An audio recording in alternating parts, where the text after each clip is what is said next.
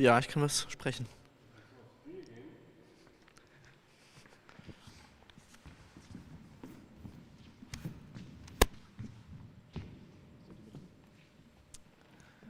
Yes, hello, we want to warmly say welcome to the It's a Book 2021. And yeah, we want to give you a short introduction about this year's edition. And therefore, Anna and Emil is on the stage with me, and I think hopefully you see also on the stream Michael and Wolfgang from Studio Anfang. Yeah, after we need to cancel the last year's edition of It's a Book because of Corona, we are this year completely digital, and not only have the live stream, which you see right now, but on the other side of the website, the new digital platform as a free marketplace for independent publishing. Yeah, and we put a lot of work for sure in all these preparation to make this happen today. And the big change to the last years is that the website and the marketplace will not only take place for today and the weekend, but will stay as a new permanent platform for independent publishing. And to give you an introduction on the new website, I want to give the microphone to Michael, who will say some words about the concept, and yeah, then we go further. Michael, please.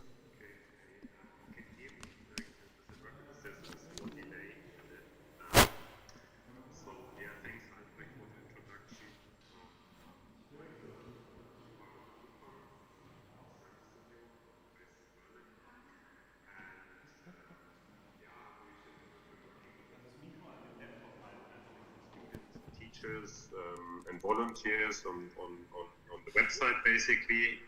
It's mainly Wolfgang's, and we work as a developer, and Anna and Emil as well. So I'm just here to also give the introduction to the concept maybe a bit, because for us it was, I mean, the last year, obviously, there were a lot of digital events happening. So a lot of events that are normally hosted away from the keyboard had to be somehow substituted in the virtual space. And that was also for us the task. So how can we recreate that feeling that you would normally experience when being on the It's a Book? And there were also other book fairs that were hosted virtually. And we tried to explore like what kind of feeling do we want to recreate here? You know, like what is so specific about the It's a Book, and something we want to basically transform or migrate into the digital space. And I think it's probably like three elements, and I think Anne, Emil, they will probably also tell a bit more about the design behind it. But I think what was very important for us is the moment of like neighborhoods, like tables in that marketplace that was happening basically in the inner courtyard of the Academy of Visual Arts in Leipzig, where I think by just like strolling around the tables of the publishing houses, there was also like you were sometimes you stumbled into certain books. You were probably, you know, like almost as some sort of collateral damage, you know, that it's like randomly you will be like dragged into like a different conversation as well. And that's also something we try to integrate into like the whole user journey. So this is why this marketplace is also driven a bit more by almost some sort of like exploration moment. We had some references like Minesweeper, that game, and stuff like this. So that's one element, and the other element for sure is obviously the live stream we're now seeing here as well, because I think in the physical It's a Book, it was always like simultaneously hosted, where you had upstairs the speakers, downstairs the marketplace was happening, and that's something we are now like basically showing with these two simultaneous sides of the website. And the third part, just want to mention it because I think it would be nice if a lot of people would participate in this, is also the Telegram group chat, because now with one of the small benefits of hosting it virtually is also that all people can participate in one chat and maybe also just be listeners to conversations about books and publishing houses and all this. And that's something I'm very excited about. And also, I think Albrecht maybe mentioned it already. It's also, it should keep on existing, this platform, you know, and I think that hopefully a lot of interesting conversations around the topic of books will come out of this and also be sustainable. Yes, that's from my side, you know, because Anna and Emil, they were mainly in charge of the design, and Wolfgang, he's not here, unfortunately, he was doing the whole development. Maybe he's still busy with doing some bug fixing, but yeah, thank you very much. It was an exciting journey. Yeah. Thank you. Okay, so now Michael talked about most of the conceptual aspects of the website, and maybe we can just touch briefly how you can navigate through it without explaining it too detailed. I'm not sure in which camera I need to look. In this one? All right. Okay, how do we start? We have this space of different colored boxes with colored borders, and those are representing first the publishers and second the topics of the books, and you can just arrange those books by clicking on the top left of the website, I believe, and so you can focus on the publishers or on the topics of the books, but I guess you get the hang of it. And on the live side of the website, you have the pre-produced content and the live content, but those two things will be explained in a while. And I'm not sure if there's anything left. Maybe just go ahead and enjoy, and maybe we go to the next group.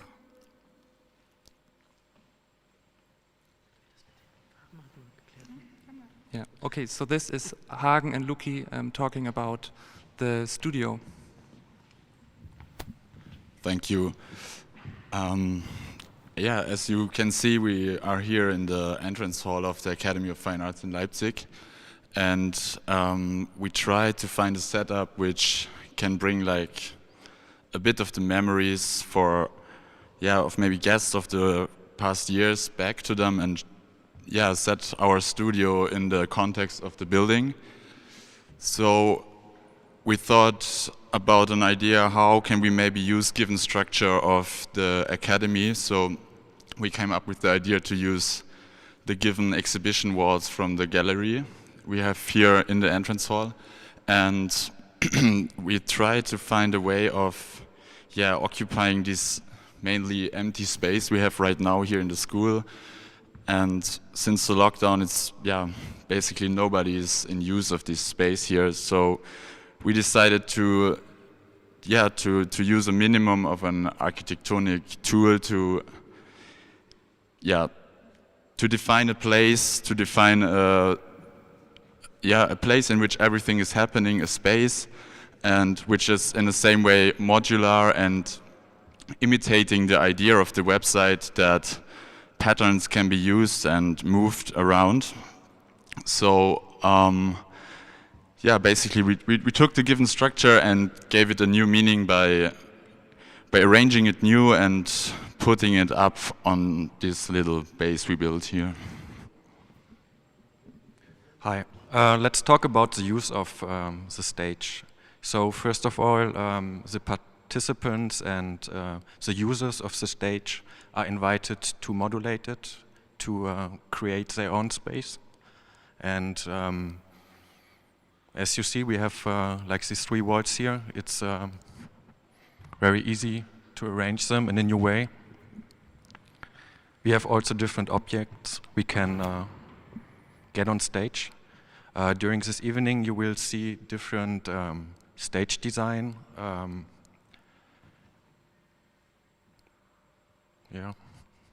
You will see what will happening.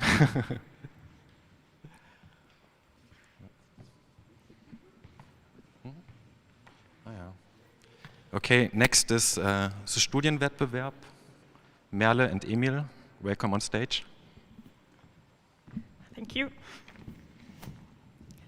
Yeah, we would like to give you a short introduction about the student competition, which looked quite different than the one from last year, and that is why, and what makes it different is the fact that this year not only we, the team of the It's a Book, judged the books, but also we invited all the students who submitted their books to the competition to take also part in this process.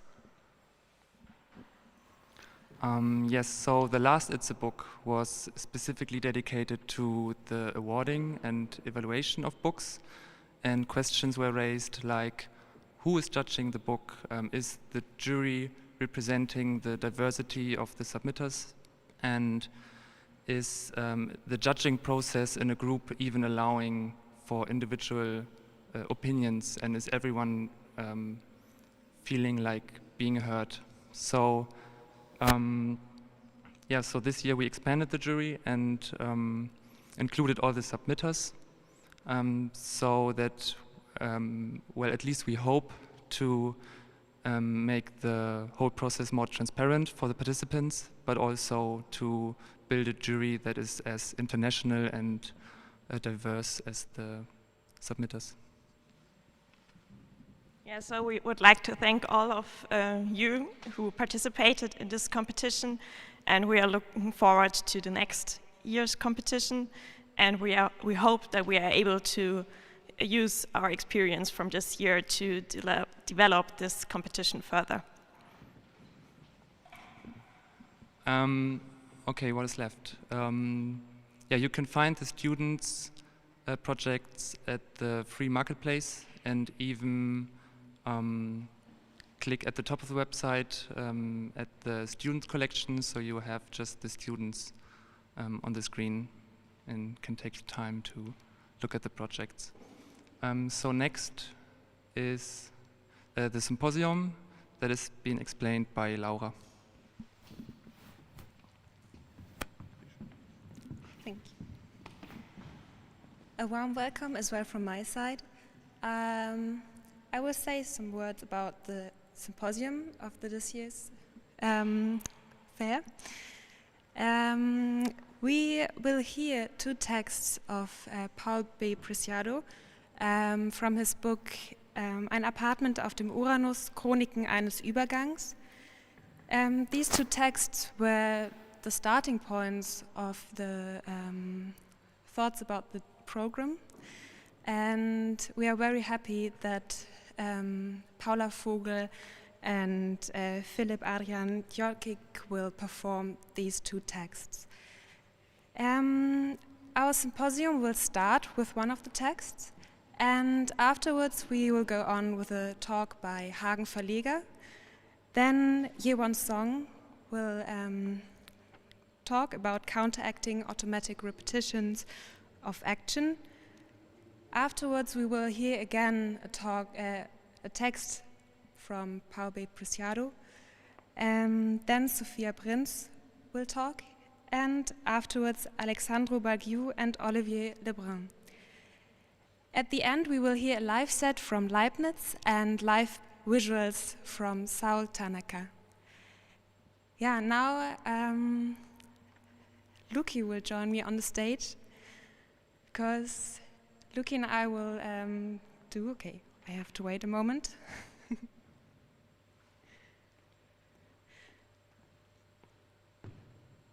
Hello.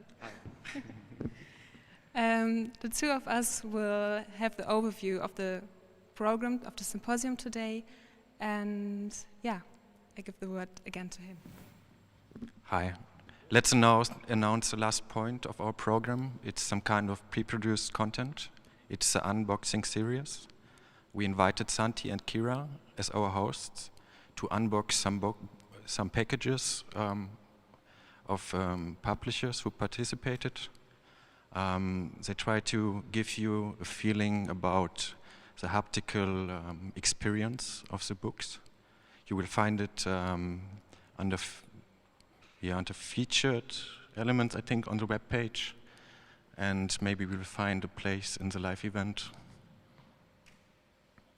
And that's it for the unboxing. There's also another person we want to have on stage, Moritz.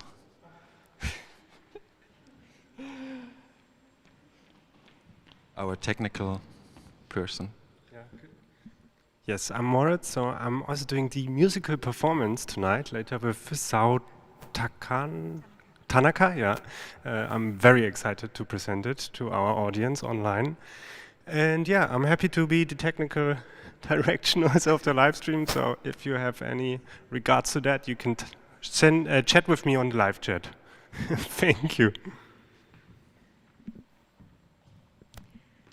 Yeah, so the next the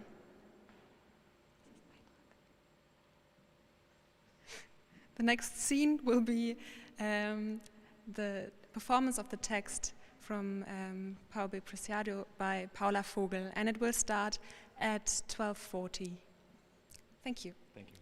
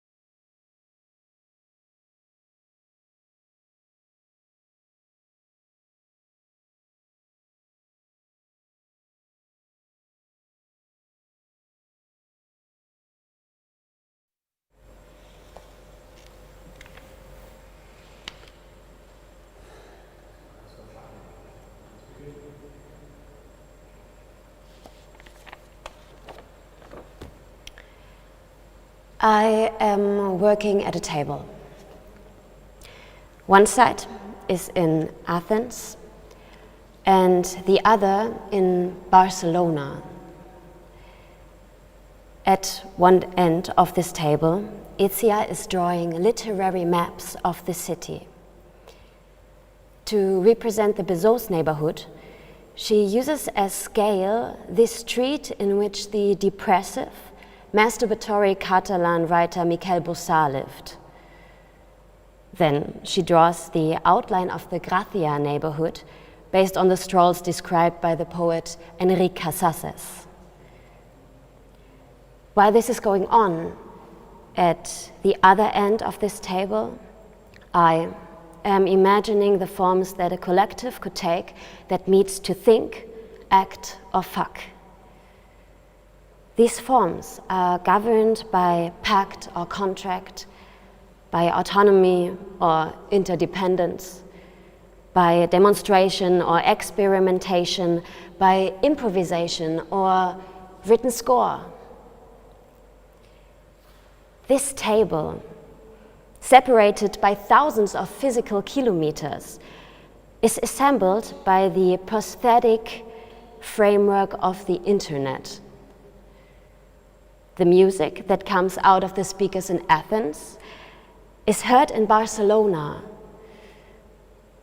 The voice, the most prosthetic and fantastic of all the body's organs. Remember that we are born without a voice and that it is after having been socialized that our voice is implanted in our bodies like software being installed. Is the only thing that manages to cross the distance. A single time, two spaces. Or if we pay attention to these seconds you need for music or voice to reach from Athens to Barcelona, note by note, we could say that there are two times in one single space. But the Newtonian categories of space and time seem to be collapsing. We float.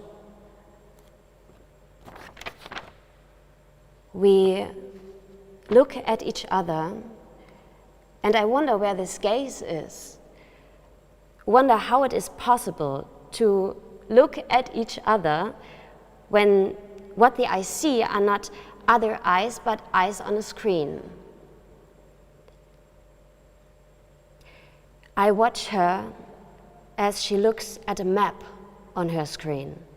It is impossible to say at what instant her eyes stop seeing me, at what instant she has replaced my image with another. Our screens look at each other. Our screens love each other.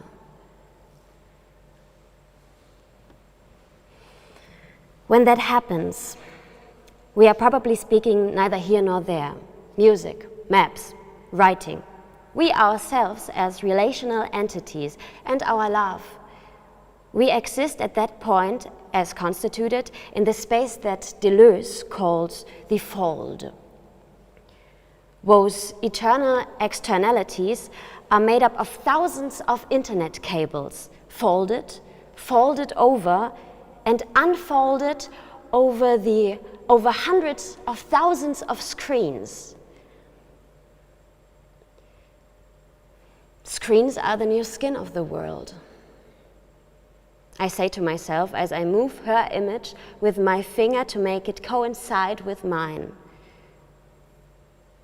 They are the skin of a new collective entity, radically decentered and in the process of subjectification. Soon, electronic implants will transform our skins into screens. We are going through a transformation comparable to the one that human experienced when Gutenberg invented the printing press. With the mechanical reproduction of the Bible came the era of secularization of knowledge and the automating of production. Today, the swiftness of technological transformation is surpassing the most unlikely predictions science fiction made. Every year, we witness the obsolescence of machines and applications that had seemed eternal to us, along with the birth of innovations that we incorporate in a few hours. We are nearing absolute dematerialization and total automation. We are trying to naturalize everything. We persist in recounting our passions as we did during Homer or Shakespeare's time. We insist on worrying about production, ideology, religion, nation, whereas everything is in the process of change. We want to continue to assert that God exists, that the nation exists, that sex exists, that work and unemployment exist. But perhaps they don't.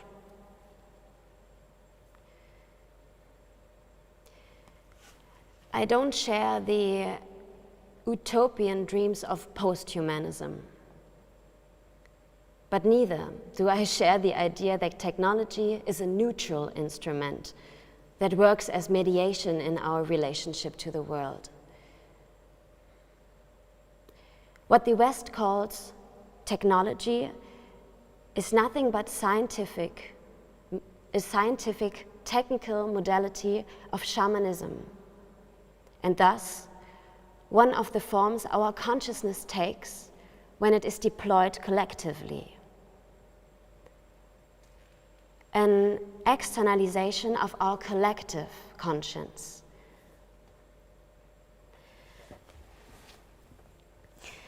Let's leave behind the patriarchal and colonial visions of technology, oscillating between superpower ravings and the paranoia of complete powerlessness.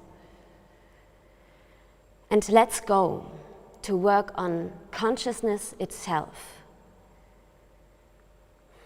We are all in metamorphosis, but only a few of us, the ones who have been marked as monsters, the ones whose own subjectivity and bodies were publicly pointed out as fields of experimentation and material proofs of mutation.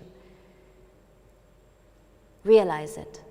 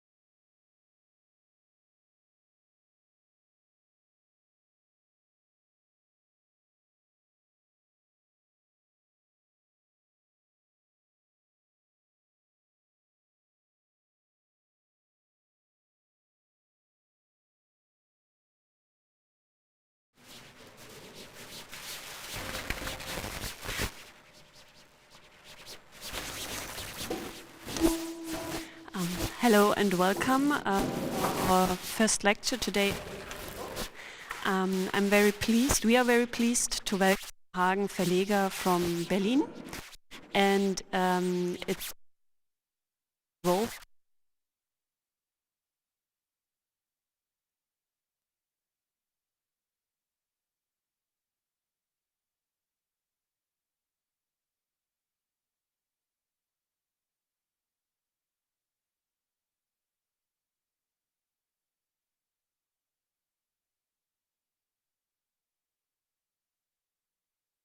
Art design in Academy Leipzig.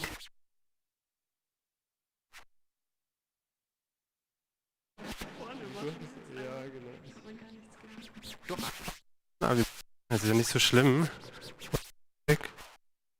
Ganz, warum? Weil ich das gemutet habe? Oder warum konntest du... Kommt nur so verzerrt.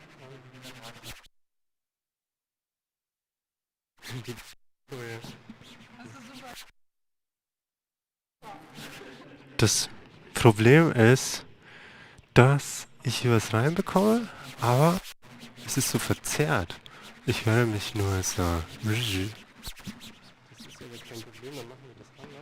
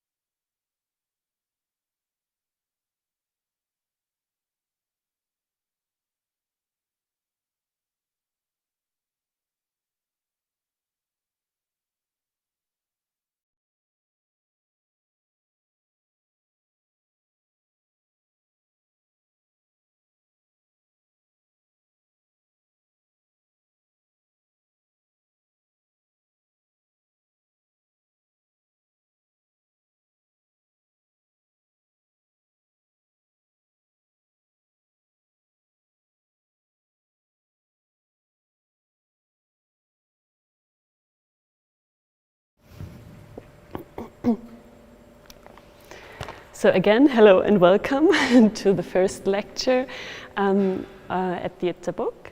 We are very pleased to welcome Hagen Verleger from Berlin, and it's great that we evolved a bit and that it's possible to welcome him here in Leipzig in our studio as a body in reality, for you still as a body in virtuality. Hagen Verleger is a graphic designer, editor, researcher and lecturer. He studied at Muthesius Academy of Fine Arts and Design in Kiel and at Academy of Fine Arts in Leipzig. In 2017 and 18, Hagen was artist in residence at the Dutch Postgraduate Institute van Eyck, and in 2020 he was a research fellow at Deutsches Literaturarchiv Marbach and Kulturstiftung Schloss Wiepersdorf. His work revolves around the theory and practice of editing and publishing, and he's working mainly with artists, cultural institutions and publishing houses. Within his work and research, he explores power structures within institutions, collective models of authorship, and materially embedded ideologies. Hagen has given many lectures, seminars and workshops, and he's currently teaching at Muthesius Academy of Fine Arts and Design in Kiel. This semester he's teaching a seminar called Critical Graphic Design Histories, 20th Century Isms and Ideologies. And this seminar kind of builds a bridge to the lecture he's giving today.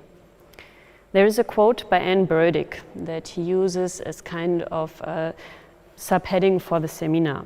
Quote, "The graphic designer who looks beyond the accepted givens is faced with sifting through myriad assumptions, interpretations, and histories of design, determining what to discard, what to keep." End of quote. Hagen Verleger looks at different approaches towards a critical graphic design historiography. Generally speaking, in contrast to traditional narratives dominated by male, white, Western perspectives. Up to the present day, influential isms and ideologies from the second half of the 20th century continue to shape the European and Northern American graphic design discourse. Hagen's lecture today is called "The Strange Space Between," and it follows the spirit of Paul B. Preciado.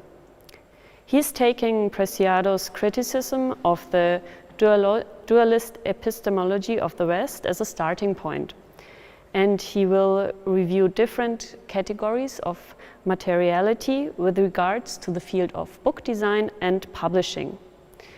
Before I give the floor to Hagen, just a quick note. There will be a Q&A after his lecture, and you are welcome to ask your questions, to post your questions in the comment section below. Like that, later on I can ask your questions, so please feel free to participate. And now, welcome Hagen. Thanks for being here.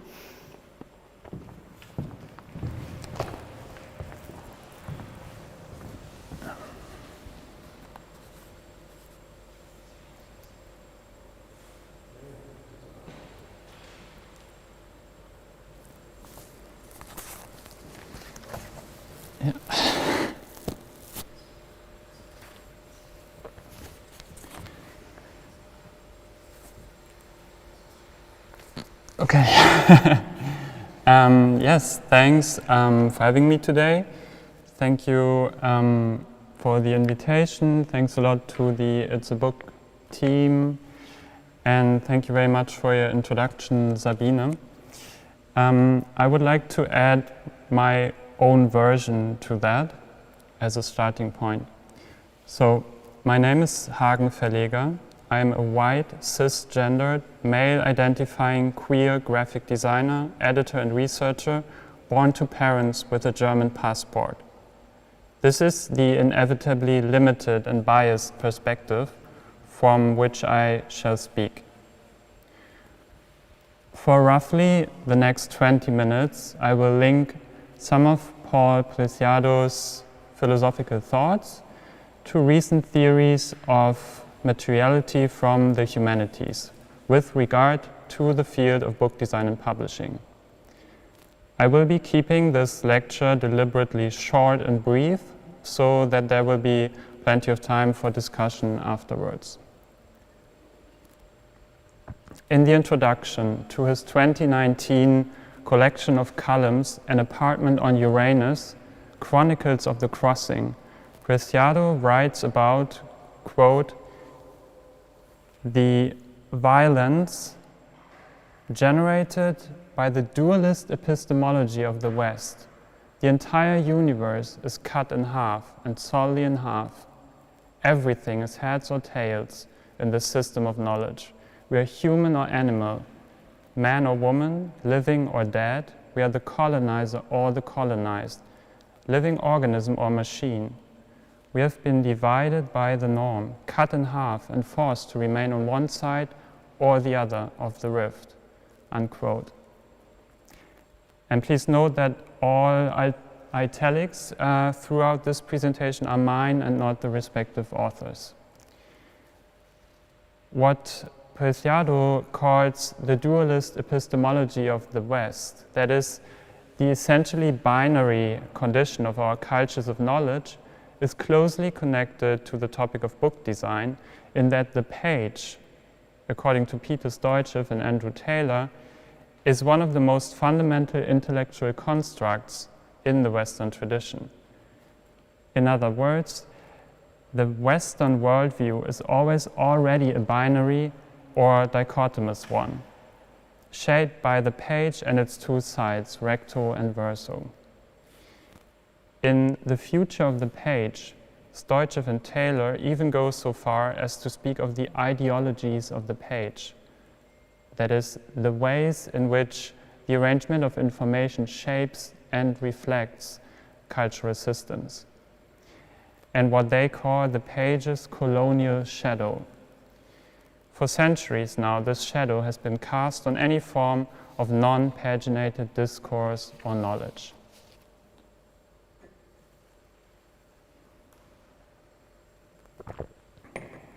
Interestingly, despite postulating to overcome dividing dichotomies, in his 2017 text, Our Screens Are Watching Each Other, Preciado writes, quote, "We are nearing absolute dematerialization and total automation." And 3 years later, in Learning from the Virus, quote, "We are still in the throes of the transition from a written to a cyber-oral society, from an industrial to an immaterial economy," unquote. While his previously mentioned call for transcending the Cartesian dualism is most welcome, Preciado here, it seems, has fallen for a common fallacy, the supposed immateriality of the digital, a repeatedly debunked myth which is also known as the trope of immateriality or the dematerialization hypothesis. In short, this myth assumes that digital artifacts lack any materiality whatsoever and that any cyberspace is a completely dematerialized one. Such assumptions, of course, are based on the naive one-dimensional interpretation of the term materiality as a tangible physical substrate. While Preciado seemingly advocates for overcoming naturalized cultural dichotomies, he's contradicting himself by operating with improper vocabulary in a way. And the same can be said of debates about materiality within the current graphic design discourse.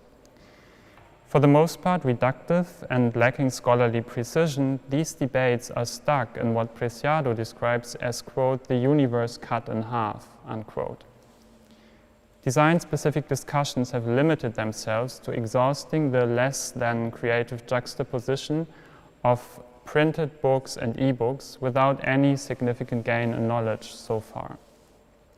And this is a missed opportunity, because for years now, the digital humanities and other related disciplines such as media studies, computer sciences, organization studies, or linguistics have held a multitude of extremely useful concepts of materiality in store, just waiting to be made fruitful for the field of book design. In order to do so, however, we need to leave the binary of printed books versus e-books behind.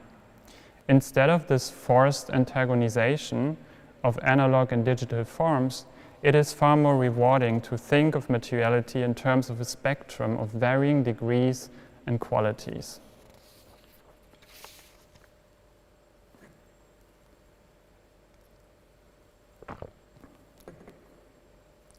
One, the aforementioned everyday language definition of materiality as tangible physical matter and all of the implications that come with this could be subsumed under the term literal materiality. Literal materiality, as defined by Johanna Drucker, is based on a mechanistic model that suggests that the specific properties of material artifacts or media can be read as if meaning were a self-evident product of form, as if some universal key existed for all physical objects and material elements, as if the detailed, minute, and careful description of physical properties reveals inherent or self-evident values. 2. Departing from this concept, Matthew Kirschenbaum has proposed a useful differentiation. He distinguishes between forensic and formal materiality. Although his distinction was originally made with regard to digital media and artifacts, it can be applied to analog objects as well, as Johanna Drucker has shown.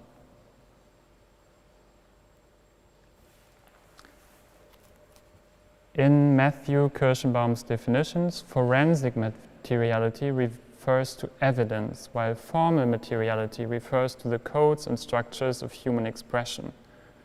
The forensic elements of a document might include ink, paper, stains, fingerprints, other physical traces, while the formal elements would be the organization of the layout, design, or the style of literary composition, relations between image and text, and so on. Both are available to description and analysis, neither is self-evident. Each would have to be interpreted and placed in a continuum of other evidence, or read in relation to other texts, images, documents, and the cultural codes of their composition. 3.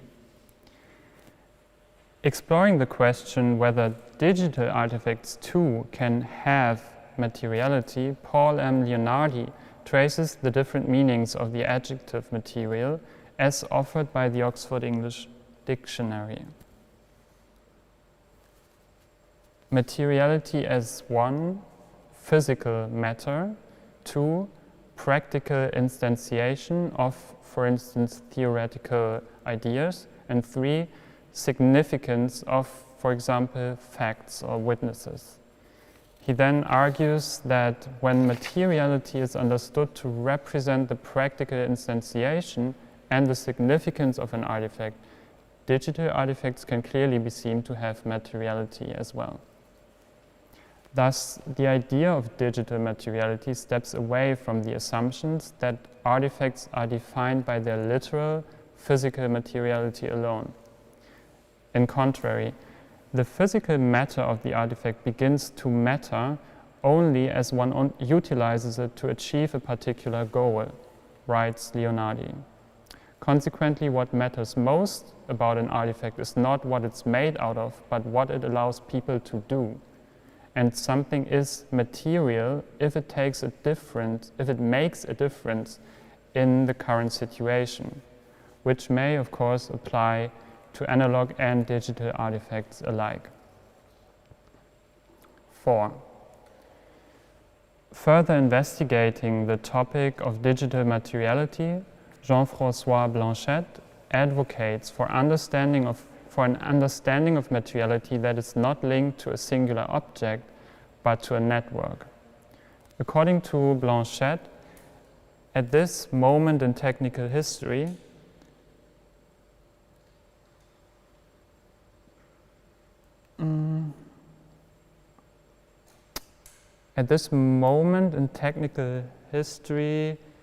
networks migrate towards architectures where fundamental computing resources like processing, storage, communication are extensively distributed and shared, and their power is leveraged for an ever-increasing range of societal functions.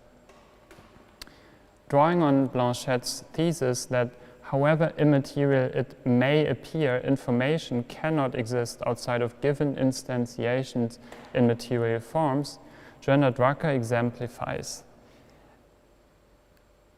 Distributed materiality focuses on the complex of interdependencies on which any digital artifact depends for its basic existence. In a distributed approach, any digital entity is dependent on servers, networks, software, hosting environments, and the relations among them. An extension of forensic approaches, the distributed concept requires attention to the many layers and relationships of hardware, software, bandwidth, processing, storage, memory, and other factors.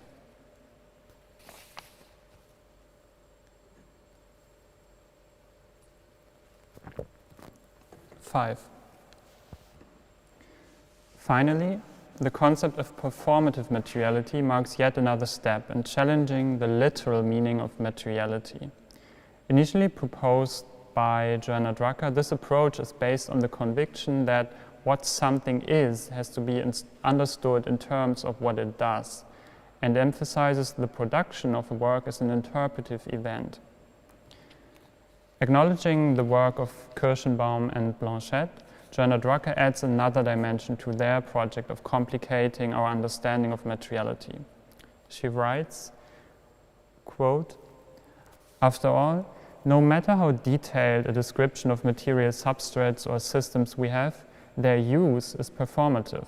Whether this is a reading by an individual, the processing of code, the transmission of signals through a system, the viewing of a film, performance of a play, or a musical work, and so on. Material conditions provide an inscriptional base, a score, a point of departure, a provocation from which a work is produced as an event. The materiality of the system, no matter how stable, bears only a probabilistic relation to the event of production, which always only occurs in real time and is distinct in each instance." Unquote. Drucker understands her concept of performative materiality as a criticism of literal materiality and its tendency to assign intrinsic and inherent values to material properties in the analysis of, for example, digital artifacts.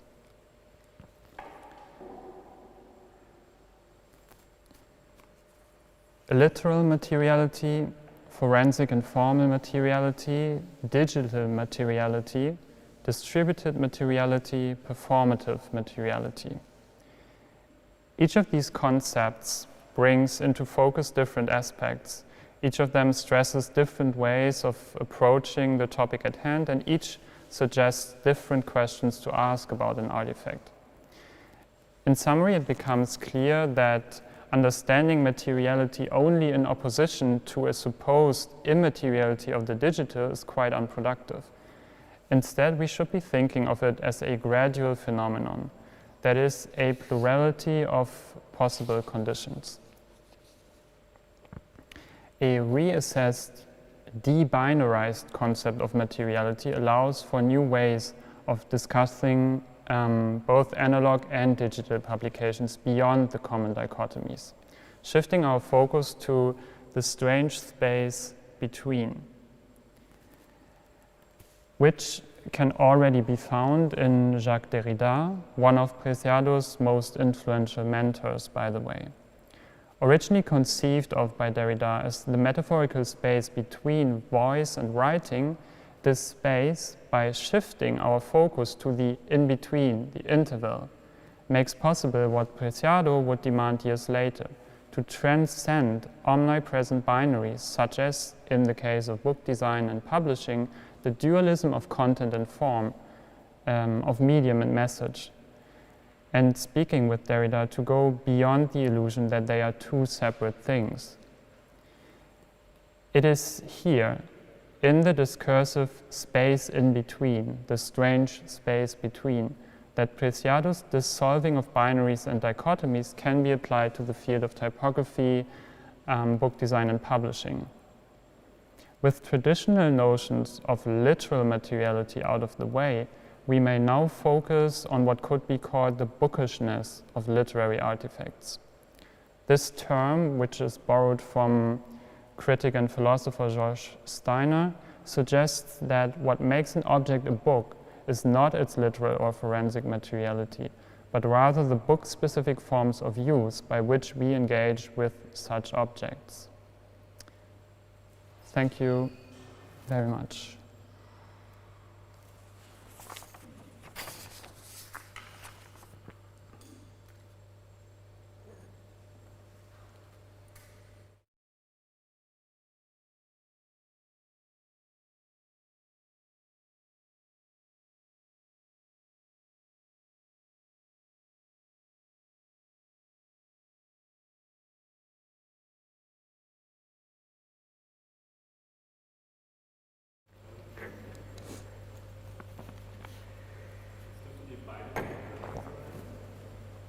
Okay? Okay.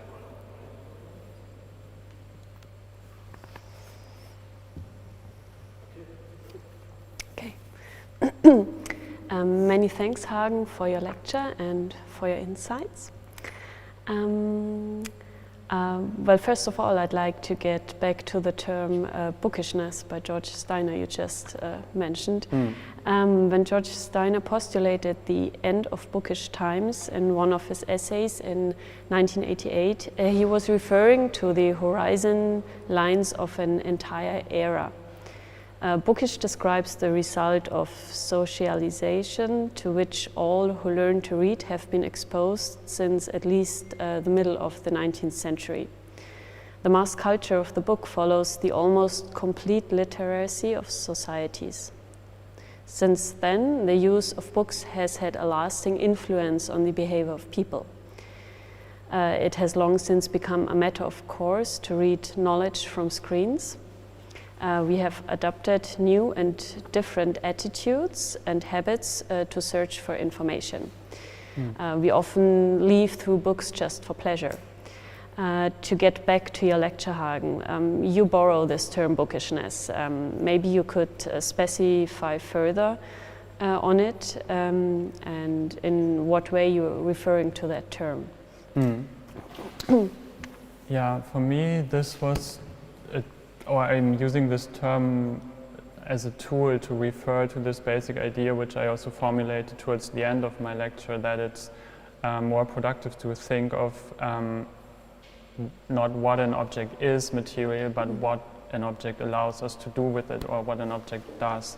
This idea of the production of meaning in the event of, or the production of the work in the event of reading it. As opposed to the idea that there is some sort of inherent meaning already present in the physical materiality of something. So it's this idea of looking at this more relational aspect. Well,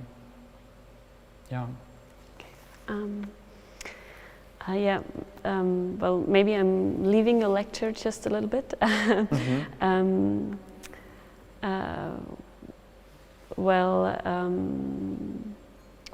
I just quote maybe again the end of your lecture.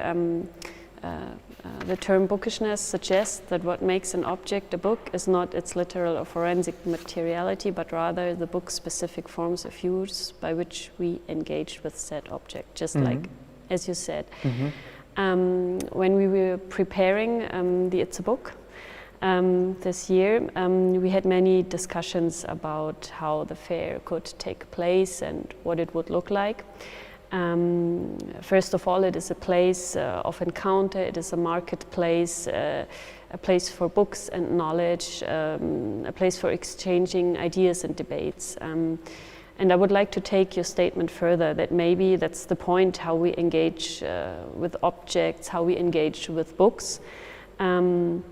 So how does our current and probably to a certain extent persistent presence in the digital influence, so how does this situation influence how we talk about books, how we present books, and how we live with books as objects?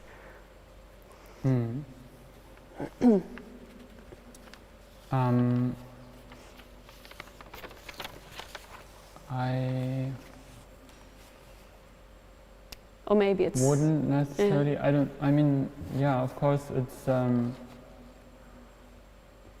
that's one theory within media studies, that different forms of media don't succeed each other, but instead they cohabitate in a way and influence each other, both ways actually. So of course that's happening, but maybe also with regards to your previous question about bookishness, I think that's something that's also related to what I called, or what I cited from Stoichev and Taylor, this idea of the ideology of the page, which is something that I think persists, which is, so maybe it's interesting to talk about this at the level of the page, because even on our screens we haven't left the ideology or the idea of the page behind yet.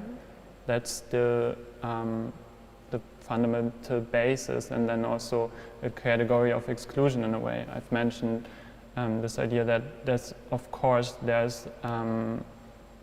like a multitude of non-paginated forms of knowledge, and those usually get excluded through the system of values that we ascribe to paginated forms of knowledge, or the book, or the screen.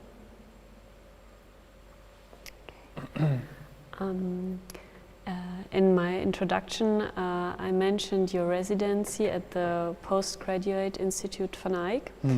And without going into depth about your research interest and about the project, you have realized in the end you made a book. You made 2 books, to be precise. And after printing volume 1 and volume 2, now you are in the process of researching alternative ways of republishing both books. I read that. So why did you make the books in the first place? I made the books in the first place as, for example, as opposed to, let's say, I don't know, a website or a series of events or some sort of digital archive, because I thought this was a very specific form of discourse or discussion that is enabled within the book, and also for the reason that the project itself was sort of a parasitic approach, entering an existing institution by means of an existing visual identity, and sort of it's also linked in a way, I think, to Preciado's idea of the virus and this text. But the book itself is also something that can pass certain thresholds, like a virus enters a body. These books, because they appear in a very normative format in a way, and they are they have an ISBN and so forth, so they can circulate freely again in these institutions that already exist. They can make their way into libraries of other institutions like this, and I thought it was useful to just work with these existing infrastructures of knowledge, but then be able to infiltrate them. It's also something that is, I think, mentioned at some place in Johanna Drucker's work, where she's writing about the Trojan horse approach, by which books can submit subversive thought into the discourse by means of an ordinary appearance of, let's say, a traditionally bound paperback book. So can you already share where you're going with the project, or is it too early maybe? There's no specific things coming up right now. I mean, as you said, I'm working on this idea of how to make these books which have sold out available again in the digital realm, let's say. But then also the overall idea of the project, which is manifest in the books, is just something of a more general approach towards working with institutions. So it's sort of a tool set of ideas. Okay.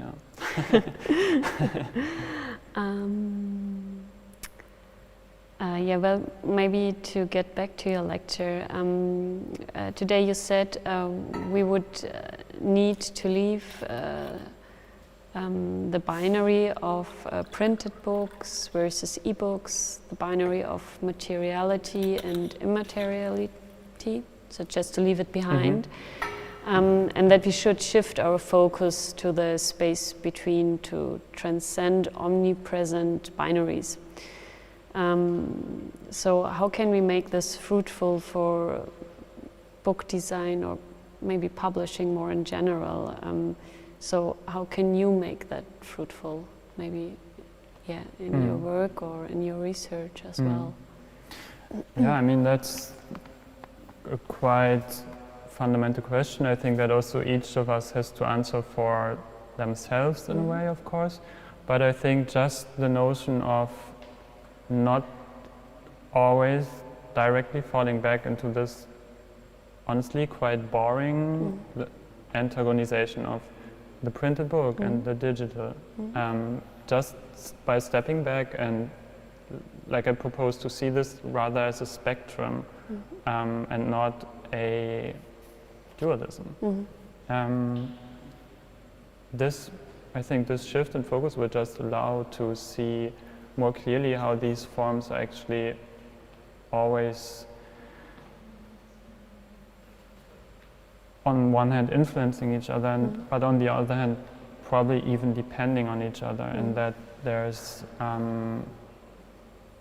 are quite powerful mechanisms at work with regards to our culturally appropriated or learned ways of seeing and dealing with content, which again harkens back to this idea of the ideology of the page.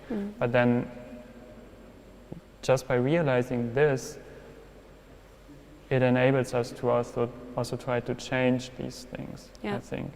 The ways, again, probably language is the starting point. First to think of this and then try to find other ways to talk about these discussions or to question whether we are even asking the right questions or what kind of answer are we looking for.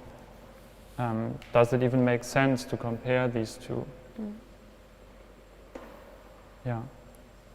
But there's no one sentence answer, I think, to your question. Well, maybe that's, I don't know, maybe that's a good way to come to an end, because that's a question everyone has to ask oneself.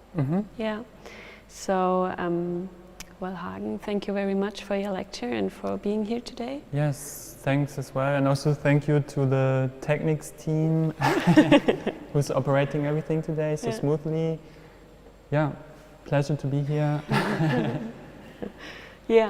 So, well, after a short break, we'll be back at 2 p.m. With a lecture by Yevan Song. So, see you in a bit.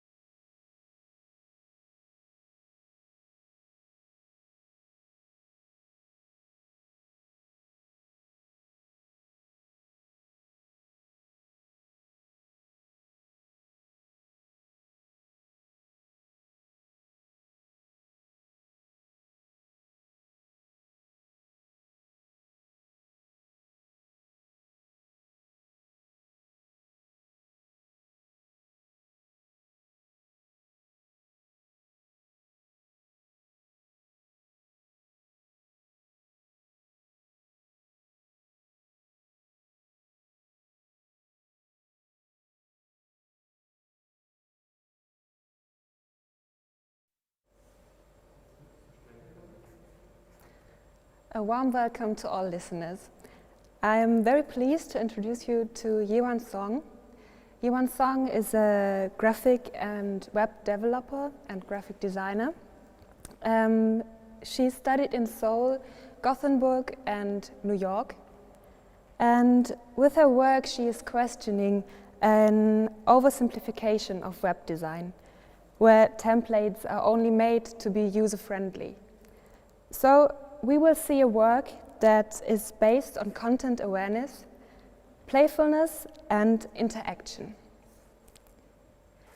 I would like to point out that during the talk you can use the live chat and ask your questions, and afterwards we will discuss it in a live Q&A round. So please feel free to write us your questions. Yeah, a short introduction, and I say hello to Yewan. And give you the word. Hello. Yeah, a short introduction, and I say hello to Yewan. Let me just And give you the word. My voice is working, right? Hello. Yeah, a short introduction. My name is say hello to Yewan. Yewan. Let me just And give you the word. Hi, my name is Yewan. I am a designer and developer and also an artist. As you noticed it, I am currently in South Korea. Hi, my name is Yewan. I started. So like the website that I make is kind of like slightly different from the website that you might see when you're like surfing the internet and stuff. I'm kind of like creating this like the website that I make is kind of like slightly different from the website that you might see when you're like surfing the internet and stuff. I'm kind of like creating this like the website that I make is kind of like slightly different from the website that you might see when you're like surfing the internet and stuff. I'm kind of like creating this like the website that I make is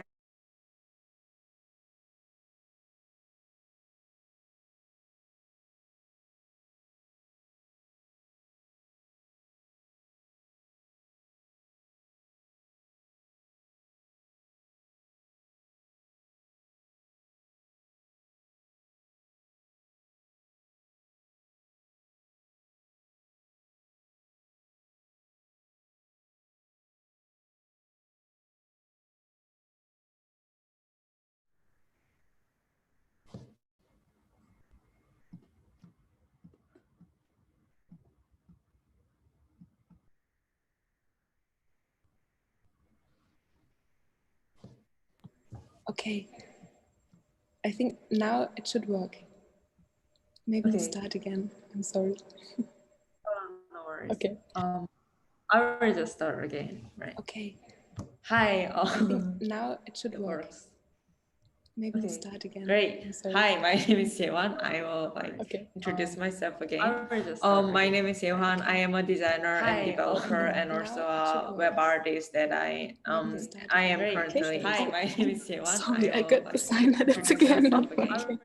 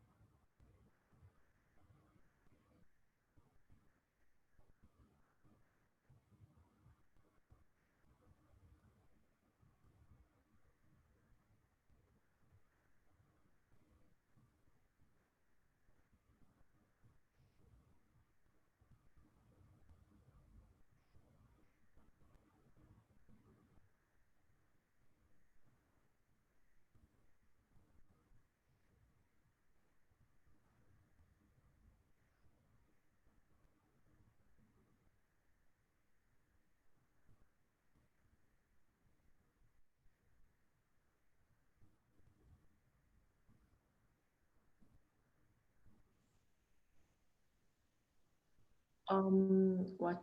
Can you hear my voice?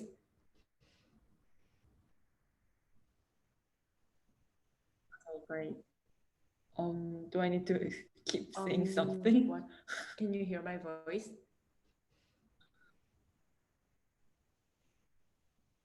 Okay, great.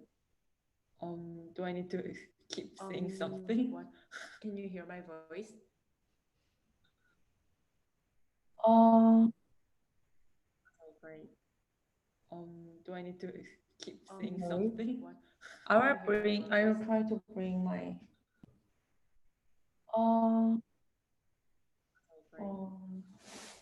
do I need to keep saying something? What? I will try to bring my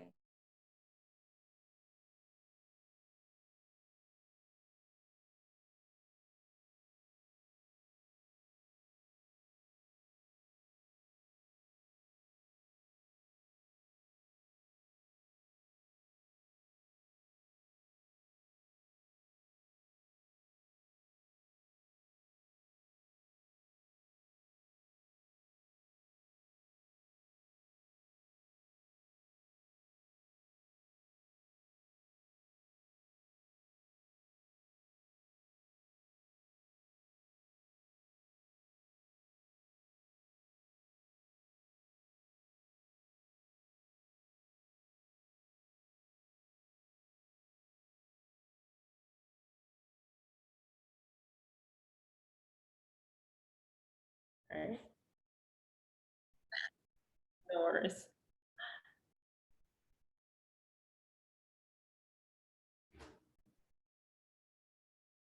Right? No worries.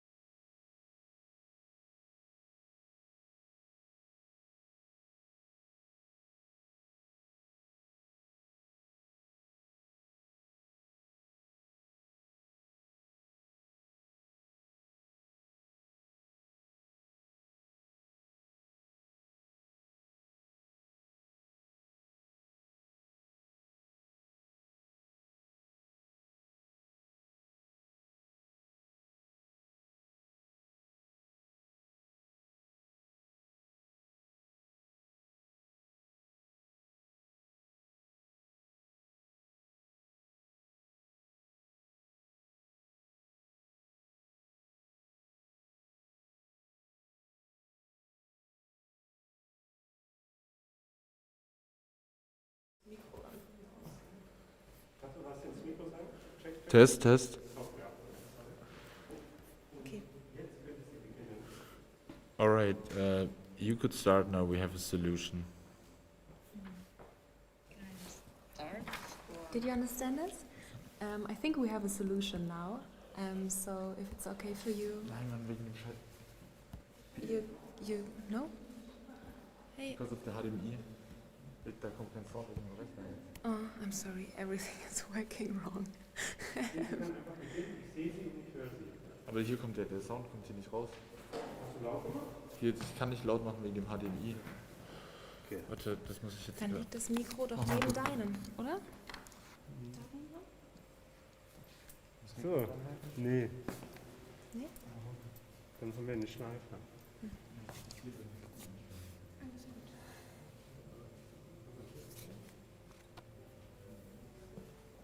So, ganz laut. Okay, so. Und jetzt, wenn sie was spricht, can you say something? Maybe, can you say something, a test? Hi. Oh, great. Okay, it's working. Great. Okay. Does it work? Yeah. Does it work? Yes, it works. So, yeah, I think starting with these troubles, but it works. So, you have the word. Yes. Then I will start, if that's okay with Yes. yours.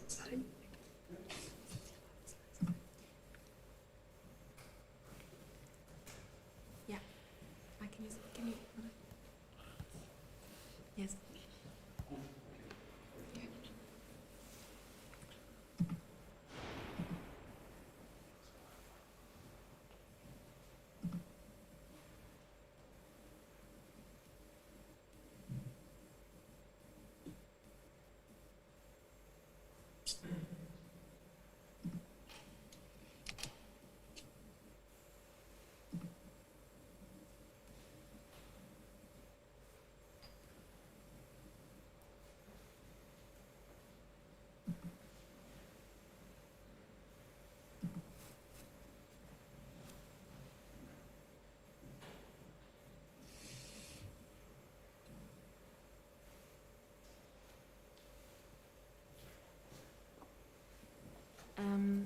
Did you start your screen share?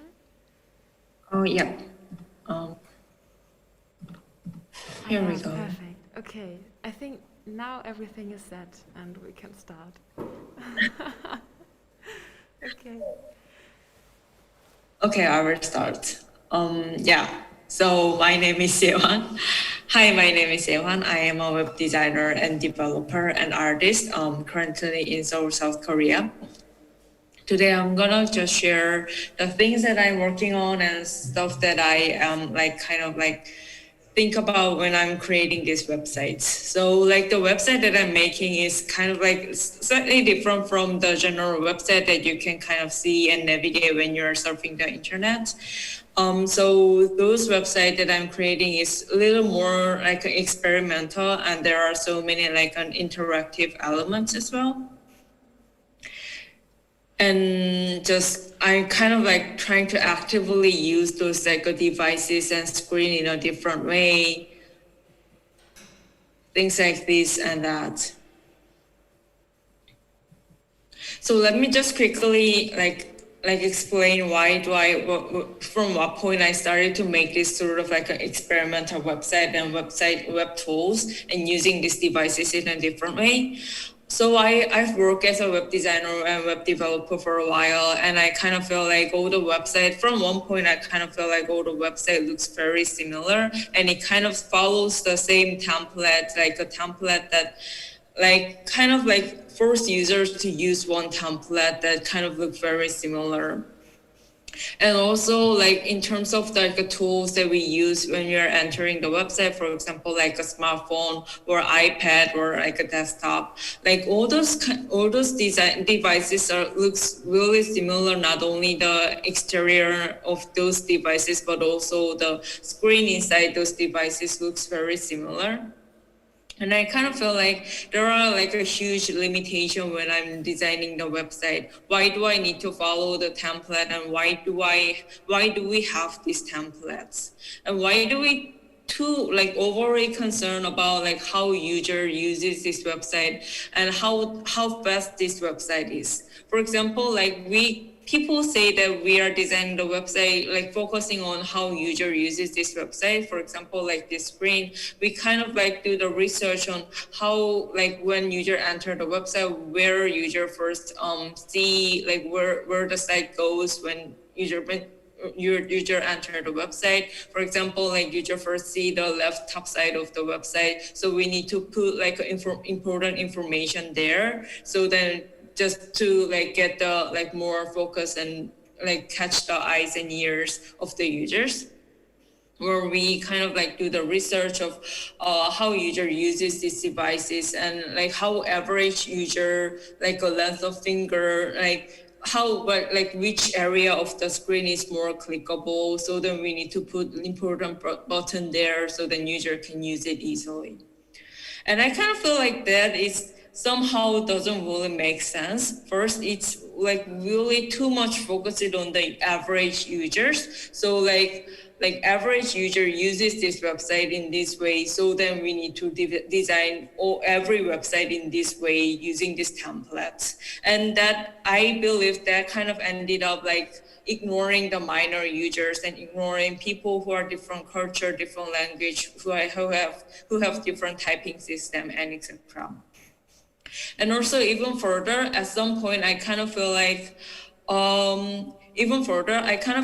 those websites are not actually considering user, like concerning about how user uses this website, but more than that, like this, like on like SNS platform or like on or YouTube or those kind of like algorithm based website kind of forces users to like use this device in this direction, even and not giving them any other options to take. For example, like I personally feel kind of don't really like this like auto refreshing structure of the Instagram or Twitter, those kind of like an SNS social networking system. But I ended up using this platform because I have no other options.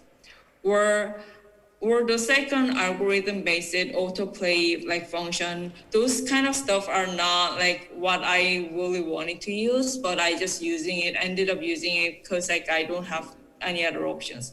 Like that's the stuff that I started to feel like, okay, this is the problem. This doesn't really concern about like a minor users, and this ended up forcing users to go that direction without giving them any other options. So from that point, what I'm trying to do as a web designer is kind of like trying to like, there is like a one line of the goal that the web designer kind of pursue, that the website need to be this direction. What I'm trying to do is kind of like expanding this spectrum to the wider spectrum. So trying to make some website that is not following those instructions, and trying to make the website that is kind of like anti-user friendly-ish and kind of have different like have different user experience, like throwing those diverse examples of the website, so then we can kind of expand this spectrum of the website, ideal websites, and like just doing that activity ended up like, I wish that doing that activity ended up giving the user the option, so then users are the one who can like choose the direction that they want to use, like choose the direction that they want to go when they're using the website. So at the very beginning, my practice is more focusing on the criticizing this web design template. So for example, this is the work, the title was the very, very responsive. So this is the trial to criticize the responsive website, which is the concept of the responsive website is that we need to keep the same design even though user enter the website using different devices, and even though the screen ratio is different. And that for me, like that doesn't really make sense, because like the environment of user using those devices or the screen ratio is like a important factor, like deciding the design itself, and kind of like forcing the device have the same design even though like device is different, kind of ignore the characteristic of each of those devices. So I created this website which is intentionally distort the image as a user changes the screen ratio. Or this website is called anti-user friendly. For this website, I created this environment where like intentionally really complicated to use. For example, so for this website, in order to activate this website, you need to match your forefinger on the top of the screen, and then the content shows below your finger. So like intentionally, it's really hard to read the content. Again, about the screen ratio, I also created this website which is only readable in certain ratio, and if you change the screen ratio, then it looks like a scattered and unreadable. So far was the example of me creating a website that is kind of intentionally criticizing those like a template-based, user-friendly websites. And then even further, I started to make a website that is more focused on the content rather than overly focusing on the users. As I mentioned, there are so many diverse users in the world, and like focusing on only the average user, ignore the minor users. So like instead of like thinking about users, I started to focusing on the content and creating a website that directly shows the content structure that it contains. So for example, this is a website called Florizia Urbino Bereplat Typography Summer School. It's a summer school that have more than like 10 years of history, and which means there are like a large amount of like student work archive in a PDF form. So I ended up making this website that user can like easily navigate all those archive student work. So as you can see, I directly use this 3D cylinder on the screen, and the rounded side of the cylinder represent the ear, and the sliced side of the cylinder shows the preview of the student work. So then you can like drag and navigate the preview, and also click the ears, so then navigate the artwork archives through the ears. And you can click the preview and go directly to the Google Drive and directly download the PDF and read the details as well too. This is a website called Digital Art. It's a website that archives digital-based artwork, web art, net art from 1960 to 2000. So like surface level purpose of this website is archiving the artwork of the artist from 1960 to 2000.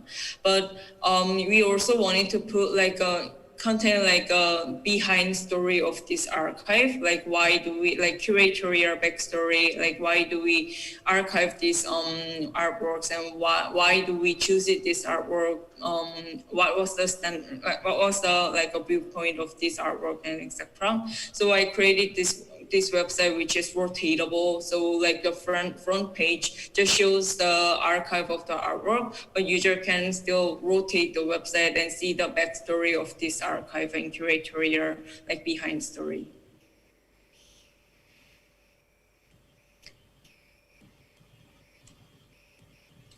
This is a website called Are You For Real?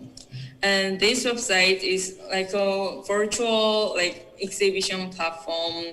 And for this website, I made this architectural structure. And let me just go. Sorry. So I made this architecture structure. As you go deeper, the hierarchy of the information changes. But if you go right or left side, the hierarchy is the same, but shows the different information. So this architecture shape itself represents the hierarchy of the information that it contains.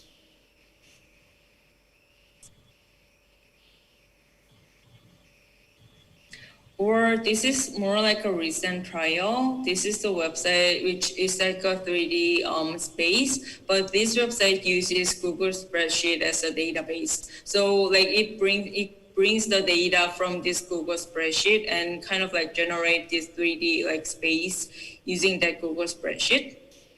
So literally you are walking on the top of this spreadsheet. So as you navigate through this space, as you rotate, you kind of change the sorting order of the information because you are rotating the spreadsheet.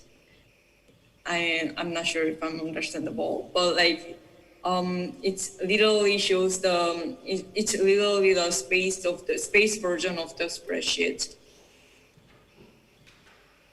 So I trying to make an environment that as user navigate, it kind of change the information, change the order of the information.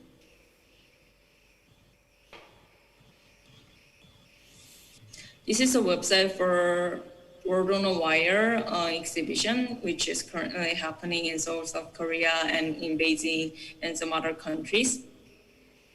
And for this website, I made this kind of a generative website. So the concept of this website is that it always regenerates itself whenever user enters. So then user are not able to see the same website whenever they are entering the website. It kind of regenerates itself, and also the other users are not able to see the same website that I saw.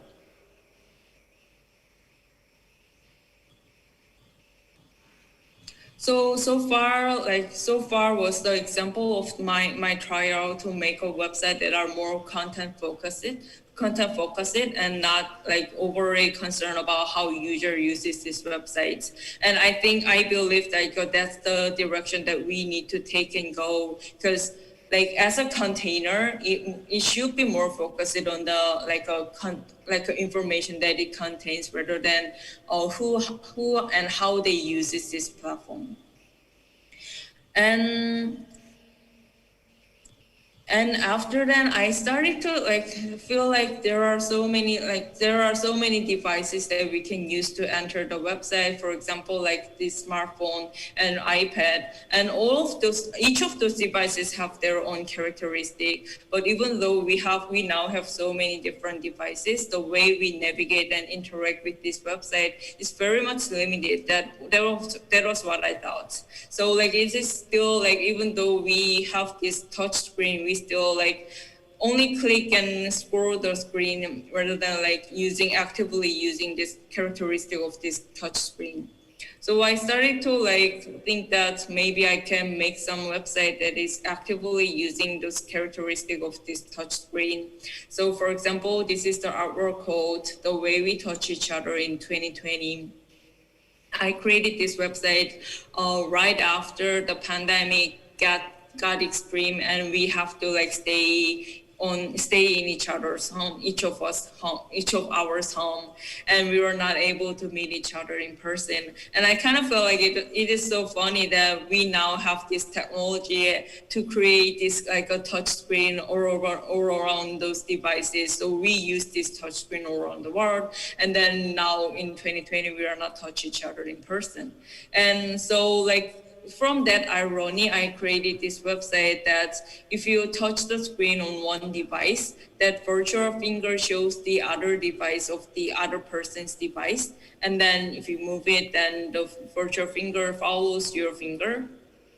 And then the other person can touch the screen as if you are touching each other, like virtually using your own devices. Or I created this website called Today I Walked, and just trying to actively use the characteristic of this touch screen. There are so many possibilities that we can use. If we like break the formats that we kind of feel like we need to follow when we are designing the website. I also try to like make a small village-sized website instead of like a World Wide Web. So I try to connect small like devices, 3 or 4 devices, and create this like one screen using this connection. So as you can see, I try to like use the device in a different way, like trying to like forget about the instruction that I need to follow.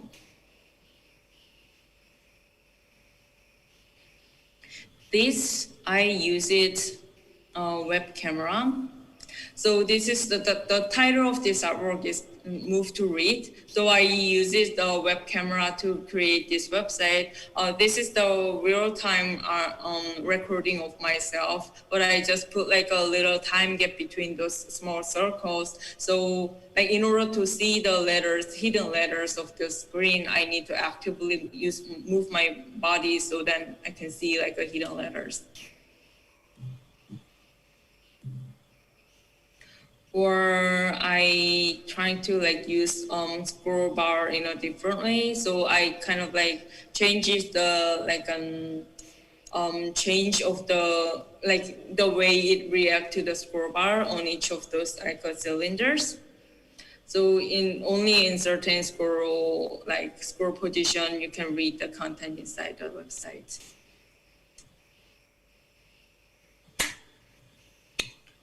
Or just use the microphone of the smartphone.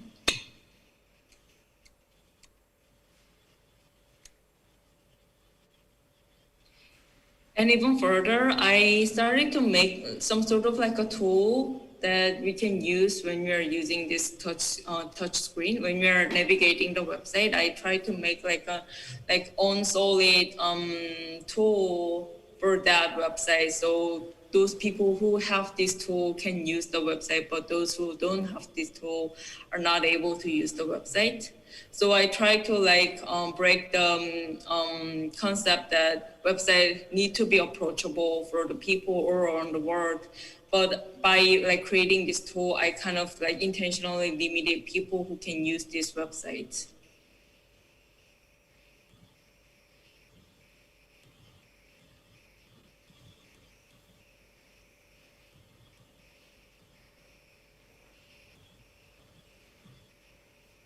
yeah, again, the tool and changing the way we interact with these devices.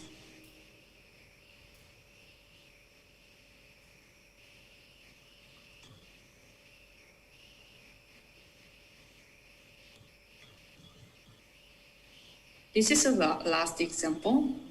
So this tool is called Sorter, and if you, as you can see, like if you touch the screen using this tool, it kind of sorts the icons inside the website based on the color. So again, in order to use this website, you need this tool. So like this website is intentionally useful for those who have this tool. So I intentionally like limited the user. And I think that is the better solution, I personally think, because like instead of like making the website for the people around the world, like limiting the people who can enter this website and kind of like make an environment that is more secure and that is more like concerning each of those users are more like it depends on the like a functionality of the website, but in some cases it's better because it kind of like those virtual environments sometimes ignores the minor culture or minor people, and I kind of like trying to create like a small village in that World Wide Web. So then this village kind of like understand each of those users and like create like a strong connection between those users. So anyway, none of those examples, I'm not trying to say that this is the right answer and this is the direction that we should go. But like more than that, I'm trying to like create, create many different examples that are not following the standard website and web templates in order to like expand this spectrum and then like give the users widen the perspective of the user and give the users the other option, even though those options are not takeable, like just giving them more like an option and creating like a diverse environment in this web design field is very important. And it's getting more and more important as we move to this digital world. And yeah, so those are the practices that I've done so far and that I will like pursue after even after this talk. And yeah, that's my practice.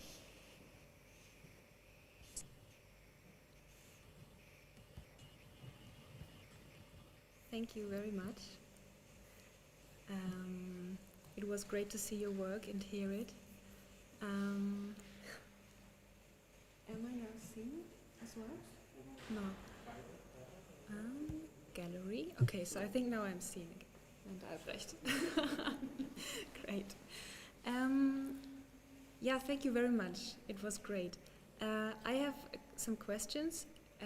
Maybe I'll start with them. And the live chat is open behind me, so if the others have questions, please write them.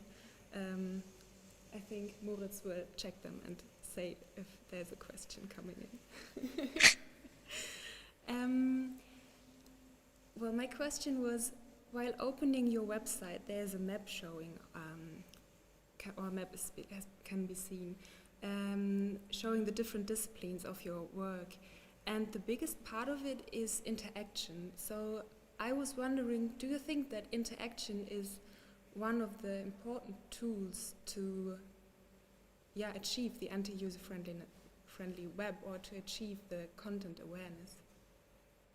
Yeah, I think like what I'm focusing on let me just share my screen real quick. So then this is my website. And there is like a huge circle of interactive.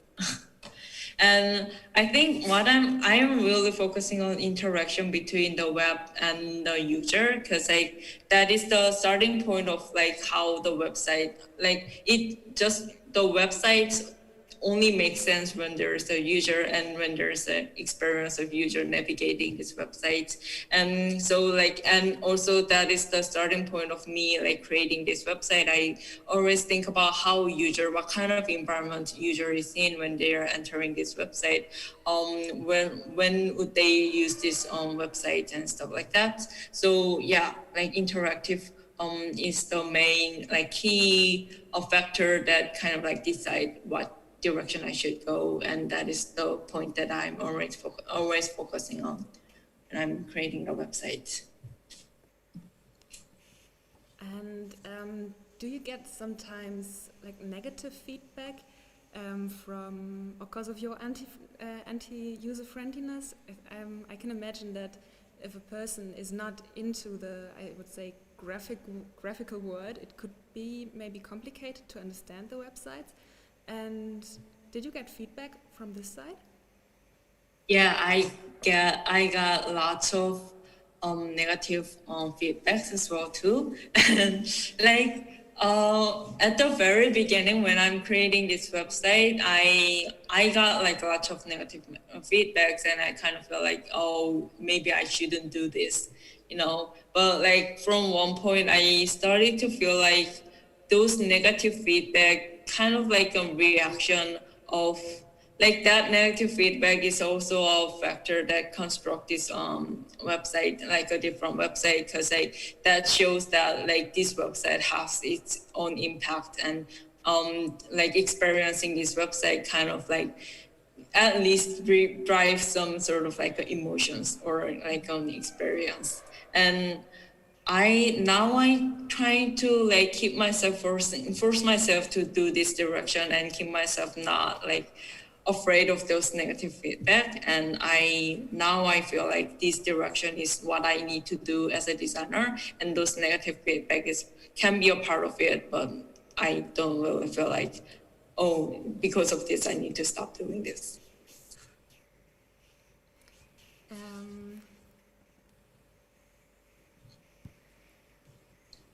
Yeah, I got a question handed on a paper. It's in German. I tried to translate it. Yeah? Okay. I think Albrecht will ask it himself. I wanted to ask you how you see the difference between UI and UX, because it's often really divided. So most of the time UX concept is made, and then UI designers came to and make a surface on it. And it's always bring designer, I think, to the conflict between, or maybe a second question is the usability of a site and the more interesting experience what you have. So most of the time it's super, not random, but known UX concept, and then maybe a little bit fancy UI design. But when a UI designer wants to make a nice UX concept, it's often, no, the usability is not so good. So, yeah, hope this is a question for you.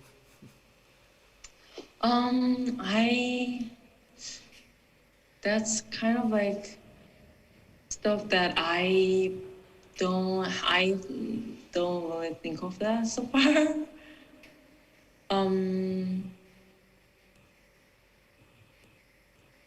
Yeah, like for me, like I feel like the stuff that I trying to create kind of like ignores those like a UI UX environment.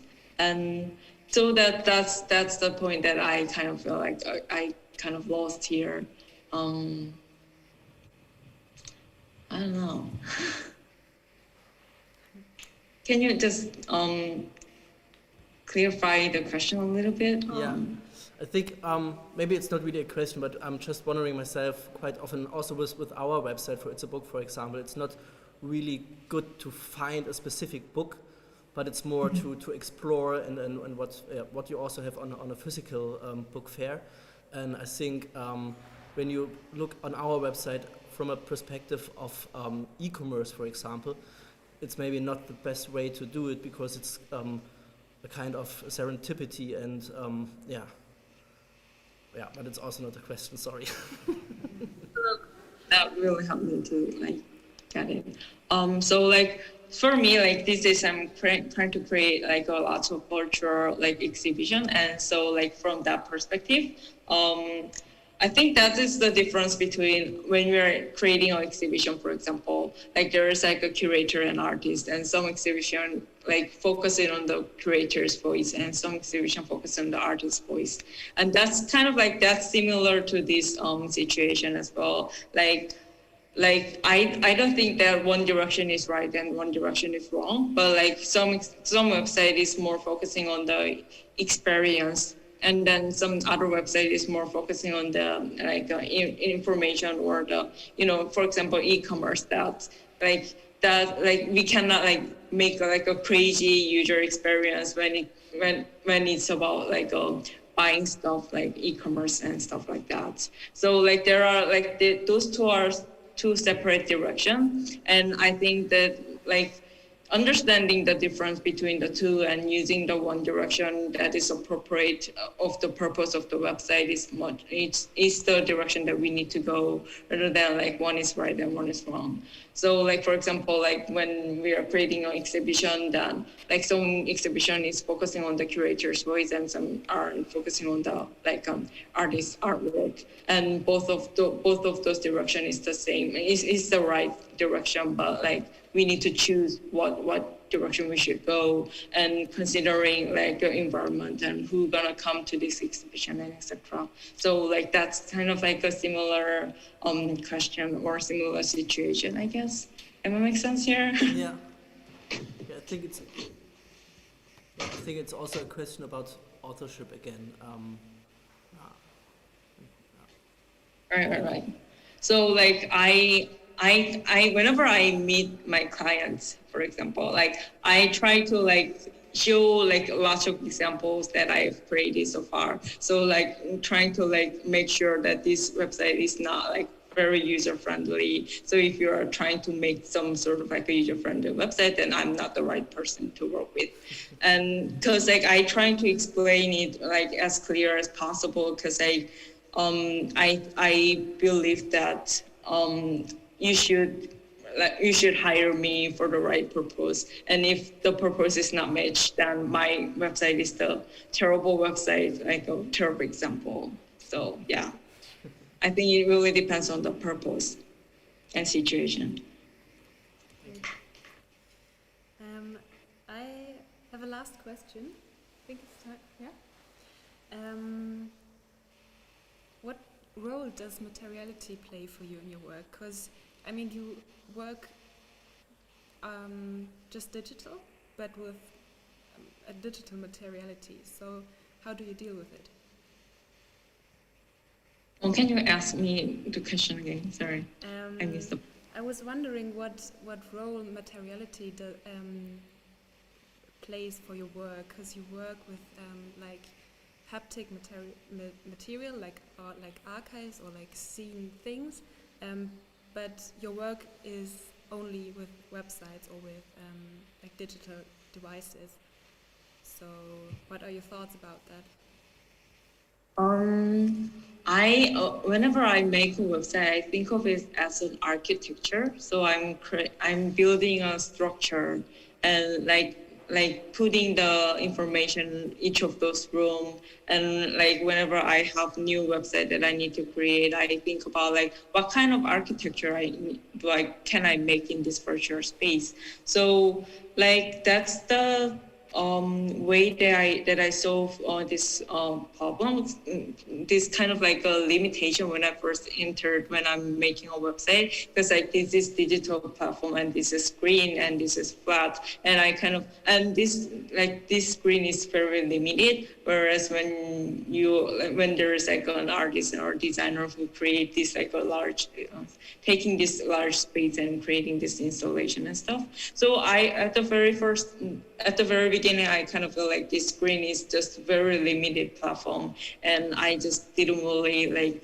fascinated in this platform. But as more I understand the web, and as more I see the example, previous example, and from the point I start to understand the web is more like space that people can gather and talk and share information rather than like a flat focusing on this flat browser. I started to like make something like I started to feel like this place is the place that I can explore and do whatever I want to do using those like a technology. So yeah, I'm not sure if I'm answering the question, but yeah. Yeah, thank you. And a great big thank you for your time and for your talk. It was very great. I think everyone here enjoyed it. And thank you so much. Okay, so I'm very curious of the work, of your work, further work. I don't know how to say it, but yeah, thank you. And bye. Thank you. Bye. Bye.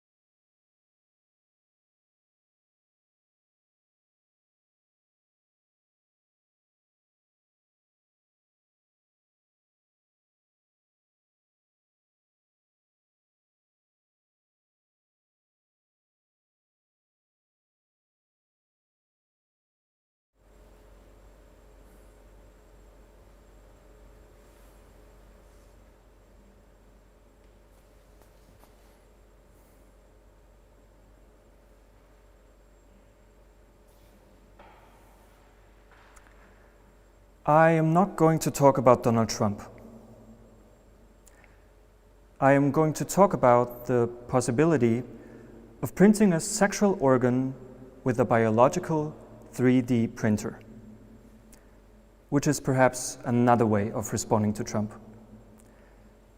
Up until today, the anatomical transformation of a transsexual body involved a twofold process: destruction of the genital organs and sterilization. That was and still is the case in most operations for vaginoplasty and phalloplasty. These operations are the scientific technical secularization of a ritual sacrifice during which the trans body is tortured, mutilated, and made unfit for any process of sexual reproduction. The aim is not the intensification of the body's vital potential, called health, pleasure, or well-being, but the reaffirmation of the phallocratic norm and the penetrated heterosexual aesthetic.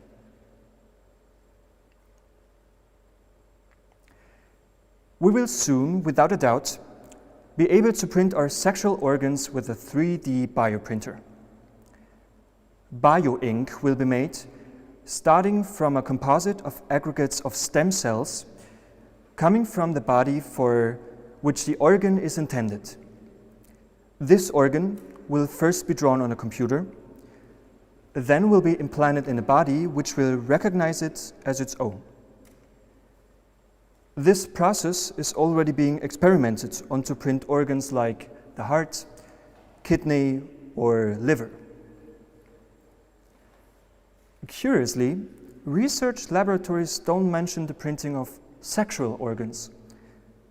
They talk about ethical constraints. But what ethics are implied here? Why would it be possible to print a heart but not a penis, a vagina, or a clitopenis? Wouldn't it in any case be possible to imagine an n+1 quantity of implantable sexual organs? Must we consider the ethics of sexual difference as an ethical limit on the transformation of the human body?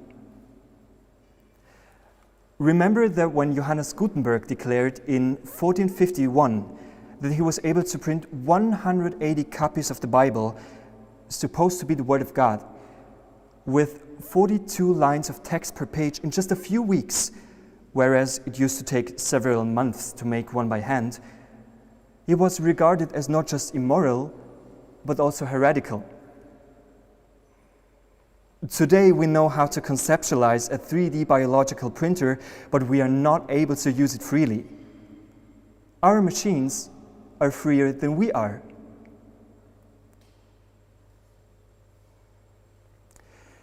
Soon, we'll stop printing the book and we'll print on flesh instead. We will enter a new era of digital biological writing.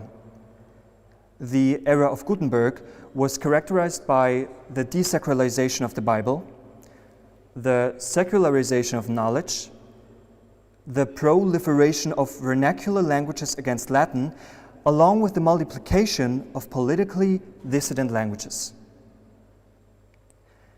Entering the 3D biological Gutenberg era, we will experience the desacralization of modern anatomy as living dominant language. The regimes of masculine hegemony and sexual difference, which are today still prevalent, although in crisis since 1968, are equivalent in the domain of sexuality to what religious monotheism was in a theological domain. Just as it seemed impossible or sacrilegious for the medieval West to call into question the divine word, today it is an aberration to call into doubt the binary sex-gender regime.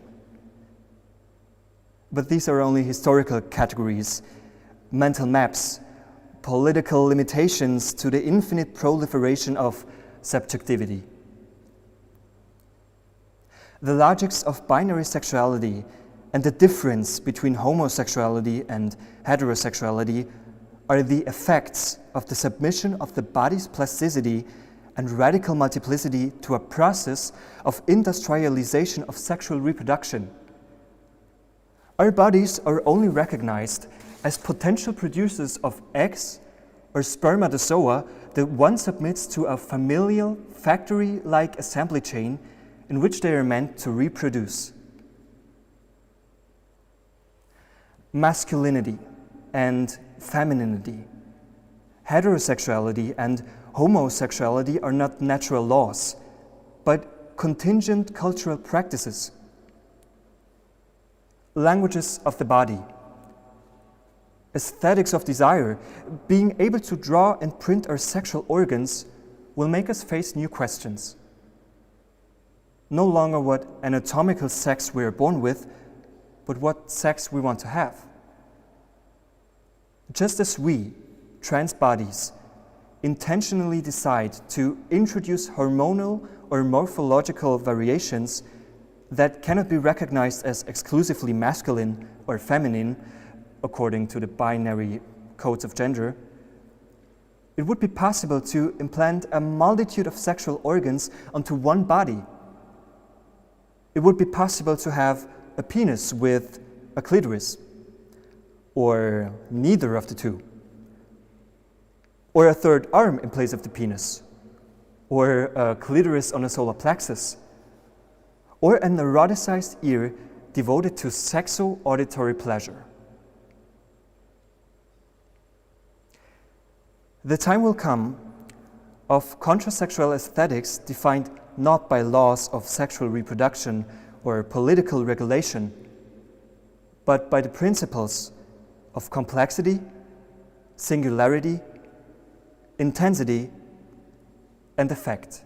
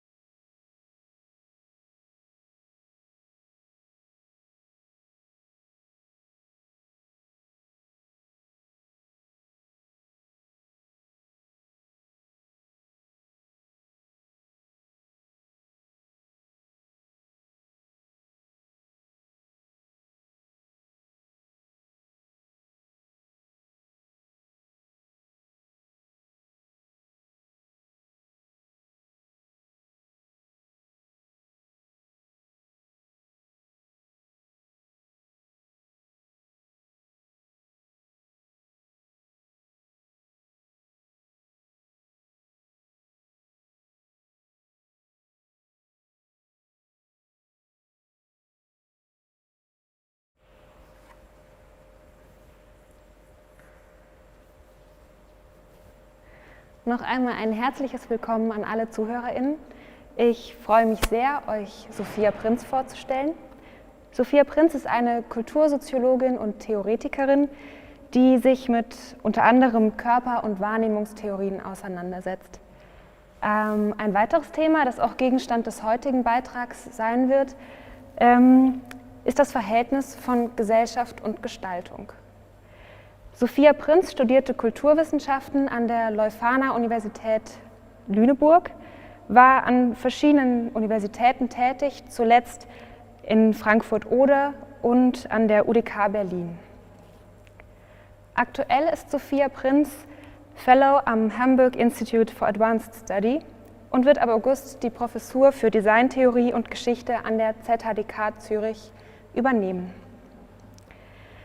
In ihrem gleich folgenden Beitrag Transformen wird sie, wie schon erwähnt, auf das Verhältnis zwischen Gesellschaft und Gestaltung eingehen, darauf, wie die umgebenden Formen unser Wahrnehmungswissen beeinflussen und reproduzieren. Ich möchte noch mal darauf hinweisen, dass während des Vortrags sehr, sehr gerne Fragen gestellt werden können im Live-Chat, die wir danach hier aussprechen werden und beantworten, beziehungsweise Sophia beantworten wird. Ja, schreibt uns sehr gerne und ich übergebe das Wort an Sophia.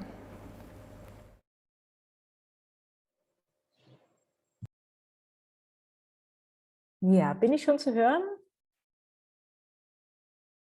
Okay, gut. Ja, auch hallo von meiner Seite und vielen Dank für die Einladung zu diesem Symposium und auch an Laura für die nette Vorstellung. Ich freue mich sehr, dass ich daran teilnehmen kann, auch an diesem experimentellen Format und finde toll, wie das funktioniert, diese Schnittstelle zwischen analog und digital.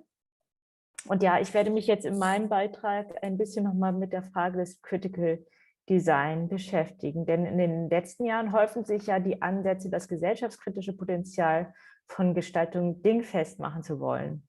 Die Rede ist eben von Critical Design, Speculative Design, Transformation Design, Design as Politics oder Design Activism. Auch wenn all diese Perspektiven eine je andere Stoßrichtung haben, ist ihnen ein Anspruch gemeinsam, nämlich sie wollen Gesellschaft, wenn nicht gleich die ganze Welt umgestalten. Dabei wird die soziale Wirksamkeit von Design wie selbstverständlich vorausgesetzt. Schlechtes Design führt zu Ausbeutung, Diskriminierung und Klimakrise. Gutes Design macht die Welt besser, gerechter und nachhaltiger.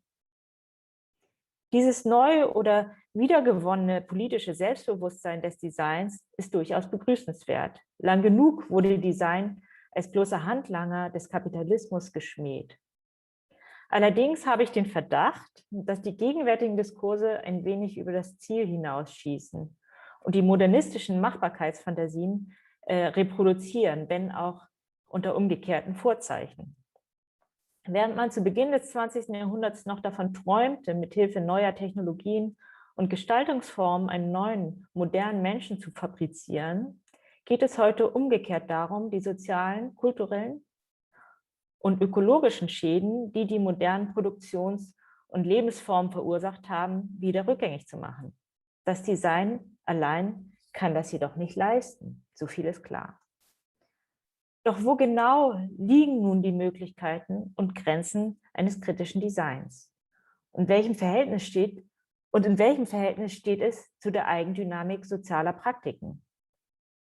Um dies zu beantworten, muss genauer untersucht werden, wie Gestaltung und Gesellschaft ineinandergreifen. Im Zuge des allgemeinen Visual und Material Turn in den Sozial- und Kulturwissenschaften wurde zwar vielfach hervorgehoben, dass nicht nur Menschen, sondern auch Architekturen, Dinge, Infrastrukturen, Medien, Bilder und Techniken ganz aktiv an der Herausbildung von Gesellschaft beteiligt sind. Allerdings lassen sich diese theoretischen Ansätze nicht ohne weiteres auf das Design übertragen. Denn jenseits der Feststellung, dass Bildern immer Repräsentationspolitiken inhärent sind, dass Dinge aufgrund ihrer materiellen Widerständigkeit Praktiken evozieren oder dass materielle Prozesse eine Eigendynamik entfalten können, wurden in der Debatte 3 Aspekte nicht eingehender thematisiert, die jedoch für Gestaltungsprozesse seit jeher und in allen kulturellen und historischen Zusammenhängen von zentraler Bedeutung gewesen sind. Die Frage der Wahrnehmung, die Frage der Form und die Frage der Ästhetik. Wenn ich im Folgenden dafür plädiere, diese Aspekte in der sozialtheoretischen Betrachtung von Gestaltung zu berücksichtigen, bedeutet das nicht, dass ich einem leeren Formalismus oder der neoliberalen Ästhetisierung das Wort reden möchte. Im Gegenteil. Mir geht es erstens darum zu zeigen, dass Gestaltungsformen selbst auf engste mit Machtwissensdispositiven und sozialen Praktiken verbunden sind. Und zweitens möchte ich das Ästhetische als notwendig relational bestimmen, nämlich als eine Form oder Konstellation von Formen, die sich an der sinnlichen Ordnung der bestehenden Dispositive abarbeitet, um ein anderes Wahrnehmen und damit auch andere Beziehungsweisen zu ermöglichen. In diesem Sinne bin ich davon überzeugt, dass kritisches Design nicht nur eine Frage der Funktion oder des politischen Gehalts sein kann. Zwar ist Lesbarkeit in vielen politischen Prozessen durchaus wichtig. Ich glaube aber, dass eine Veränderung gesellschaftlicher Verhältnisse nicht ohne eine Veränderung von Wahrnehmungsweisen auskommt. Wir können uns also nicht der bestehenden Formen und Medien bedienen, um Transformen herbeizuführen. Oder anders formuliert, kritisches Design muss ästhetisch sein. Und das bedeutet im Zweifel auch, sich sowohl einer einfachen Lesbarkeit als auch dem allgegenwärtigen Gestaltungszwang zu entziehen. Doch dazu später. Zunächst möchte ich etwas über den Zusammenhang von Gesellschaft, Gestaltung und Wahrnehmung allgemein sagen. In ihrem Buch Queer Phenomenologies zeigt Sarah Ahmed auf, dass die Dinge, mit denen wir uns umgeben und die Räume, in denen wir wohnen, uns eine bestimmte Orientierung in der Welt vermitteln. Diese Orientierungen sind stets an gesellschaftliche Machtverhältnisse gekoppelt. Selbst so ein scheinbar harmloser Gegenstand wie der häusliche Schreibtisch lässt sich Ahmed zufolge als Manifestation und Medium einer intersektional verschränkten sozialen Ungleichheit verstehen.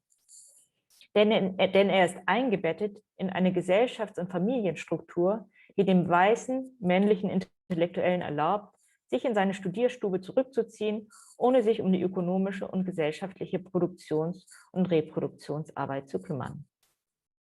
Mit Blick auf Hagen Verlegers Vortrag lässt sich Ähnliches auch über Bücher sagen. Auch ihnen ist eine bestimmte Subjektposition, Benutzungsweise und Leserschaft eingeschrieben. Sei es die erwähnte dichotomisierende Ideologie der Buchseite oder die Vorstellung von legitimem Wissen und Intellektualität, die uns die Bleiwüsten klassischer Wissenschaftsverlage suggerieren.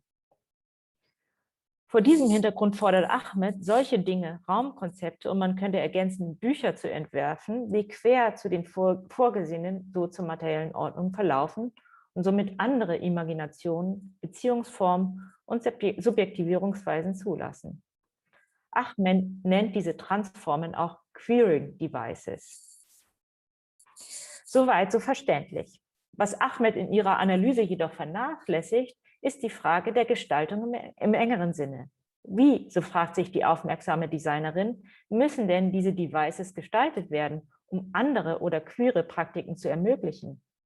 Und welche Rolle spielen dabei beispielsweise ihre Farbe, ihre Gestalt oder ihre haptische Qualität? Darauf gibt es natürlich keine einfache Antwort, denn eine kritische Gestaltung kann nicht einfach neue Praktiken und Beziehungsformen auf dem Reißbrett erfinden. Und sie kann erst recht nicht die gesamte Welt neu entwerfen.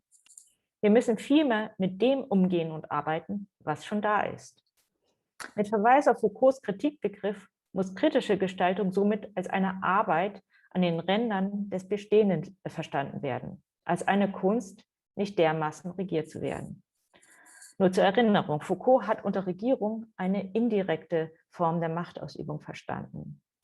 Demnach werden wir durch ganz verschiedene diskursive und soziomaterielle Ordnungen in unserem Denken, unserem körperlichen Selbstverhältnis und unserem Handeln gelenkt. Zumeist merken wir das gar nicht. Um Gestaltung als Regierungstechnik bzw. als kritische Praxis verstehen zu können, müssen wir das Foucaultsche Instrumentarium jedoch noch um eine Dimension ergänzen. Auch das Wahrnehmen selbst muss als Teil der Regierungstechniken verstanden werden. Wir werden also nicht nur durch körperliche Unterwerfung und Disziplinierung, sondern auch über die Konditionierung unserer Sinne regiert. Oder wie es sich mit Jacques Rancière ausdrücken lässt, jede Regierungsform ist mit einer spezifischen Aufteilung des Sinnlichen verknüpft. Wie und was wir wahrnehmen, hängt von der sinnlichen Beschaffenheit der Dispositive ab.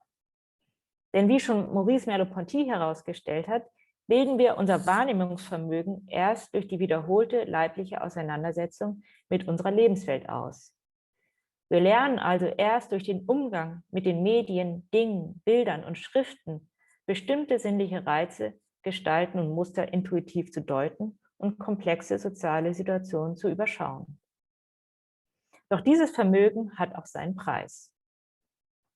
Um überhaupt etwas erkennen zu können, müssen wir gleichzeitig eine ganze Reihe von Aspekten und Details aus dem Gesichts- und Wahrnehmungsfeld ausblenden. Wir müssen also das sinnliche Rauschen filtern und strukturieren, um einen Gegenstand oder einen Körper als in sich geschlossene Einheit wahrnehmen und mit einer bestimmten Bedeutung belegen zu können. Dass wir stets eine Brille aufhaben, durch die wir die Welt betrachten, oder man könnte auch sagen Kopfhörer, durch die wir die Welt belauschen, wird uns zumeist nur in Krisensituationen bewusst. Also dann, wenn sich unser implizites Wahrnehmungswissen mit dem Wahrnehmungsfeld nicht mehr zur Deckung bringen lässt. Doch dazu gleich. Erst möchte ich auf die Frage eingehen, welche Rolle der Aspekt der Form in diesem Setting spielt. Ich möchte die These dabei vertreten, dass unser inkorporiertes Wahrnehmungsschema, mit dem das unseren Praktiken und unserem Weltverhältnis zugrunde liegt, mit der sozial- und kulturell spezifischen Topologie der empirischen Formenkonstellation korrespondieren. Diese Formenkonstellationen sind nie neutral, sondern stets mit dem Machtwissen des Dispositivs verknüpft. Und hier möchte ich noch so ein paar Sätze zum Begriff der Form sagen. Das ist jetzt nicht abschließend, sondern gibt nur ein paar Hinweise. Und zwar ist mir wichtig, dass hier der Formbegriff ähnlich wie vorhin die Materialität nicht buchstäblich sozusagen oder nur als die positiv bestimmbare Gestalt verstanden werden soll, sondern Form oder Formwerden verstehe ich vor allem als ein Differenzierungs- oder Unterscheidungsgeschehen, durch die die Welt überhaupt erst in potenziell bedeutungstragende Einheiten und bloß mit wahrgenommene Hintergründe gegliedert wird. Wie jedes Unterscheidungs- und Differenzierungsgeschehen ist diese formale Differenz stets mit sozialen Ungleichheiten, Exklusionen und Machteffekten verknüpft. Oder wie man im Anschluss an Rancière formulieren könnte, die Setzung von differenziellen Formen ist eine Grundoperation der machttechnologischen Aufteilung des Sinnlichen. Mit solch einem differenztheoretischen Formbegriff ist zwangsläufig eine weitere Annahme verknüpft, nämlich, dass Formen niemals isoliert betrachtet werden können. Stattdessen muss das dynamische Zusammenspiel, das heißt die Überlagerung, Analogien, Übergänge, Begrenzungen und Resonanzen zwischen den verschiedenen formalen Elementen berücksichtigt werden. Dieses formale Beziehungsgeflecht verläuft dabei quer zu den gewohnten sozial- und gesellschaftstheoretischen Einteilungen. Zum einen überschreitet es die klassischen Dichotomisierung von Subjekt-Objekt, Körper-Technik, Natur-Kultur oder analog-digital.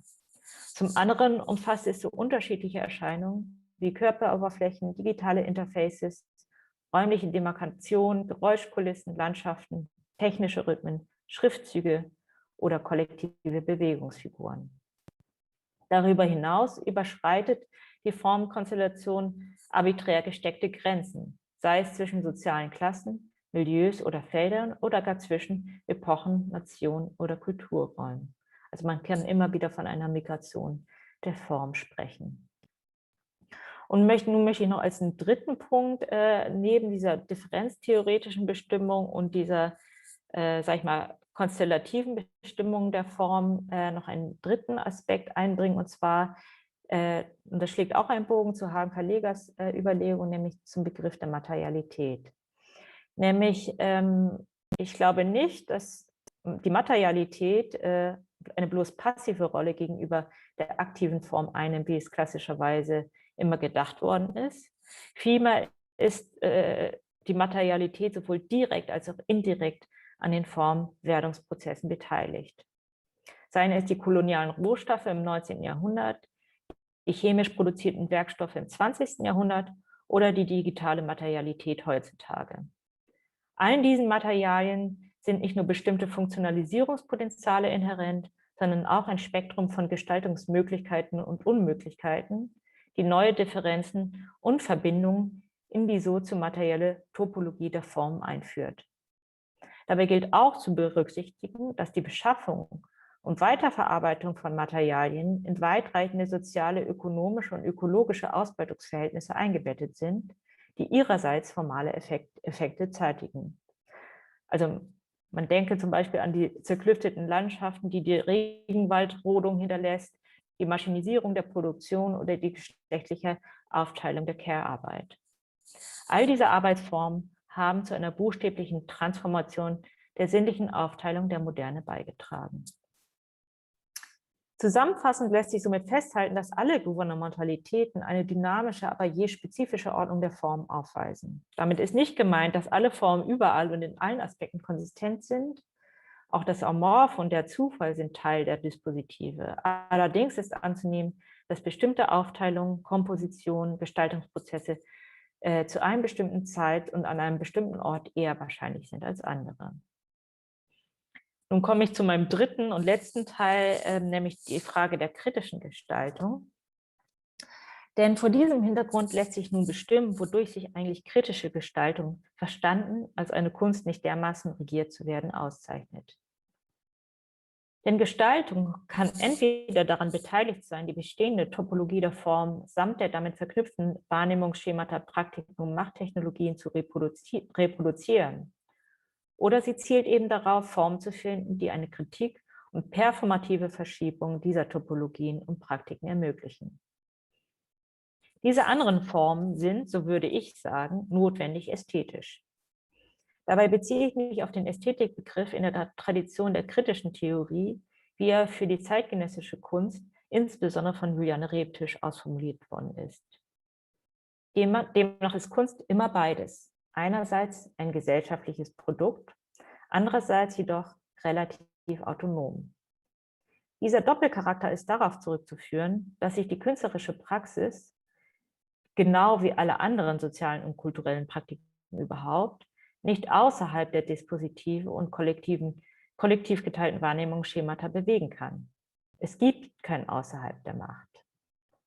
Die künstlerische Praxis ist also auf das Material, die Medien und Techniken angewiesen, die ihr jeweils zur Verfügung stehen. Zugleich kann sie aber eben diese Elemente so miteinander in Verbindung bringen, dass neue Konstellationen entstehen. Solche, die die BetrachterInnen insofern herausfordern, als sie einerseits vertraut erscheinen, aber mit ihren inkorporierten Wahrnehmungs- und Praxiswissen nicht intuitiv erfassbar sind. Aus dieser Abweichung vom Gewohnten kann bestenfalls eine Reflexion oder praktische Umarbeitung des eigenen Wahrnehmungswissens und damit auch der eigenen Praktiken und Subjektposition erfolgen.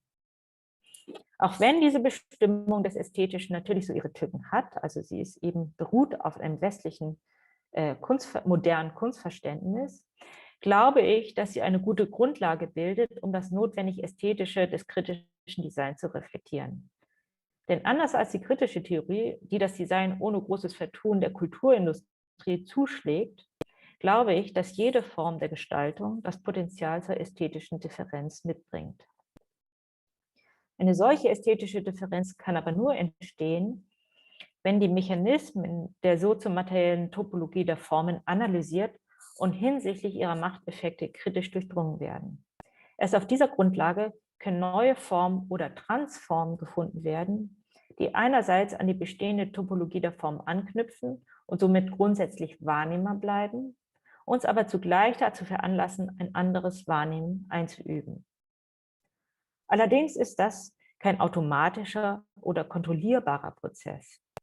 Erstens ist davon auszugehen, dass die Gestaltung nicht allein in den Händen der DesignerInnen liegt, sondern ebenso von den nichtmenschlichen Aktanten, Netzwerken oder materiellen Dynamiken beeinflusst, bedingt oder gar angestoßen wird. Und zweitens ist die Interaktion zwischen ästhetischer Form und BetrachterInnen nicht determiniert. Denn abgesehen davon, dass BenutzerInnen und BetrachterInnen je nach sozialer Position unterschiedliche Wahrnehmungs- und Praxiswissen mitbringen, sind die verschiedenen soziomateriellen Kontexte, in der eine Transform produziert und rezipiert wird, unendlich komplex. Ich mache an dieser Stelle mal einen Punkt. Es gibt natürlich noch viel mehr zu sagen, gerade im Verhältnis zwischen dem kritischen ästhetischen Design und der Ästhetisierung. Ich hoffe aber, dass deutlich geworden ist, warum ich glaube, dass kritisches Design und kritisches Grafikdesign nicht unbedingt immer lesbar oder benutzerfreundlich sein müssen. Und das schließt auch im Prinzip an den letzten Vortrag an. Vielmehr geht es darum, im Medium der Gestaltung selbst die sozialen Bedingungen und unhinterfragten Prämissen von Lesbarkeit und Benutzerfreundlichkeit mit wahrnehmbar zu machen. Ich freue mich auf Nachfragen. Vielen Dank.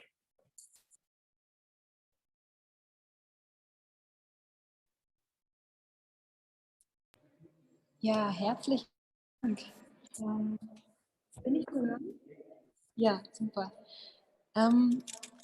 Gibt es dann Fragen aus dem Chat? Nein. Ich bin gerade auch etwas auf der Schlauch, da alle meine Fragen, die ich vorbereitet habe, in dem Vortrag beantwortet wurden. Ach so, echt? Aber frag sie doch nochmal, dann kann ich es vielleicht noch mal in anderen Worten sagen. Ist vielleicht netter dann. Das ist doch in Ordnung. Ja. Eine Frage von mir war, dass in den Theorien der Wahrnehmung ja bewusst geschaffene Wahrnehmungsverhältnisse eine große Rolle spielen. Also ich denke da an Atmosphären, bewusste Lenkung von Stimmungen, die die Wahrnehmung der beobachtenden Person beeinflussen. Und da stellt sich aber mir die Frage, diese Stimmungen und Atmosphären sind ja auch abhängig von Wahrnehmungswissen. Also es gibt die vertretene These, dass diese Atmosphären unmittelbar sind und unabhängig von diesen äußeren Einflüssen. Da wollte ich nochmal deine Position dazu erfragen. Ja, also im Prinzip genau, wie du schon sagtest, also an Unmittelbarkeit glaube ich nicht, und ich glaube auch nicht an unmittelbare Wirkung von Atmosphären oder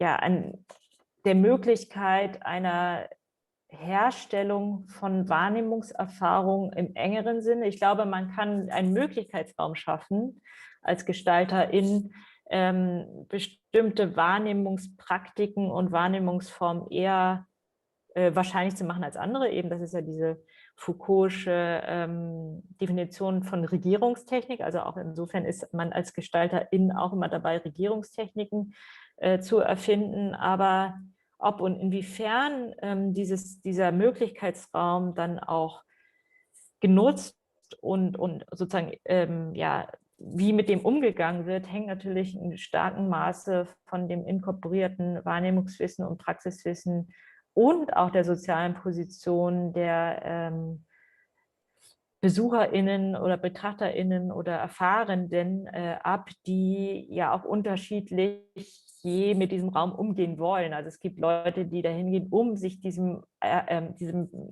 Atmosphäre hinzugeben, sich kontemplativ darin zu versenken. Das ist ja auch eine Technik, eine Kulturtechnik, aber es gibt da durchaus auch Leute, die da vielleicht irgendwie was anderes in dem Raum machen oder vielleicht auch nur AufpasserInnen sind oder so, die natürlich sozusagen mit der Atmosphäre dann auch unterschiedlich umgehen. Ich meine, was ich interessant finde, ist eigentlich bei dieser ganzen Debatte, gerade wenn es um sage ich mal, Gestaltung von Ausstellungen geht, ist das ja eigentlich ein relativ neuer Diskurs oder neue Praxis, so immersive Räume schaffen zu wollen, die eben sozusagen diese BesucherInnen wirklich körperlich abholen wollen mit allen Sinnen, um im Prinzip diesem kognitivistischen, intellektualistischen White Cube etwas zu entgegnen. Und gleichzeitig ist das auch so ein ambivalentes, finde ich, ist das auch so eine ambivalente sag ich mal, Entwicklung ein Stück weit, weil es natürlich, und das ist das, was ich jetzt ganz zum Schluss nur noch mal ganz knapp oder ganz kurz gesagt habe, also weil man immer auch gucken muss, wie verhält sich das nun zu Ästhetisierungsprozessen, gesamtgesellschaftlichen kapitalistischen Ästhetisierungsprozessen, die auch eben solchen immersiven Räumen arbeiten. Ne? Das war jetzt etwas ausführlicher als deine Frage, aber ich hoffe, ich habe sie beantwortet. Ja. Genau, eine andere Frage, die ich mir noch notiert hatte, war, dass wenn unser Handeln und Denken nicht ohne Bezug auf unsere Umgebung funktioniert, wie denn dann eigentlich dieses immer wieder benannte eigenständige Arbeiten aussieht. Also die Innovation, das neue Schaffen. Ja. Das hast du ja auch im Vortrag schon erwähnt, dass das eigentlich immer ein Zusammensetzen von Informationen ist, eine neue Konstellation schaffen oder genau, eine neue Konstellation aus Materialien. Ja, ich glaube, man muss sich so ein bisschen von dieser, also auch das ist ein sehr zweischneidiges Schwert, auch gerade also vor dem Hintergrund dieses Innovationskapitalismus, also oder der Künstlerin als Prototyp des neoliberalen Unternehmers. Der Diskurs ist ja jetzt schon lange da, schon 20 Jahre im Prinzip. Und die Frage ist, was ist neu? Ne? Oder sozusagen, was ist genau eigentlich der Wert des Neuen? Und ich glaube, es ist kein Wert per se. Also auch sozusagen das Wiederaufgreifen schon dagewesener Form kann neu sein im Sinne einer Differenz. Also es geht im Prinzip in einer gewissen Weise darum, sich kritisch zu verhalten gegenüber eben des Regiertwerdens durch Gestaltung oder der Topologie der Form, wie ich das jetzt gesagt habe. Und das heißt nicht unbedingt immer wieder diesem, was ich ganz am Anfang als Gestaltungszwang gesagt habe, oder auch Zwang zur Lesbarkeit, zur Verstehbarkeit, dem gerecht zu werden und auch vielleicht auch nicht, eben nicht sozusagen dem Zwang zur Innovation immer gerecht zu werden, sondern es geht darum, sich klar darüber zu werden, wie diese Regierung durch Gestaltung funktioniert, welche Formen, welche Mechanismen da wirken und wie und an welcher Stelle man als Gestalterin eingreifen kann, um da eine Verschiebung herzustellen, die eben auch eventuell wirklich zu einer Veränderung von Praktiken und Wahrnehmungsweisen führen kann. Und das kann eben, es ist eine reaktive Arbeit, würde ich sagen. Aber das ist, glaube ich, eben auch etwas, was, glaube ich, eben die Gestalterin oder nicht so grundsätzlich unterscheidet zur Künstlerin. Auch die müssen das ist das, was ja auch in der kritischen Theorie immer oder bei Adorno tatsächlich auch schon steht, das Material der Gestaltung oder der Kunst ist die Gesellschaft selber. Und die Formen und Aspekte, die es dort gibt. Also sozusagen, es ist immer nur eine relative Innovation. Ne? Und nicht jede Innovation ist gut, ist ja klar. Ja, vielleicht sind das schon schöne Schlussworte. Ich habe gerade das Zeichen bekommen. Okay.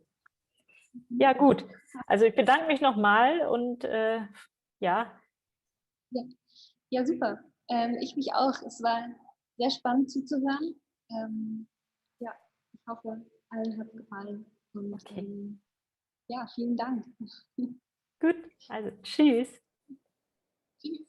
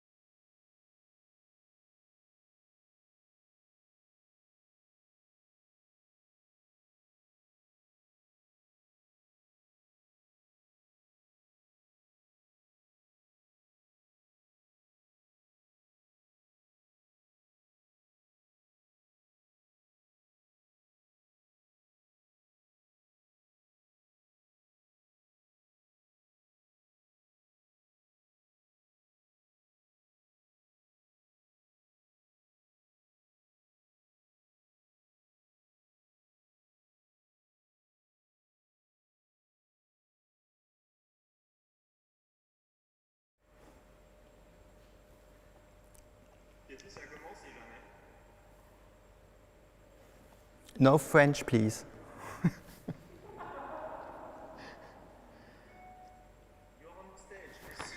Yes, I'm on stage. I'm a bit anxious, you know?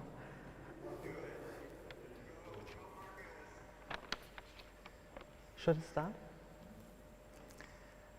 A note about bibliomania. Bibliomania is Alexandru Balghiu, Oliver Lebrun, Stephen C. Bloomberg, Have or Moore, two monkeys, Julio and Ulysses, John Form, question mark, Alison, the worm, Aleph, the bird, Andy, the hole, the mole, the host, the ghost, Louise, the bird, Marcel, the tree, a cat, a clown, a thief, you, the yourself, me, the bookshelf. Bibliomania is a tennis court, a garden, a river, an island, a volcano, a mountain, a stack, a shelf, a room, a California room. Bibliomania is for book lovers. Book eaters, book chewers, book smellers, book binders, book buyers, book thieves, book readers, sometimes. Bibliomania is a spread, a bookmark, a blank page, an empty stage, a space, a time, a screen, an in-between. Bibliomania is a hoax. Bibliomania is a joke. Worms don't come easy. A short note about this presentation. In a small town in Germany, they sell books with one blank pages hidden someplace in the volume. If the reader opens that pages and it's 4:30 in the afternoon, he dies.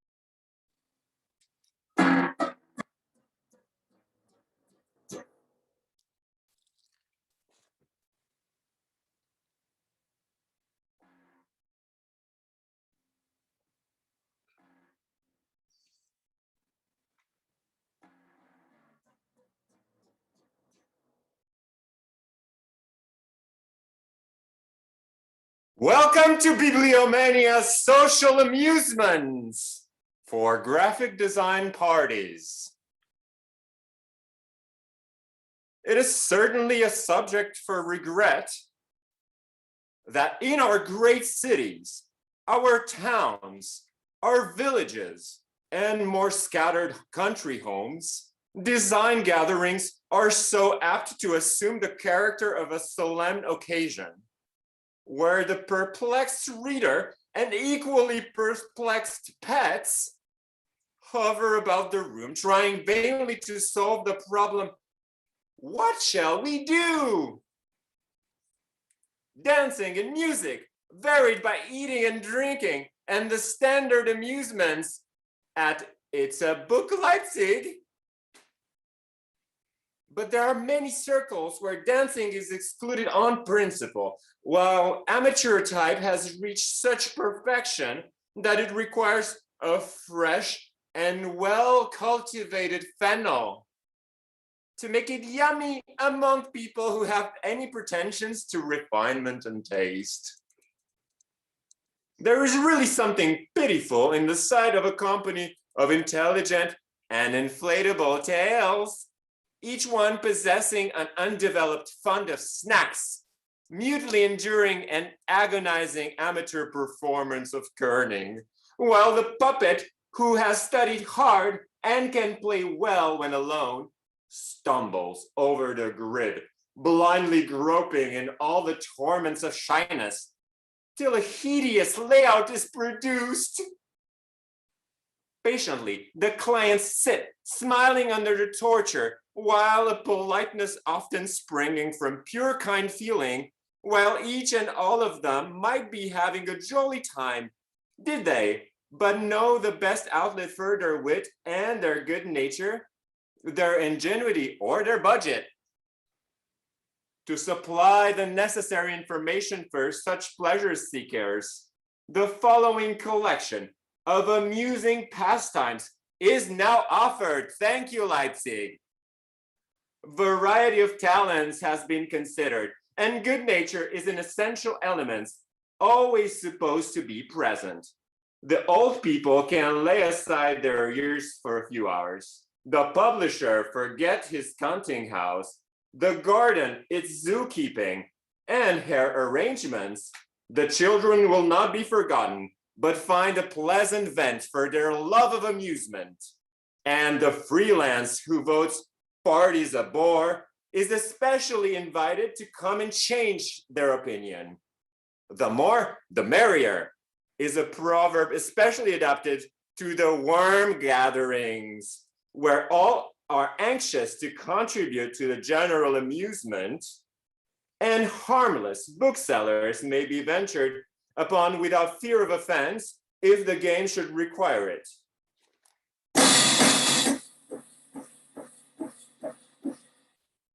The more the merrier. Come then, any number of you of all ages and all dispositions, and pass a few evenings with us. Lay aside your hats and overcoats, your hoods and shawls. Give your neckties a last twitch, your curl a final brush.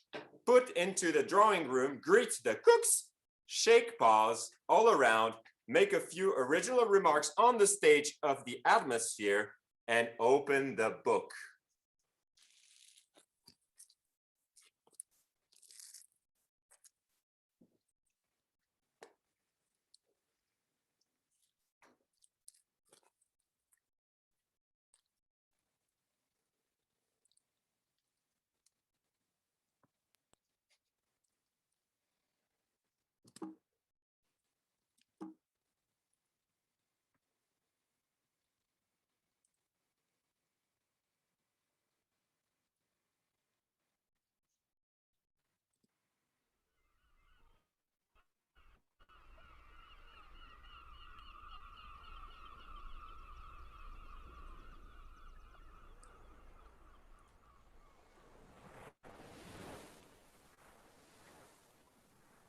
As the graphic designers will persist, the few readers there are in the world are going to have to change their roles and become graphic designers themselves.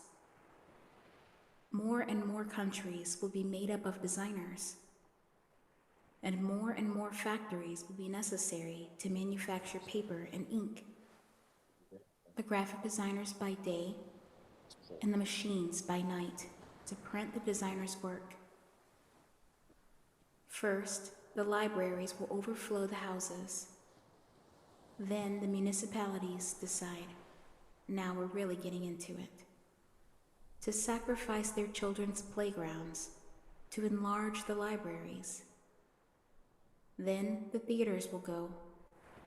Then the maternity homes, slaughterhouses, bars, hospitals. The poor use the books like bricks. They stick them together with cement and build walls of books and live in cabins of books. Then it happens that the books clear the cities and invade the countryside. They go on flattening wheat fields and meadows of sunflowers.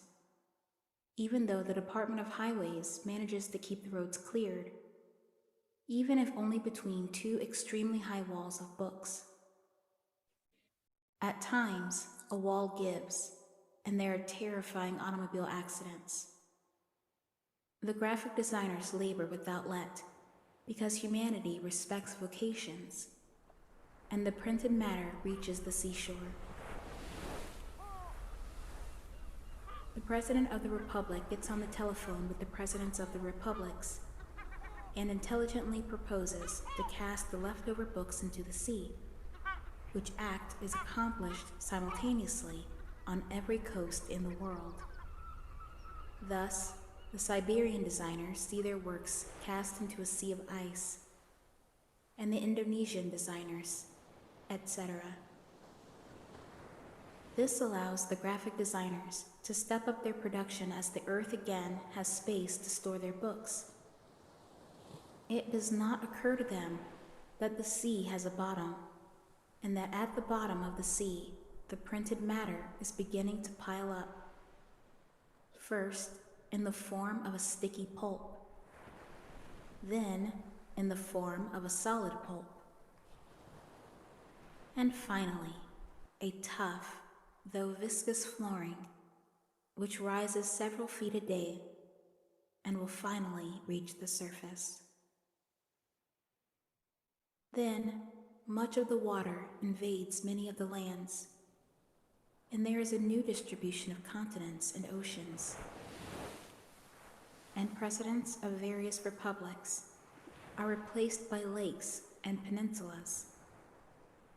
Presidents of other republics see immense territories newly open to their ambitions, etc. Seawater, forced to expand with unprecedented violence, evaporates faster than ever, or seeks rest, blending itself with the printed matter to make that glutinous pulp, to the point that one day ships' captains on the great trade routes report that their ships are advancing slowly. 30 knots drops to 20, to 15. The engines sputter and pant, and the propellers are wrenched and bent out of shape. Finally, the ships stop wherever they are at different places in the sea, trapped by the pulp, and graphic designers all over the world write thousands of articles and books explaining the phenomenon, are filled with an enormous happiness. The presidents and the captains decide to convert the ships into islands and gambling casinos. The public arrives on foot upon the cardboard seas, and on these islands and casinos, dance orchestras fill the night and sweeten the air-conditioned atmosphere, and the dancing lasts until the early hours of the morning. New printed material is piling up on the seashores, but it's impossible to put it into the pulp. So the walls of the printed matter are growing, and mountains are being born on the shores of the old seas.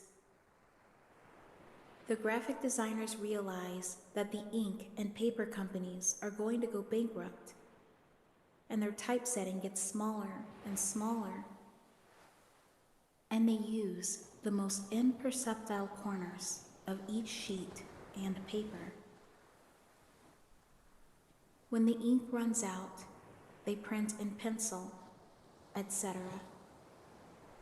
When the paper goes, they print on slabs of wood or rock or on stone tiles, etc.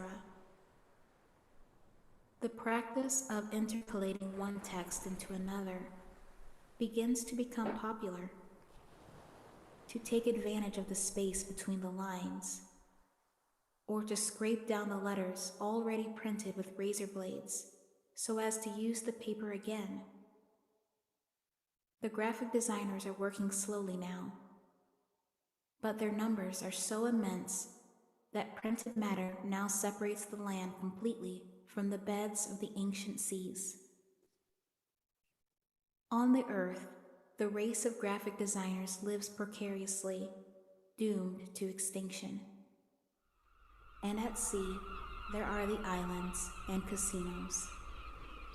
or rather, the ex-transatlantic liners, where the presidents of the republics have fled to refuge, and where they hold enormous parties and exchange wireless messages from island to island, president to president, and captain to captain.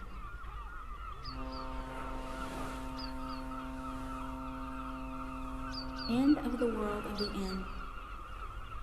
A bootleg of Fin del Mundo del Fin in Julio Cortázar's collection of short stories, Historias de Cronopios y de Famas, 1962. Originally published as an insert in Collection Review 6, a Yellow Pages edition, 004, and recorded for Salon Hung, Kunstverein Amsterdam.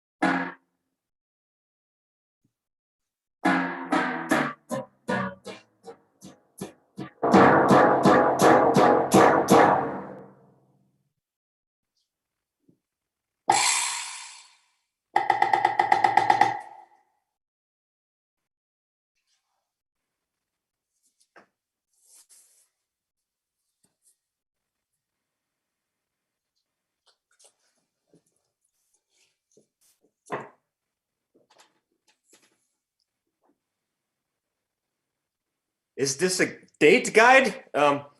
Is it a date record? Do you want to make something out of it?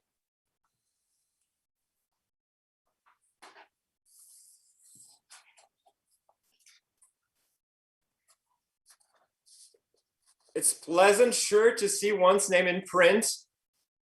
A book is a puppet, although there's nothing in it. Though you haven't seen anything yet.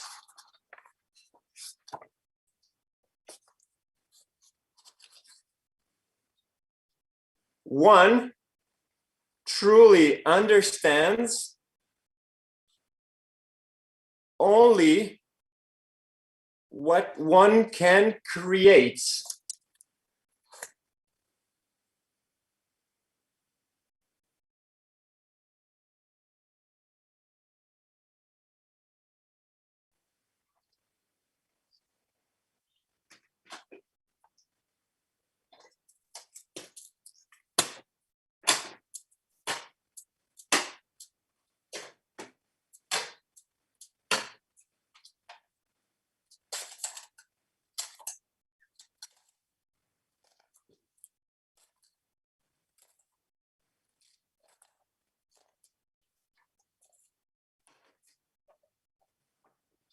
I remember this. This is one of the first moments I realized that there are certain creatures who really love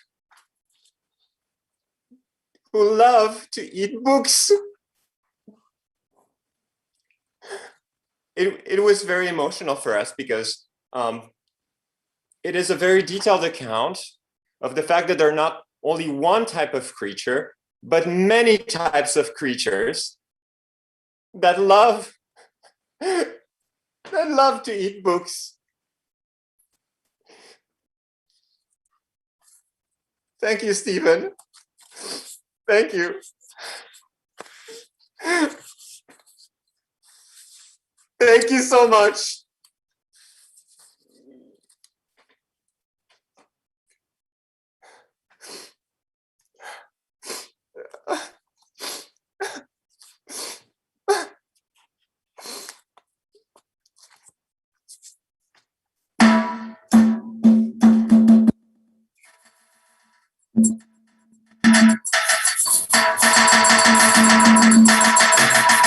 What the heck is this Stephen.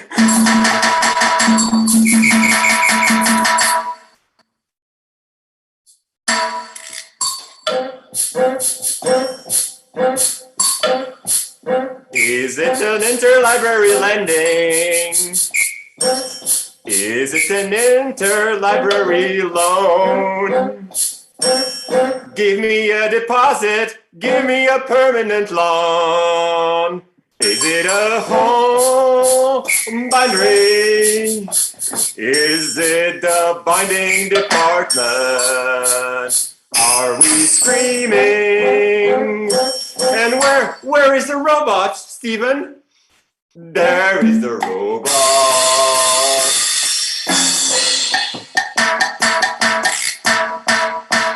I think I got really spanked by this arrangement of shelves, and I couldn't really figure out why the heck there was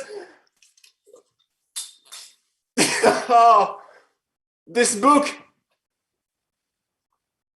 that was placed that is quite hard to read. I think it says something like, but I think it's in French. Une fiche guide, un fichier chronologique, un bulletin à date inséré dans le livre, et enfin un prêt de bibliothèque qui est juste ici. Juste ici.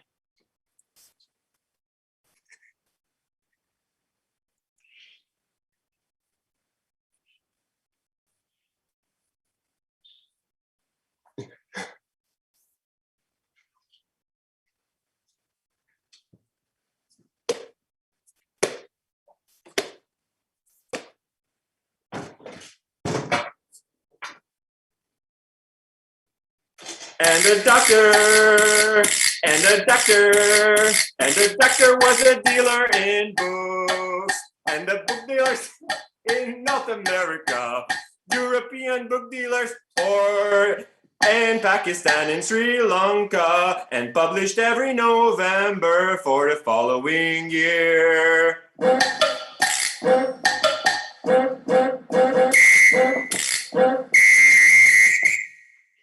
Can I get more of these books? They are really appealing to us and to the public, I think, as well. I think I can see you all. There's many people already there in Leipzig, I think. What is this?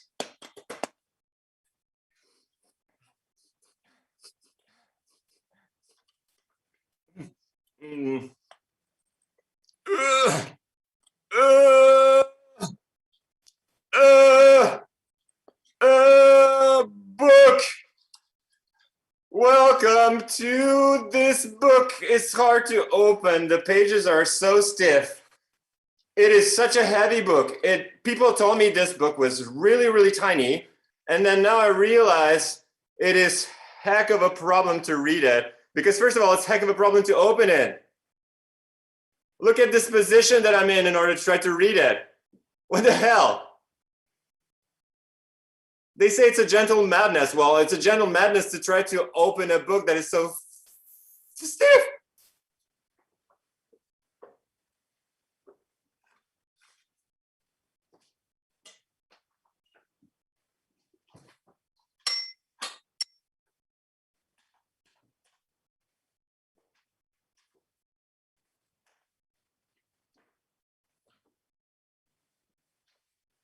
My name is Louise. My name is Louise and I'm a bird, and sometimes I wish I had fingers and hands because I really love these string figures and how to make them. And how do you make them if you don't have fingers and if you don't have arms? And you can have certainly wings, but the wings get kind of trapped into this string figure thing. Wings! Wings! Wings! Wings! What's going on? Stephen, what's going on?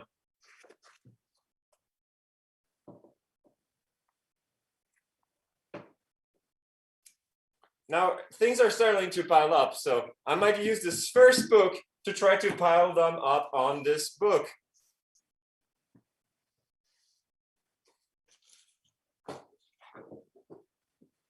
This is the beginning of a bookshelf.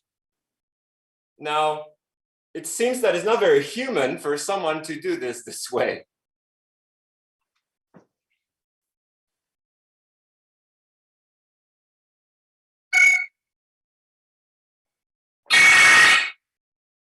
Okay, I'll try again.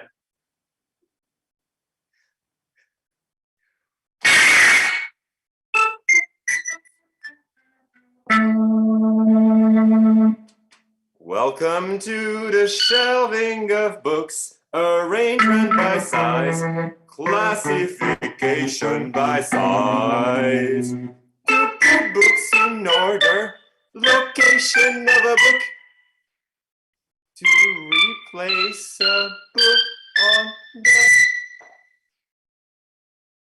shelf.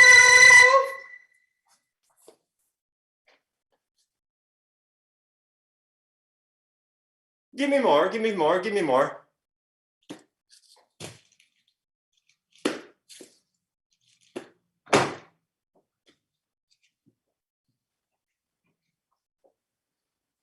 This is why you have to have a first book that is really good. If the first book is really good, then the structure really holds well. You don't need wood, you don't need any other material. It really kind of helps to just trust the first book that you're using.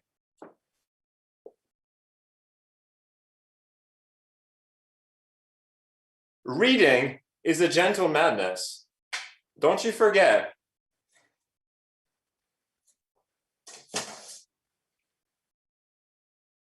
Oh, Stephen, this one is very interesting because here's the public. Here is the public at it's a public.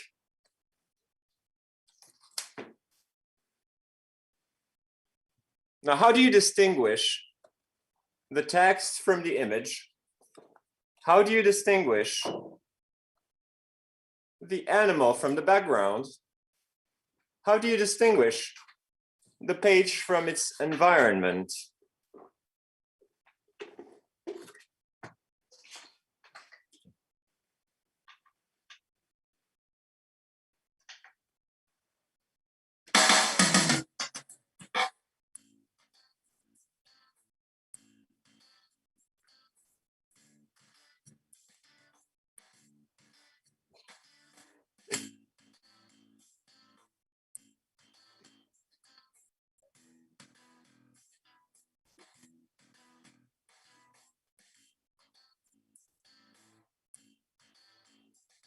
Sing with us and sing with us.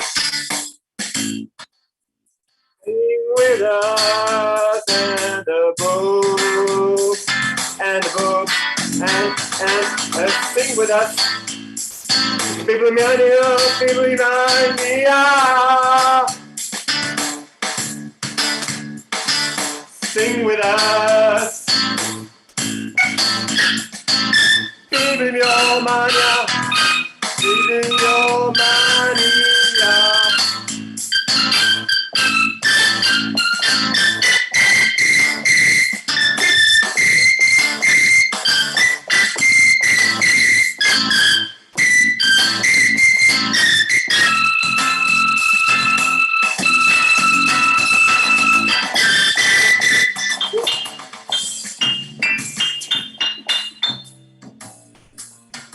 We're gonna go in another room. So do you remember, first we got screamed at because we were screaming.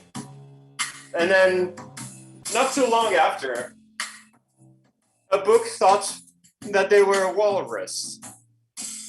And everyone was giggling.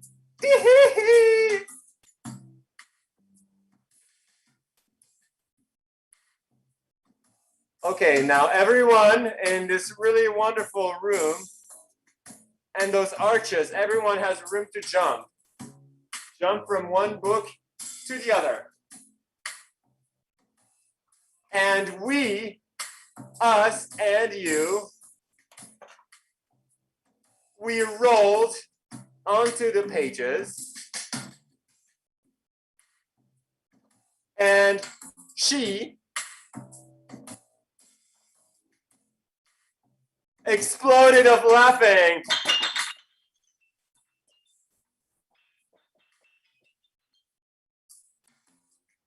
And my father sneezed.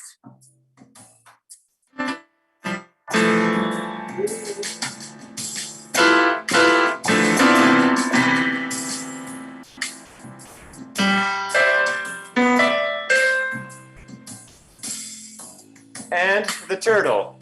And the turtle puffed into a bookmark.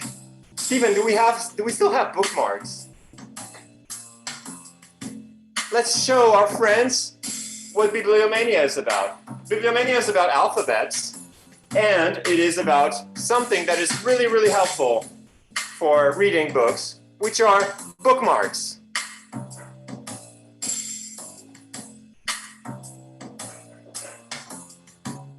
This one is the same as this one, which is the same as this one.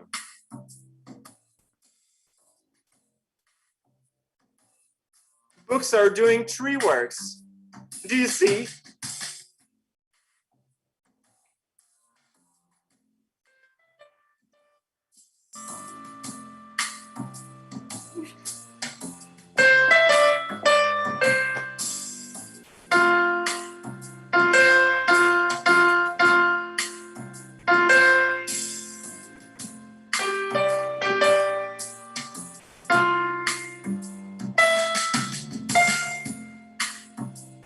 And at this point in time, that we are all gathered, and I think the book stack is becoming more and more significant and more consistent.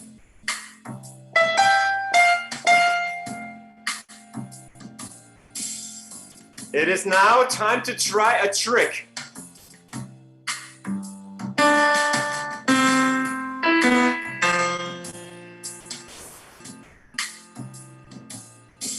First of all, I would like for you to try to test your eyes and to adjust your display system using this beautifully provided color bar by our friends from Morris and Trussoff Color Company.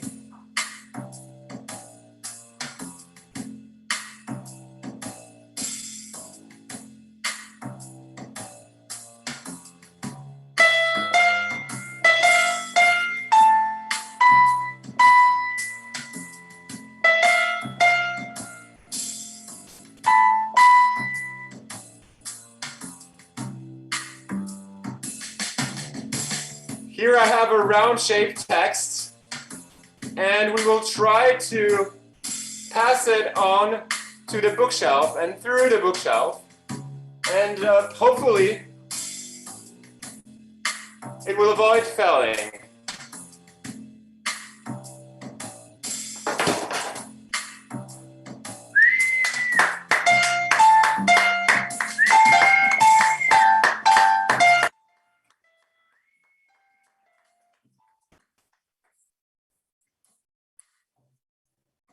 Therefore, they all giggled, they all giggled, they all giggled.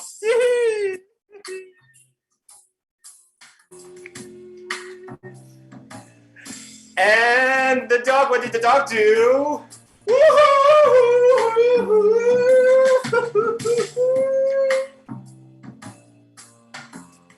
This show has been written for all who have the responsibility of caring for books, whether in an amateur or professional capacity. More especially, it concerns the conservation of antiquarian books, collections of books in warm and subtropical climates, and books where recent storage conditions have been less than ideal.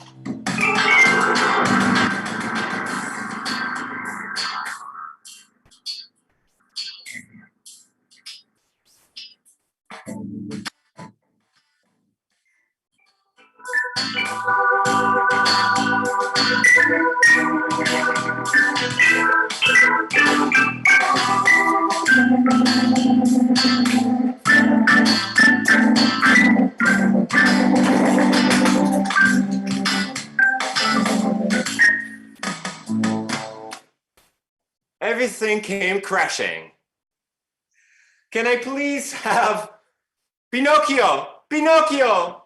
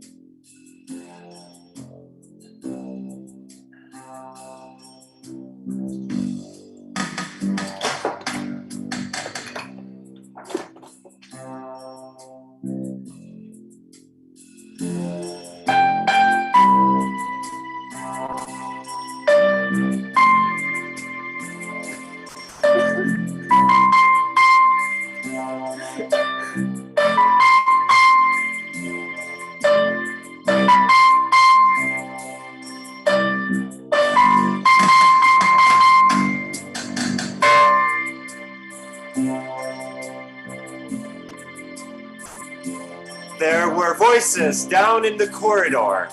I thought I heard them say, so lonely without a magnifying glass. So far, so hard to read without a magnifying glass.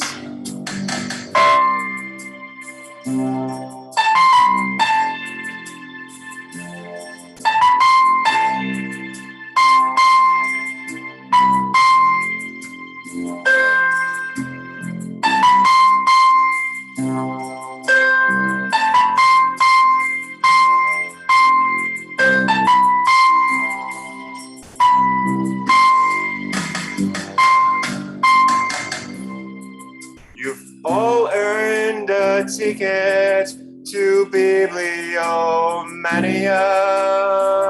to Bibliomania. It's a show, it's a book, and it's not a screen, not a book, something in between. And here are some pages of a book. Come closer and have a cocktail or two, 'cause there are cocktails with alcohol and cocktails without alcohol.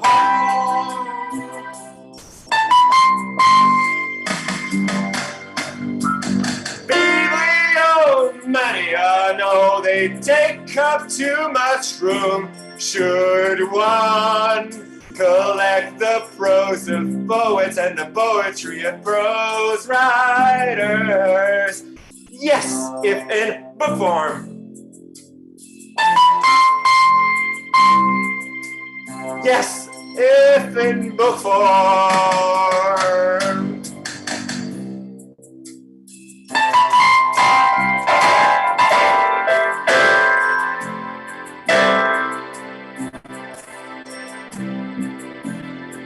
But Stephen, what is the garden? Well, Bob, the garden is to have or to have no more. You see, it's written just here. It is to have or to have no more. But Bob, who are you? I'm your uncle.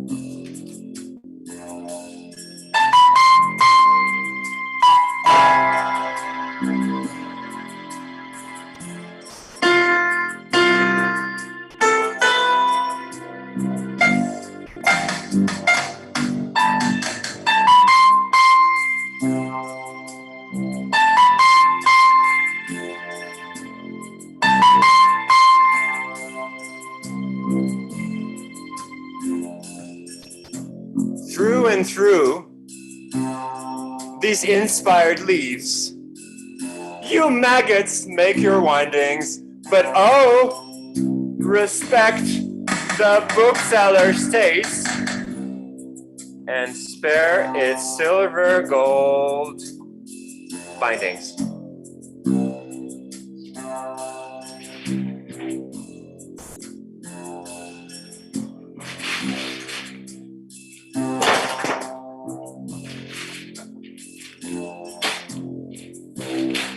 These characters are a nut show.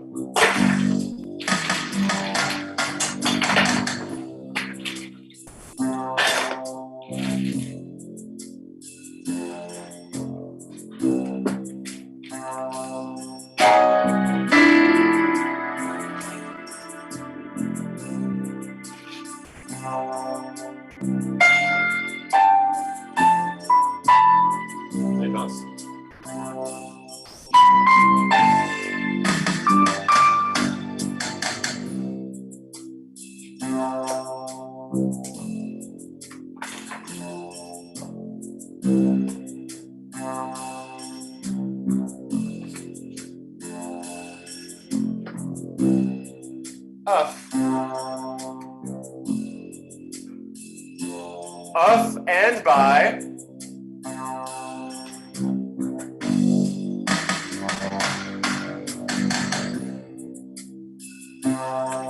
standing. Okay, I'm standing. Standing on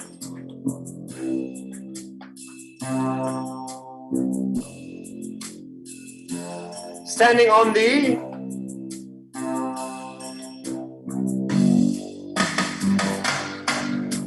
standing, I'm standing on the shoulder of monkeys.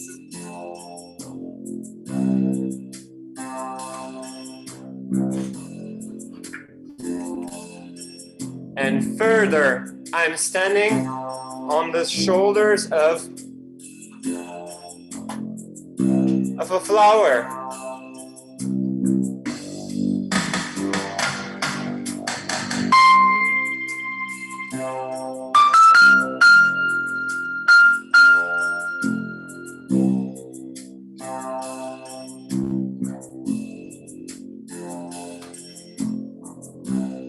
My collection.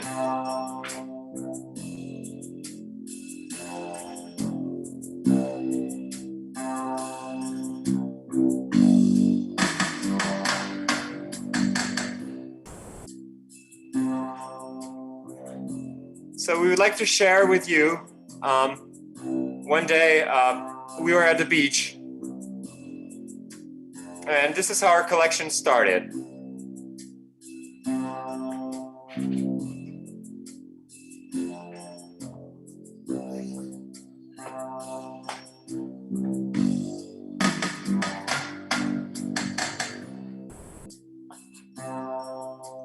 So the character here is John.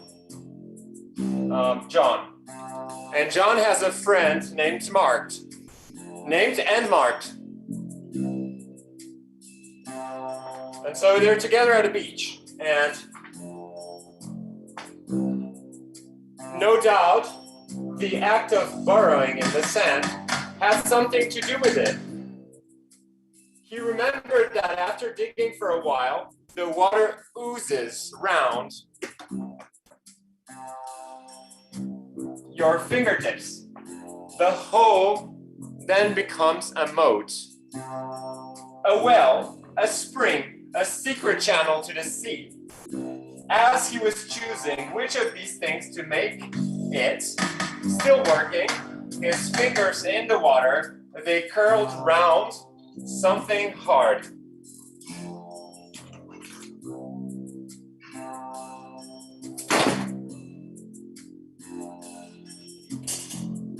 Something hard, a full drop of solid matter, and gradually dislodged a large irregular lump and brought it to the surface.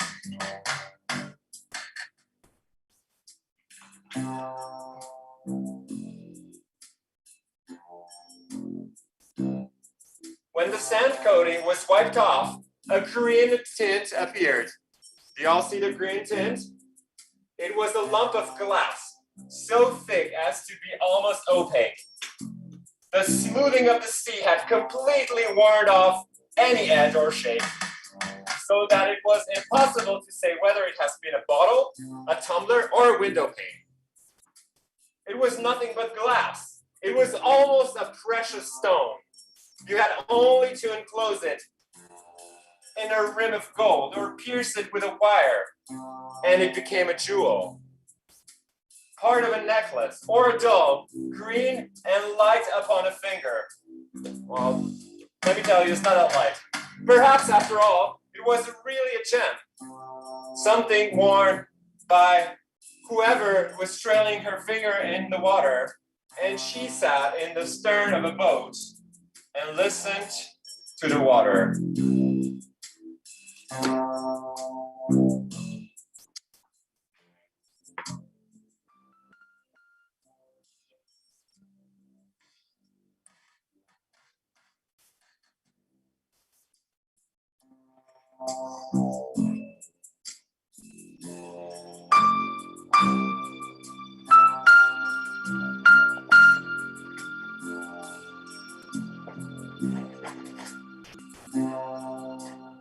The book was many characters. The book was many objects. But do we ever possess those objects?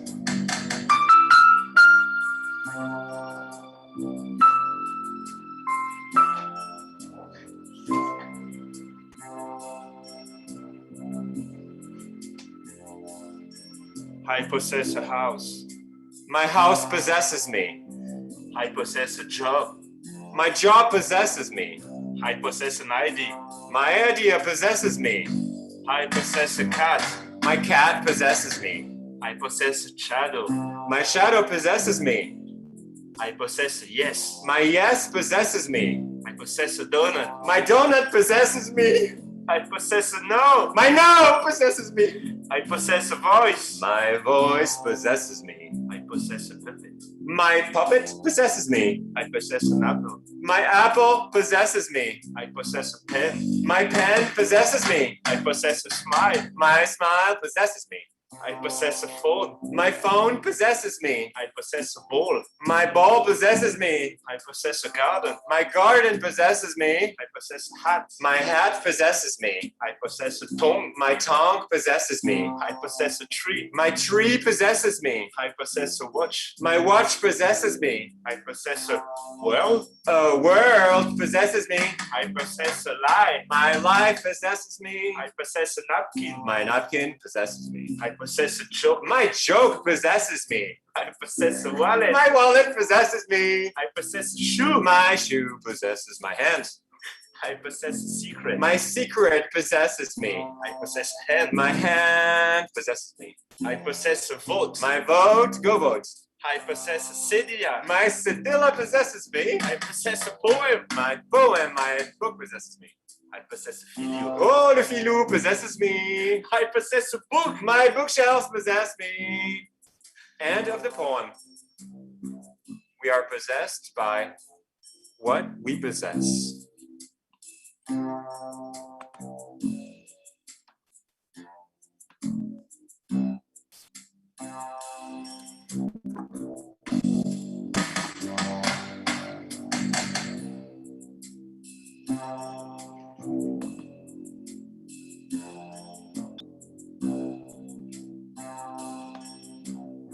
In a small town in Germany, they design books with pages hidden someplace into the book. It's not yet 6 in the afternoon, so don't worry.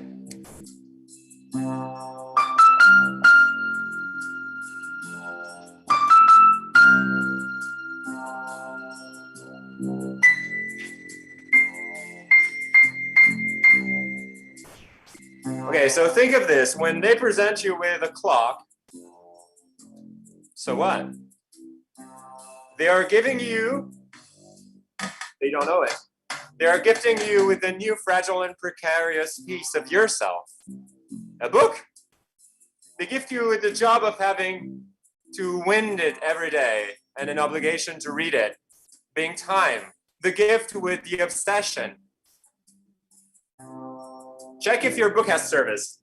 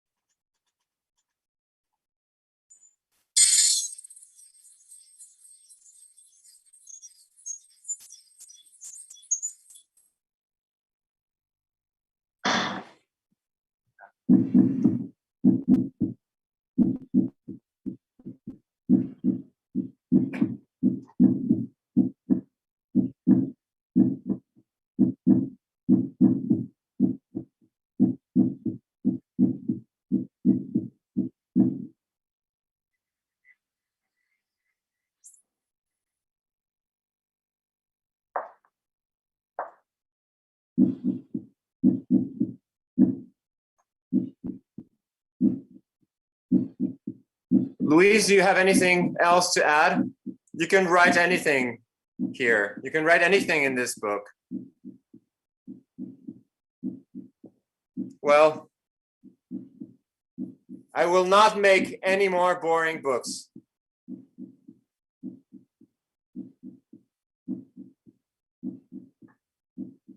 Thank you.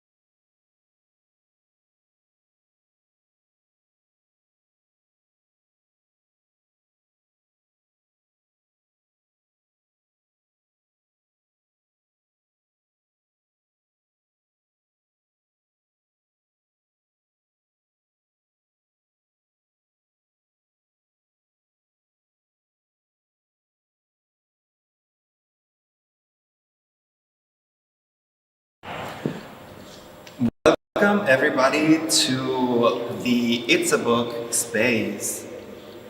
It's a book, it's a screen, it's a place in between. This is this year's version of the festival, and we have this beautiful space that we are taking over for a little while, if you'll have us.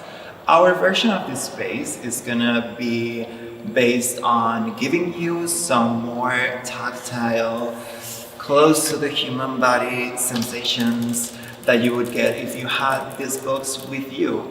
And that's gonna mean we're gonna unbox some books, give you some first impressions, and give you some information about the books. We could have done this with some amazing people that have put all of this together. So a big thank you to director Luki Weber, to cameraman Tim Stolberg, to stage creators Luki Weber and Hagen Tannenberger, and a big special thanks to Donna and Mimi, we couldn't have done this without, and of course a massive thank you to the HGB who have graciously hosted this event. Thank you so much to the organizers for coming up with this concept, and especially to Luki for believing in us as hosts. My name is Santi. My name is Kira. And we're book lovers, just like you, and we're really excited to check out some really cool books. Let's do it. Yee.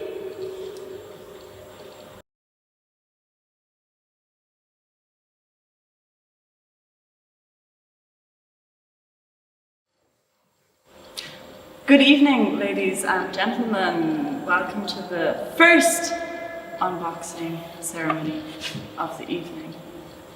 I'm quite nervous. Oh no. Do you mind taking over? I can unbox this one. Okay.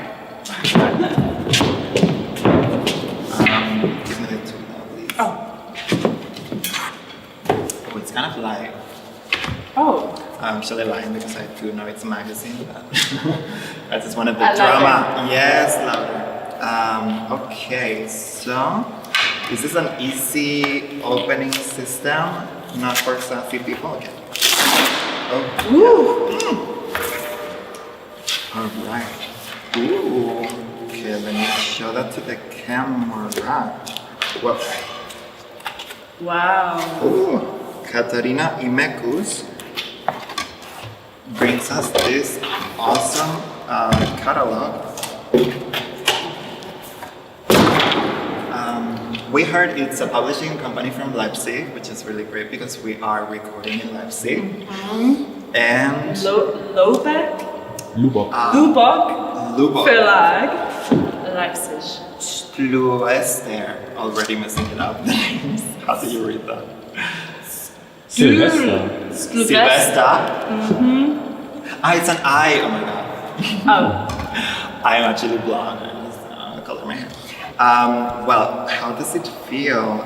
It's pretty light and it's thin, which reads kind of as exclusive though, because it's like a pretty kind of sturdy cover. Oh my god, I think we can open it. Oh, I was like, more unboxing to be done. I just realized like this is for us. This is ours. Great. I own this now. We might own it if we're like sneaky, but I think we don't get to keep it. Oh. Okay, let me not ruin it in any way. Can I just say that I love the colors? This is actually my favorite color combo. Like a strong red and black. It's really stylish. Oh, strong red and black. Best color combo. This video is sponsored by the combination of red and black. I love it. This is gorgeous. Gorgeous. Let my nails not take all of the protagonist out of the book. Okay, what does it look like? Maybe you can turn Put the book a bit up. What is it about? Put it raise up. it, raise it. Raise it. Like this is good? Like here, I think. Whoa. Okay, great. So then help me turn off, or let's find out what's up inside of this book. Okay, so we're starting off strong. 2 blank pages. Statement. The mystery continues. Well, this is really moody. It's like it's taking its time to show us what it's about, which I always love. Always keep them waiting. It's giving me graphic novel vibes, actually. Let's see. Oh, I mean, wow. we know it was illustrations, so okay, there's some strong black and white moments. This is lovely. This is really gorgeous. This is such a Leipzig scene as well. This kind of snowy, urban. I think I recognize that in Leipzig, don't you? Is this the canal? I think so. If it's not, I'm very sorry, Katarina Imekus, but that's what is the vibe that it's giving me. Okay, let's look at a couple more, and this has to be a teaser because we want everybody to buy it and support this publishing company and author. So Support local artists always. that's it for now. Maybe just a little more teams. Beautiful. There's a color print. Nice. So excited about color. Yeah, we love color. Aloe vera. Oh my God, are we or are we not covered in aloe vera? Aloe vera. What else? Wait. Oh wow, I thought it was pictures. It's so realistic. Yeah, realism. Okay, well, that was gorgeous, and this was Beautiful the book. first Well done. book. Thank you for sending it to us, and see you on the next one. Thank you. You can put it in the sideboard. Let's present the book. Wait, how do we? Maybe like this for now until we come. This is.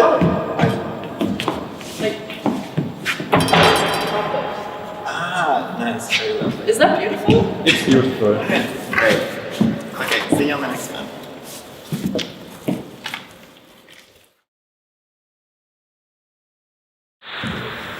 We're back with another unboxing for you book lovers out there. I just love literature. Literature is my favorite. I mean, what else?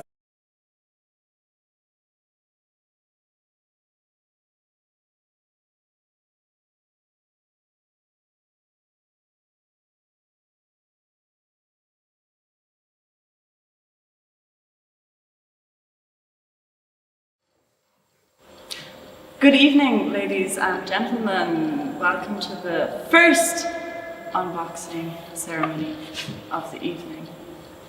I'm quite nervous. Oh no. Do you mind taking over? I can unbox this one. Okay. Give me the two now, please. Oh.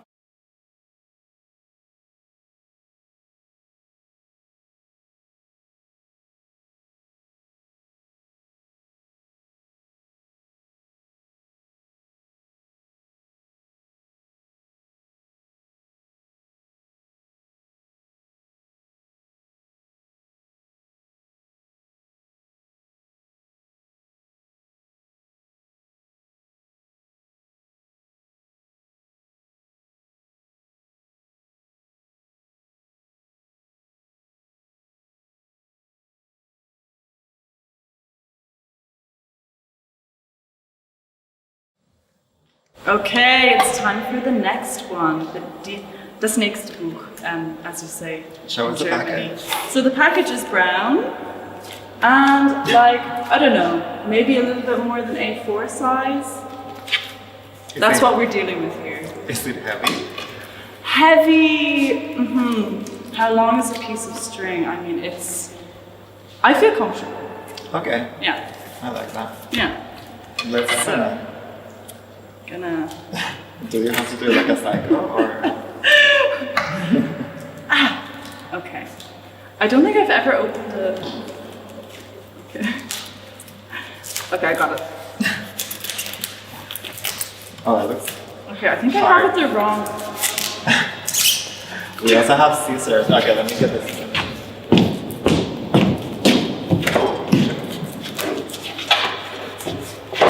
This is harder than it looks. Okay. This is more cute, but okay. We also don't know anything at all about this one. Yeah, this is like Mystery box. a lucky bag. Okay. Finally. Ooh, okay, great. Show us. Oh! Okay. Wow. Show. Wow. So this is a bright book. very colorful. It's very colorful. And yeah, the title of the book is Ein Jahr wir feiern viele bunte Feste. Wow. So yeah, it's about festivals. The book is kind of heavy. It is a hardback cover. It has a hardback cover. And the Verlag, yes. It looks really happy and colorful. Yeah. Do we know what it's about? So, Christopher, I mean, I'm going to attempt to make this up. Reist mit uns durch das ganze Jahr und entdeckt die tollsten Festivals der Welt. Okay, so it's about different festivals around the world, and I'm going to presume this one's for children. Is it? I don't know. Unless it's not. If it's not, it's really not. But if it is, it's for children. Little info, it's the Seemann Henschel Verlagsgruppe. Seemann Henschel Verlagsgruppe. Do we know if it's for children or not? You heard it here first. It is for children. It is Great. for children. Oh, Yeah. how wonderful! Yeah. It's good to be inclusive with your books. Yeah, let's begin. And speaking of inclusive, we have the queer pride flag. Nice. Inclusive time. Props to you guys. I want to see inside. Let's open it up. Show us something. Okay, I'm gonna just pick a page. A random page. Oh, witchy vibes. Okay. Walpurgis Nacht. These are some badass witches. Love them. Related. Love to teach children about witches because we want more witchy people in the world. Okay, more inclusivity. I don't think it's queer themed, but I think they're like teaching kids that being queer is okay, which obviously we did. There's the stations. Okay, these illustrations are literally absolutely gorgeous. So whoever did them. So festive. Do we know who did them? It's either Christopher Core or Claire Grace. One of you two killed it with the illustrations, and the other, I'm sure, killed it with the text. Really good one, no? Yeah. I would say if you have a birthday coming up for kids, or if you're a kid at heart, make sure to support these authors and the publishing house, which so generously sent us this copy for the unboxing. I can say in person, it looks and feels gorgeous. Thank you for sending it to us. Yeah, it smells like a new book. Smelling books. I forgot about this. Get in there. It smells great. So I'm going to add this book to our collection of books. Yeah.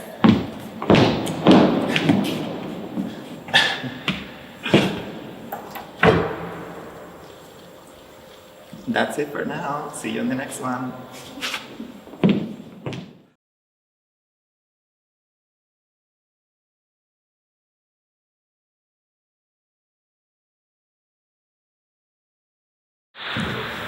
We're back with another unboxing for you book lovers out there. I just love literature. Literature is my favorite. I mean, what else is there in these hard times but kind of laying up in bed and just reading a nice book? It's just the best. Let's do it. Alright, so this one, I can already tell it's gonna be good. I'm not gonna lie, I feel it. I'm a bit witchy. I am a bit witchy and this feels like a good book. So let me unbox it with this easy unboxing Super thing. user-friendly, actually. I think put your hand like this and I'm gonna deliver it to you. Oh my god, it's like giving birth. Oh wow! Okay, so this one's heavy. Heavier than I expected. Oh, yeah. That's not. That was planned. That was perfectly planned. I'm so happy I hit that because it took us like 7 takes to get that. Alright, so this is Wunderschöne Rückkopplungen. Lovely So this one feels right away so strong and sturdy. Yeah, it's so technical. Like there is more. I feel that knowledge is stored here. I can feel. You know that. what I mean? You know, it's like in the Matrix when Neo like gets the knowledge like inserted, but like you actually have to take the time and effort. But it's okay because it's so interesting that you don't mind. Yeah. So. Excuse me. Wunderschöne Rückkopplungen. We got some feedback from some German guys, and they said that means feedback in German. So something like pretty feedback or something. Beautiful feedback. Beautiful feedback, right? Okay, why don't you show us the first page? Let's see what's in store for. What's the publishing house? The publishing house, Martin Schmitz Verlag. Exactly. Habe ich recht? Gut. Thank you so much for sending it to us. Also, like Thank the you. other people who sent us their Yeah. books, very generous of you. Let's see what it feels like to open it up. You feeling good? I feel amazing. Ooh, okay, I'm getting encyclopedia vibes here. I love encyclopedia. So much info. I probably would find this hard to read, but just because I'm not a sound engineer. But Do you think it's about sound engineering? maybe not. Who knows? Who knows? Okay, I have to say I really like the pages because they are soft. They remind me of, you know, in school when you'd be really happy that you had pages that weren't shiny because you could write in it easier with your pen or pencil. Yeah. Yeah, and it wouldn't smudge. So You can definitely scribble on this one if Yeah. that's something that you want to do on this beautiful, like wonderful book. Yeah. But please don't. Okay, very nice picture of some person who plays piano and is a bit messy. That's a win, of course. Yeah, he seems very cool. Very cool. And German words. Oh, Confirmed. yes. Upside down picture, plus 10 points. Are these QR codes? Yes. Okay, so there's QR codes in the book. It's the future. Yeah, the future has arrived, even though we're still using a book, but yeah. So I guess you can get extra information. You can get audio. Audio. So he's talking about audio, and then you can get some audios. That's amazing. That's great. Jesus Christ. That's great. amazing. Can I feel it? Yeah, feel it. Here, get into it. Yeah, I love it. Yeah, I mean, I would really want to have this book on my coffee table. I would love it. Maybe I'm cheap, but they won me over with the QR codes. But yeah, audio, engineering, and stuff about audio and history of sounds, that's lovely and super interesting. So please support this book by buying it. And who's the artist? The artist heißt Frieder Butzmann. Was für einen schönen deutschen Namen. Perfekt. Oder, ja. Sehr schön. So, ich bin gespannt. Ich liebe es. Willst du das Buch präsentieren? Sehr gern.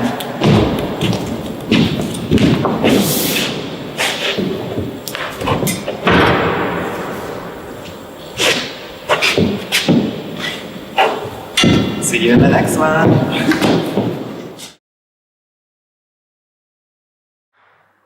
Welcome back to Unboxing Books. Is that the title of our show? This is the title of our show. We haven't discussed this, so to be determined. But what we know for sure is we are on the It's a Book Fair, and we want to keep showing you some awesome books. Let's see what this one's about. Okay, so I really like this package because it feels like, I don't know, a friend just sent it to me in the post. It's kind of, yeah, modest, but exciting at the same time. Wow. I'm gonna just go for it, split it open. This is so much better, I have to say. My feet are not dying anymore, so thank you, table, for holding me like this in place. It's quite hard to manage this with these acrylic nails. Let's just gotta look back. Get over that. I like to throw things to the side, so I'm gonna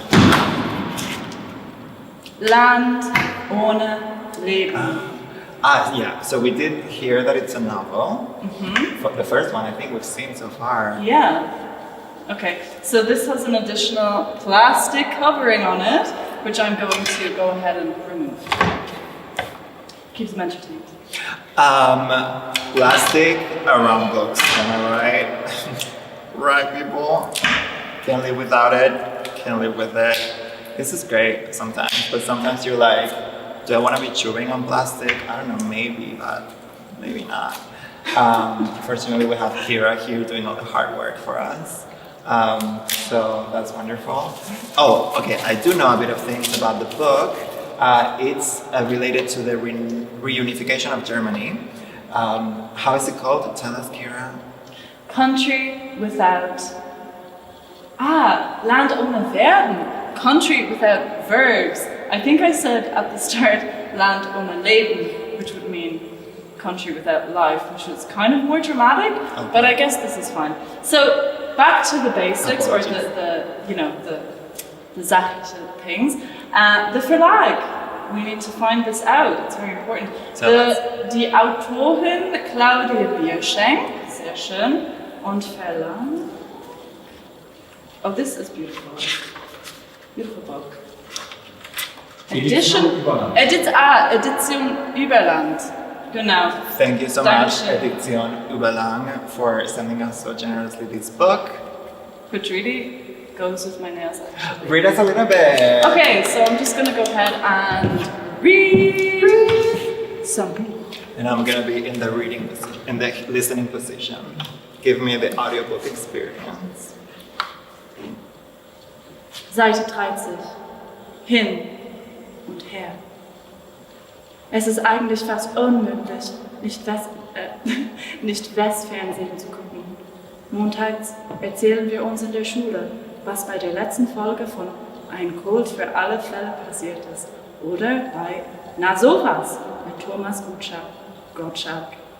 Den findet meine Großmutter so unmöglich. Wegen diesen langen Locken. Das sieht doch so schändlich aus. Großmutter benutzt das Wort schändlich. Gorgeous! That was lovely, amazing, I loved it. It's like an audiobook, but like with a real human that you force to read it with to a you. real human, with real mistakes. She is available for birthdays, weddings. She can read all of your books. Give her a call. She has a summer offer post-pandemic celebration. And anyways, thank you so much for sending us this book. I'm gonna put it on the shelf. Yes. Our collection is growing. Yeah, I'm gonna prop it up there. Land ohne Werbung. Love this one. Please support them by buying the book. Books are great. Please support them. Who doesn't love a good book? That's it for this one. See you on the next one.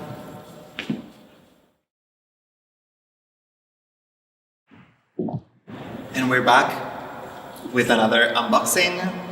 This time I can tell, and I've heard from a reliable source, that it is a magazine. Kira, how do we feel about magazines? Oh, you're ready to give me the tool? Okay, give me the tool. Do we love magazines or do we hate love magazines? them. We love them so much. Alright, let's see. How to open, this is the new section in our show, is how to open crap with really, really long nails. You go like this, you struggle a lot, throw some stuff on the floor, throw some more stuff on the floor, and then you struggle some more, and then you realize that you have a tool. Then you put the tool here, right on this border. Oh, actually. You're doing great, sweetie. Thank you. How is it down under there? It's kind of weird, but it's different. I needed to change it up a bit. I'm gonna ask you for a favor. Yeah. Can you come here and I can throw you the magazine and you can grab it? Yeah. Okay, no, I'm not gonna be able to. Grab it! Good. Oh, it's upside down. Oh. Pretend it was like this. Wow, I love the colors. This is so cool. We know it comes from Also Berlin. from this angle, I don't know. It's Woo! yes. That's so chic. Okay, we know it's about science fiction in China, which chic as hell. Yeah, that's very cool. And it's called Capsule, and this is some badass logo design. We know that already. So it's in German. It's by Jiang Bo. I'm kind of digging the combination of German and Chinese right away, and the feeling is like really like nice and shiny. Let me open it. Can you? Can you? I'm just gonna be normal again. I mean, I was loving it. I wasn't hating. Don't worry. Ah, okay. So yeah, this is different than the ones before, because yeah, well, it's a magazine, not a book. But like, I'm kind of digging it. There's like kind of more portable like feel to it. And this gold, this shine, get into it, mama. Like, ooh. She's giving us shine, she's giving us glam, she's giving us so much. Graphic design is alive and well, people. Thanks to Jiang Bo. Okay, this is gorgeous, not lying, not pretending. I love literally... We find it really hard to lie, so... Yeah. All truth. We only tell the truth. So, yeah. Electric blue and gold. I literally told you today that I love that because you have this blue, electric blue outfit, and I was like, put on some gold, and then and then I didn't. Yeah, and that's the story. Yeah. What are your feelings about science fiction? I am a fat ass nerd, or a skinny nerd, unfortunately. But I love science fiction. The Matrix is my favorite movie. I don't know if that's... Yeah, you already mentioned The Matrix. Today? Yeah. Well, I love it. This is literally gorgeous. Do you... No, you're like the opposite of like a nerd, right? You're yeah, I'm like cool. Okay. I'm Yeah. not. I'm just kidding. Loving it. Okay, this one... We are gonna try to steal one of the books, right? So yeah. This is already like in my list, although in German, I'm not sure, but I dig so much the combination. Okay, this is cute. This is kind of like you have one side in German and then you have the original Chinese, I guess, on the other side.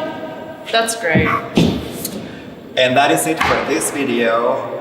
Please support this magazine by absolutely buying it. And see you on the next one. Yeah.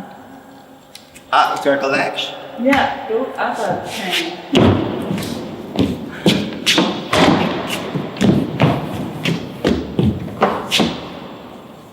See you on the next one.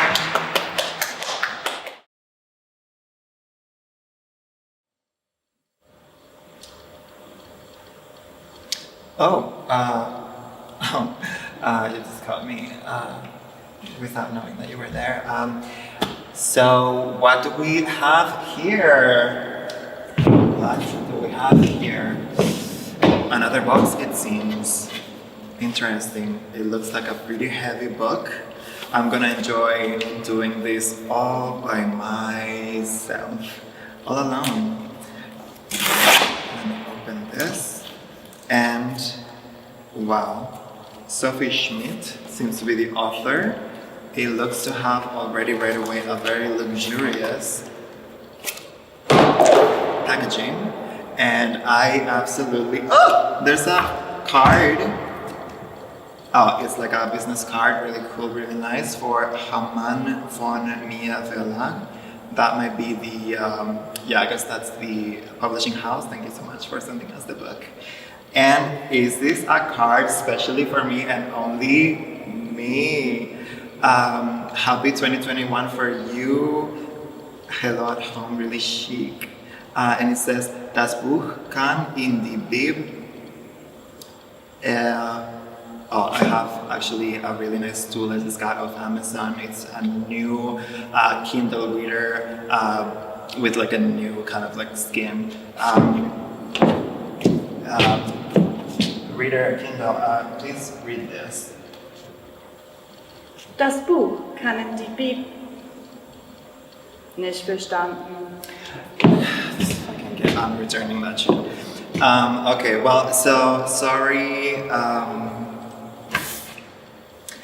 the person who wrote this. So, in such a lovely way, there's a Übergeben. Does that make sense? Okay, we got it. Thank you so much for sending it.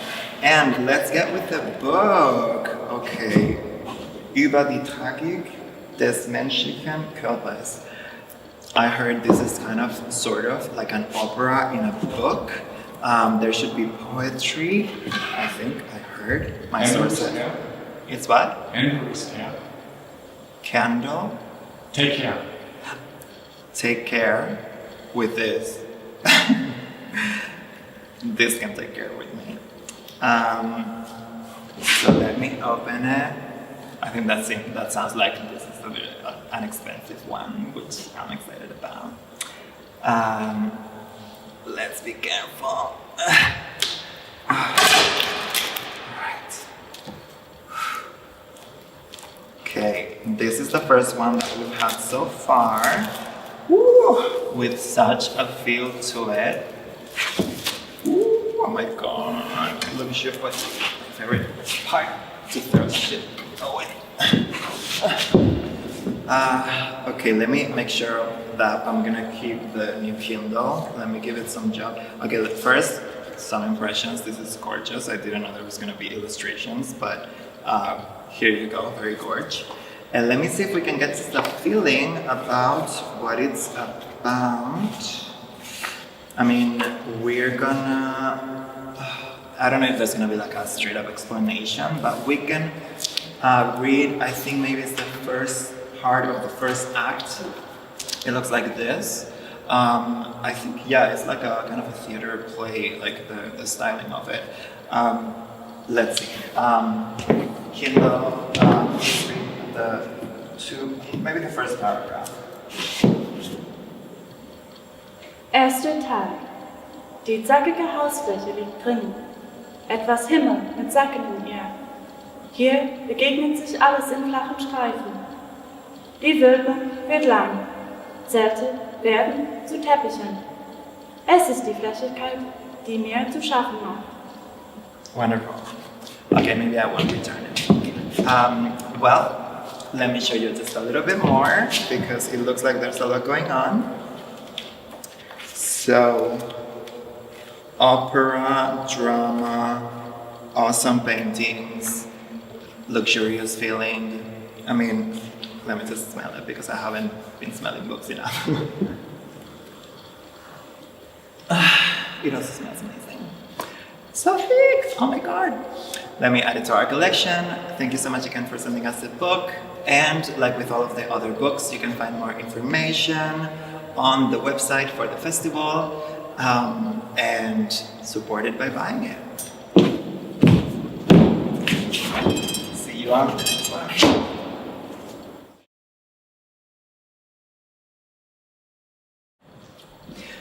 We have another box with ourselves, which is good news for book lovers watching us because it means we're gonna unbox another book. And so far, have we had any flops? I don't think so. You don't think so? Mm-mm. I'm There sure. has been not one flop tonight. That is well done to all the participants. All the publishing houses that have sent us their books so generously. Especially, it's been like such a challenging year, like in these trying times, to still write books and publish books.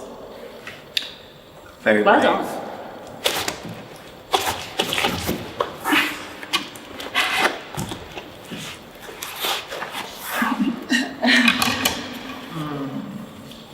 You want some help?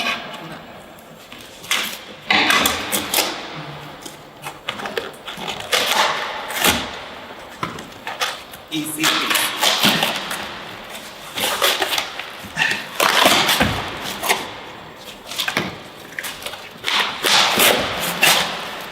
Woo! Bubble wrap, nice. another fan letter. Valid. Oh, they didn't write though. But it's from Anosh, Astrid, Pia, Rosie, Simone, and Theo, which I assume are part of the publishing house. Hopefully, if not, sorry. Valid. I don't think. Was this the publishing house? No. Valis is a publishing house from Amsterdam. So they publish International. Okay, great. So thank you, Valid. I helped you with that. Thank you. Whoa. It does kind of look like it comes from Amsterdam. Yeah. In a good way. In a good way. In a good way! Lovely way. Wow. Okay, so right off the bat, I mean, you know why? Because it's kind of like if the Akira books, you know, the manga, had a child with like a publishing house of Amsterdam. I think because it's like the same format. Okay, maybe you don't know about this. I don't really know much about manga. I'm going off topic, sorry. Anyway, so let's look at this book. Let's read the title. Rewriting Architecture, 10 plus 1 actions.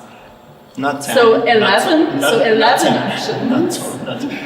I like a title that is like a bit of a mental workout. It's like we're not giving it to you easy, you have to do calculations. 10 plus 1, basically.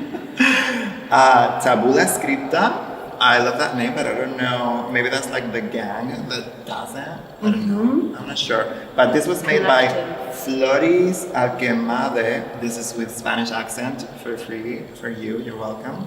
Michiel van Iersel, Mark Minkjan, Jarek Oburg, Eds Editions. Editors. We were just told before it rolled, but yeah. I didn't remember. Okay, let's take a look, shall we? Do you want to help me with moving the little pages for our audience? Is that Karl Marx? No, some other ancient nobleman. Love those guys. Cutie. Yeah. I love a good beard with a bald head. I love my favorite. Okay, this is like some poor living conditions. I guess that's like what the book is not aiming at. Let's see what's next. So we've dived right into the center of the universe, which in this case is just page 167. Shuffle in space. Land readjustment is the reparceling of land in which landowners swap pieces of land. So it is about architecture. They didn't lie to us, which I love. Yeah. I love not being lied to. You know what I mean? Yes, truth. The truth hurts. Okay, so one thing that I have to say is it's not just like, it doesn't feel just like the Akira manga. But almost done. Wrap it up, but I have to mention that it's this lovely, hard material that I guess separates the sections. And I'm really into it because it's like different than just like straight up like a book. It feels like weighty, like it's really divided in these sections in a somewhat architectural way, one might say. All right, so do you want to walk? My feet hurt. Thank you so much, Mama.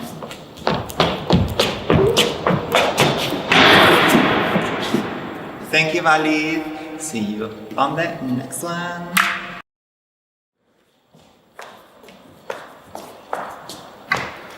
Welcome to another unboxing of a fabulous book. Seems like we have a big one.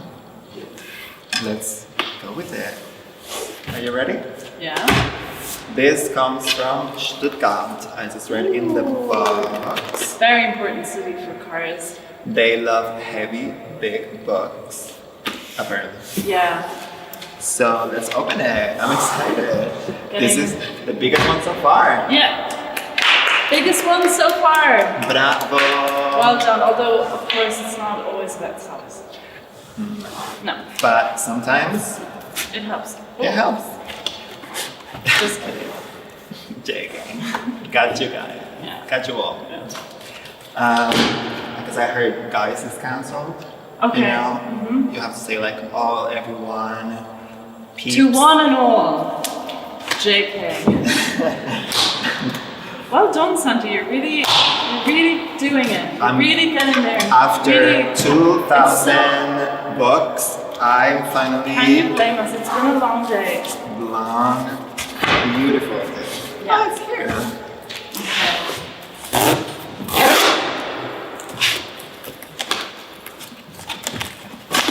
Whoa, more packaging. Woo! This is like a whole thing. It's a whole other freaking thing. Look at this. I mean, yeah.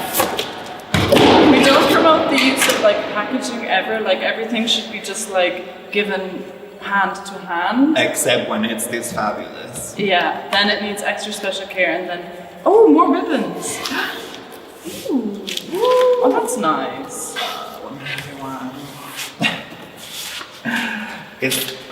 Oh my god, it's like we got a tattoo together to celebrate this day, but I guess, okay.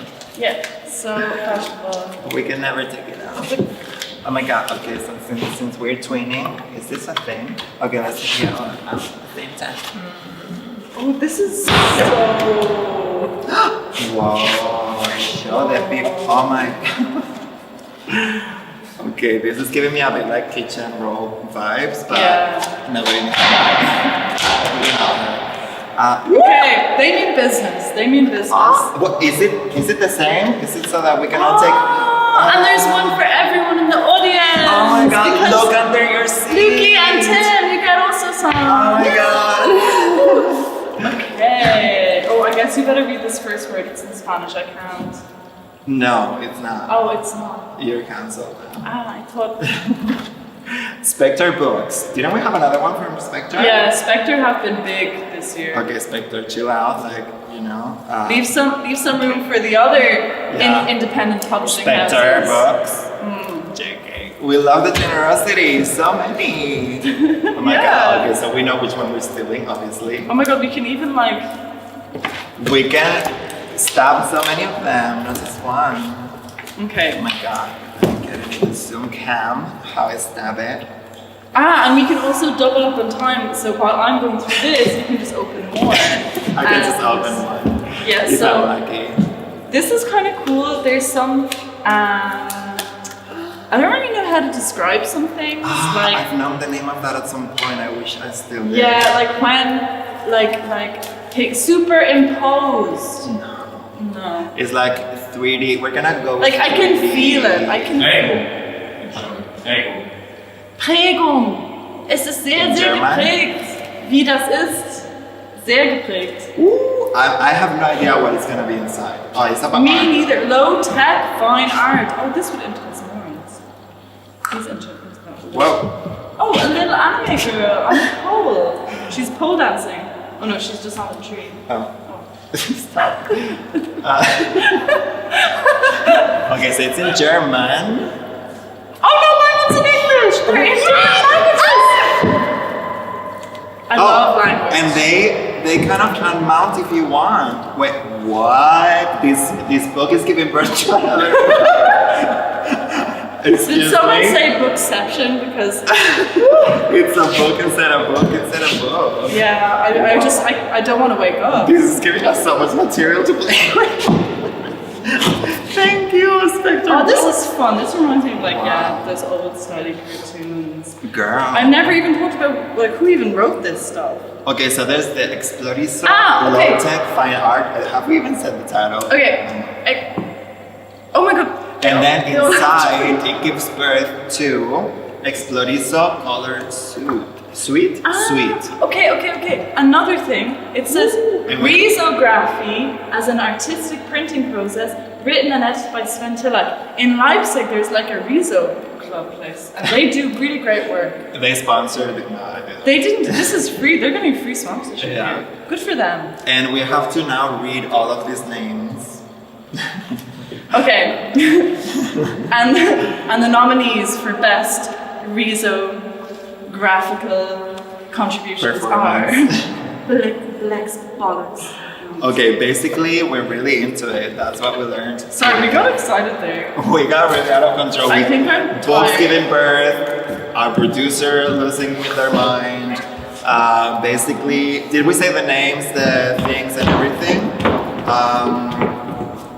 Well, it's a bunch of people actually. It's a bunch of people and they did a great job. Thank you, Spectre Books, for sending us this book. Let's add it to our collection. Oh my God, Here, everywhere. It's a book party on. See you on the next one.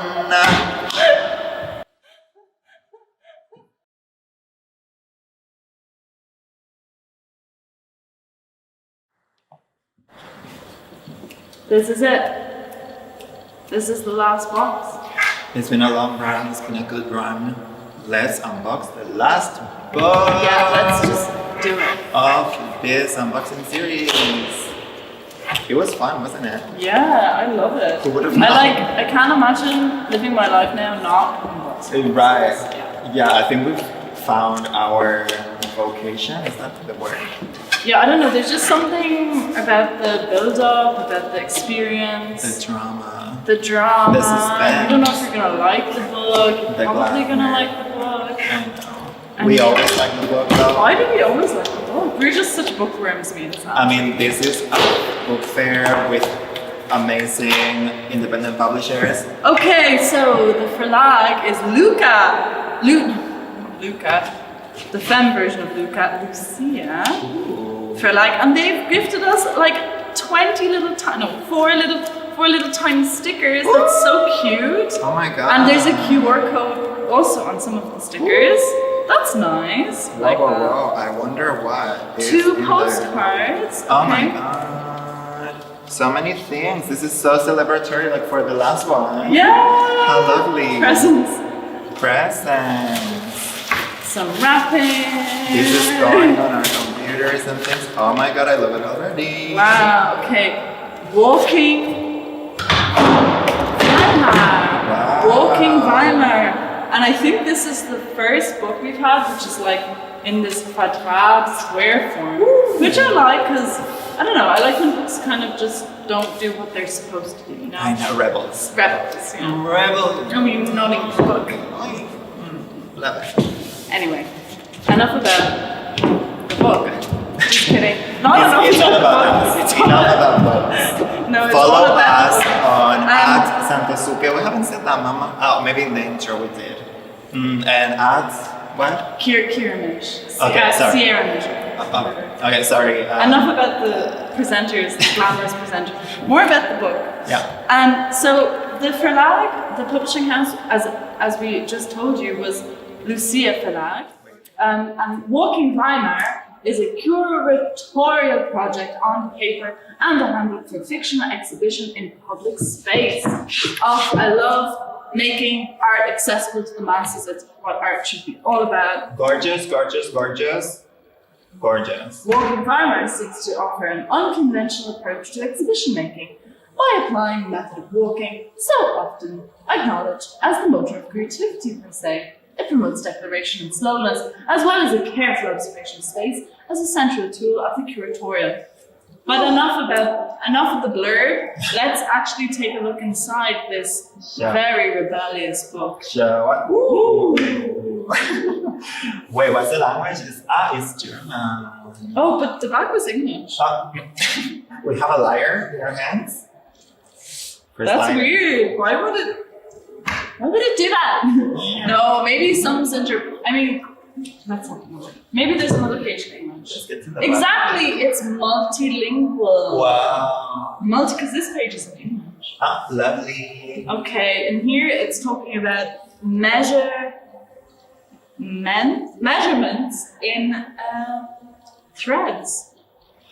Yeah, so I guess it's really showing us lots of different aspects. I love the design so far, what I've seen. I mean, this is very fun. This is very 80s. Also, the feel. Ooh, I would Yeah. pay a lot of money for this. I don't know how much it costs, but look at this, look at this. Look at this Playgon. You see that Playgon? Oh my God, oh my God. That Playgon though. Yummy, yummy, yummy, yummy. Yeah. Okay, more. We like it. More. There's pictures, More. there's shiny pages, there's... I mean, Smell. That's good.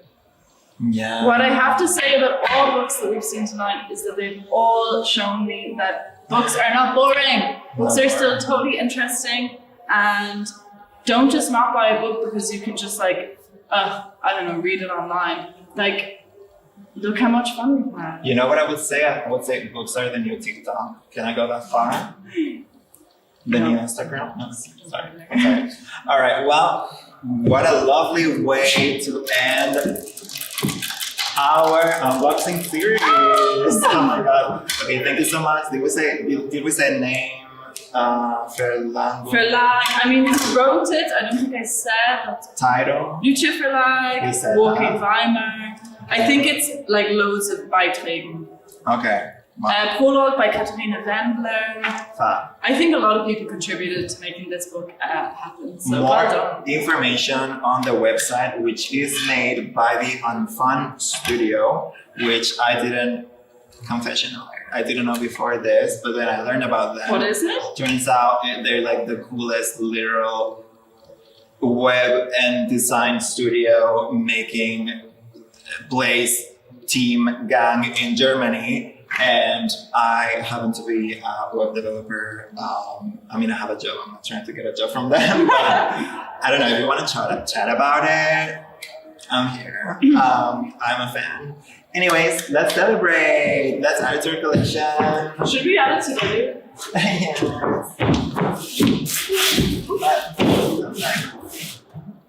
All right. Wow, our collection. May I just take this moment to say... Okay, let's have a drink. Let's have a drink to celebrate. This is the finale. I So nice. wanted to have a show and a finale just to say that. Lovely. Well, Santi, Well, Kira, what should we toast? to independent publishing of beautiful, gorgeous, interesting, inspiring books. I couldn't have said it better myself.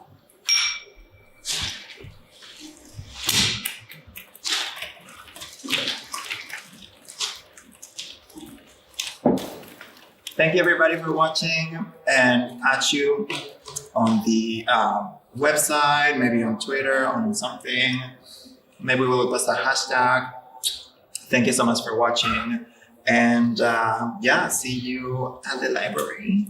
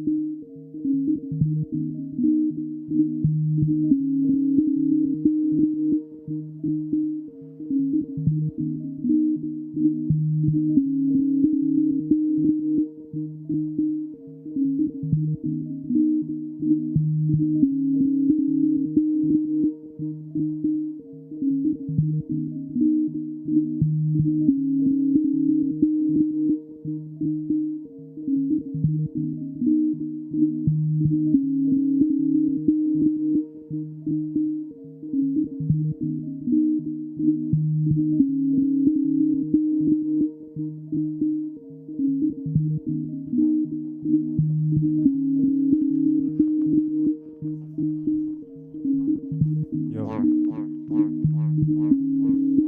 a book.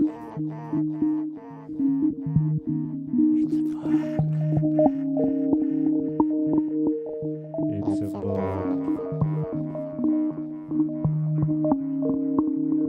It's a book. It's a book.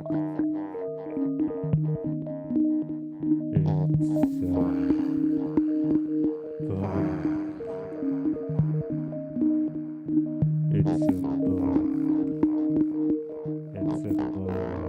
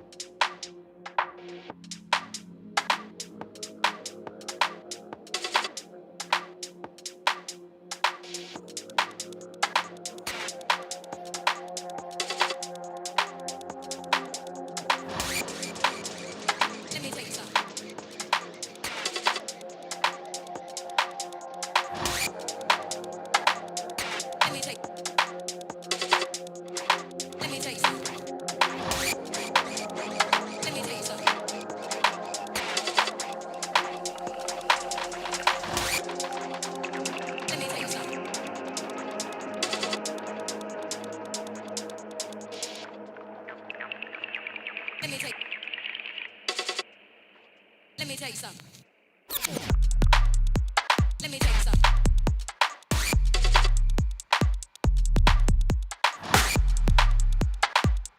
Let me take. Let me take some. Let me take some.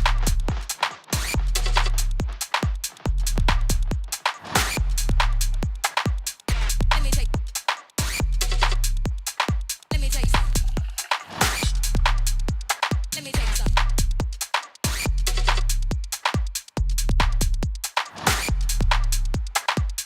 Let me take. Let me take some. Let me take some.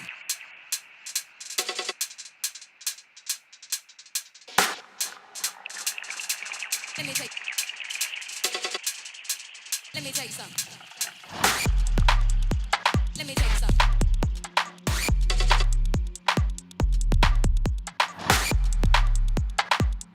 Let me take. Let me take some. Let me take some.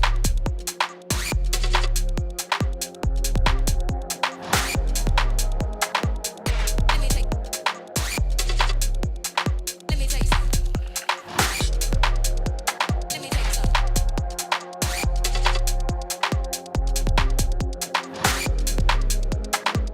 Let me take. Let me take some.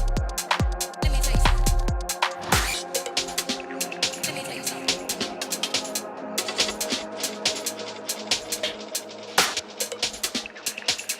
Let me take. Let me take some. Let me take some.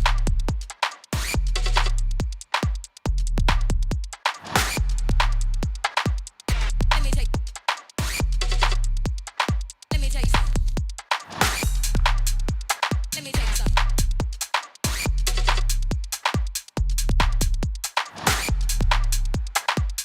Let me take. Let me take some. Let me take some. Let me take.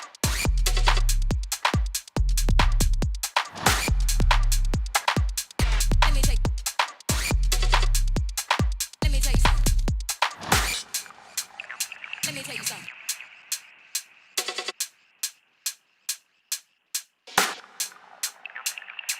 Let me take. Let me take some. Let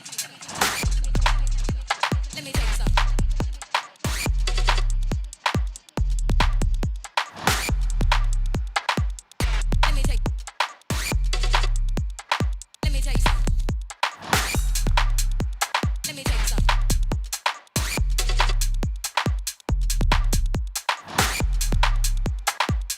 Let me take. Let me take some. Let me take some.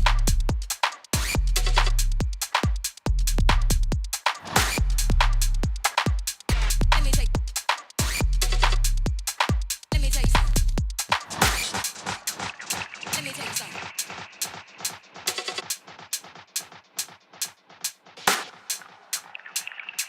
Let me take. Let me take some. Let me take some.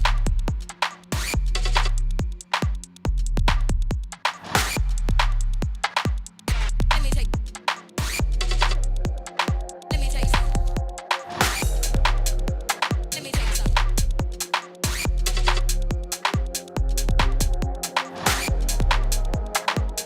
Let me take.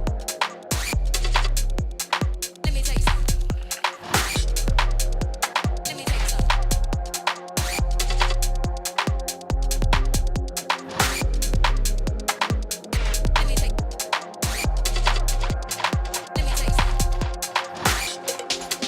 Let me take some.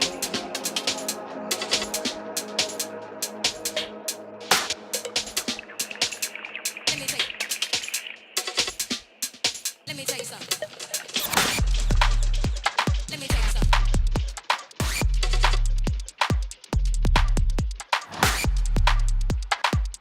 Let me take. Let me take some. Let me take some.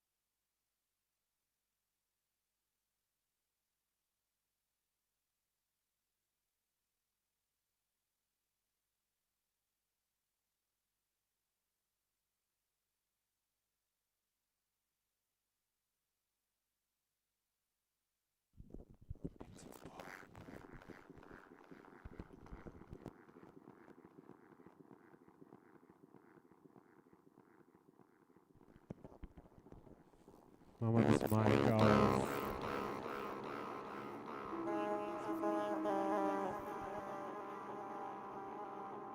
Das Mic aus.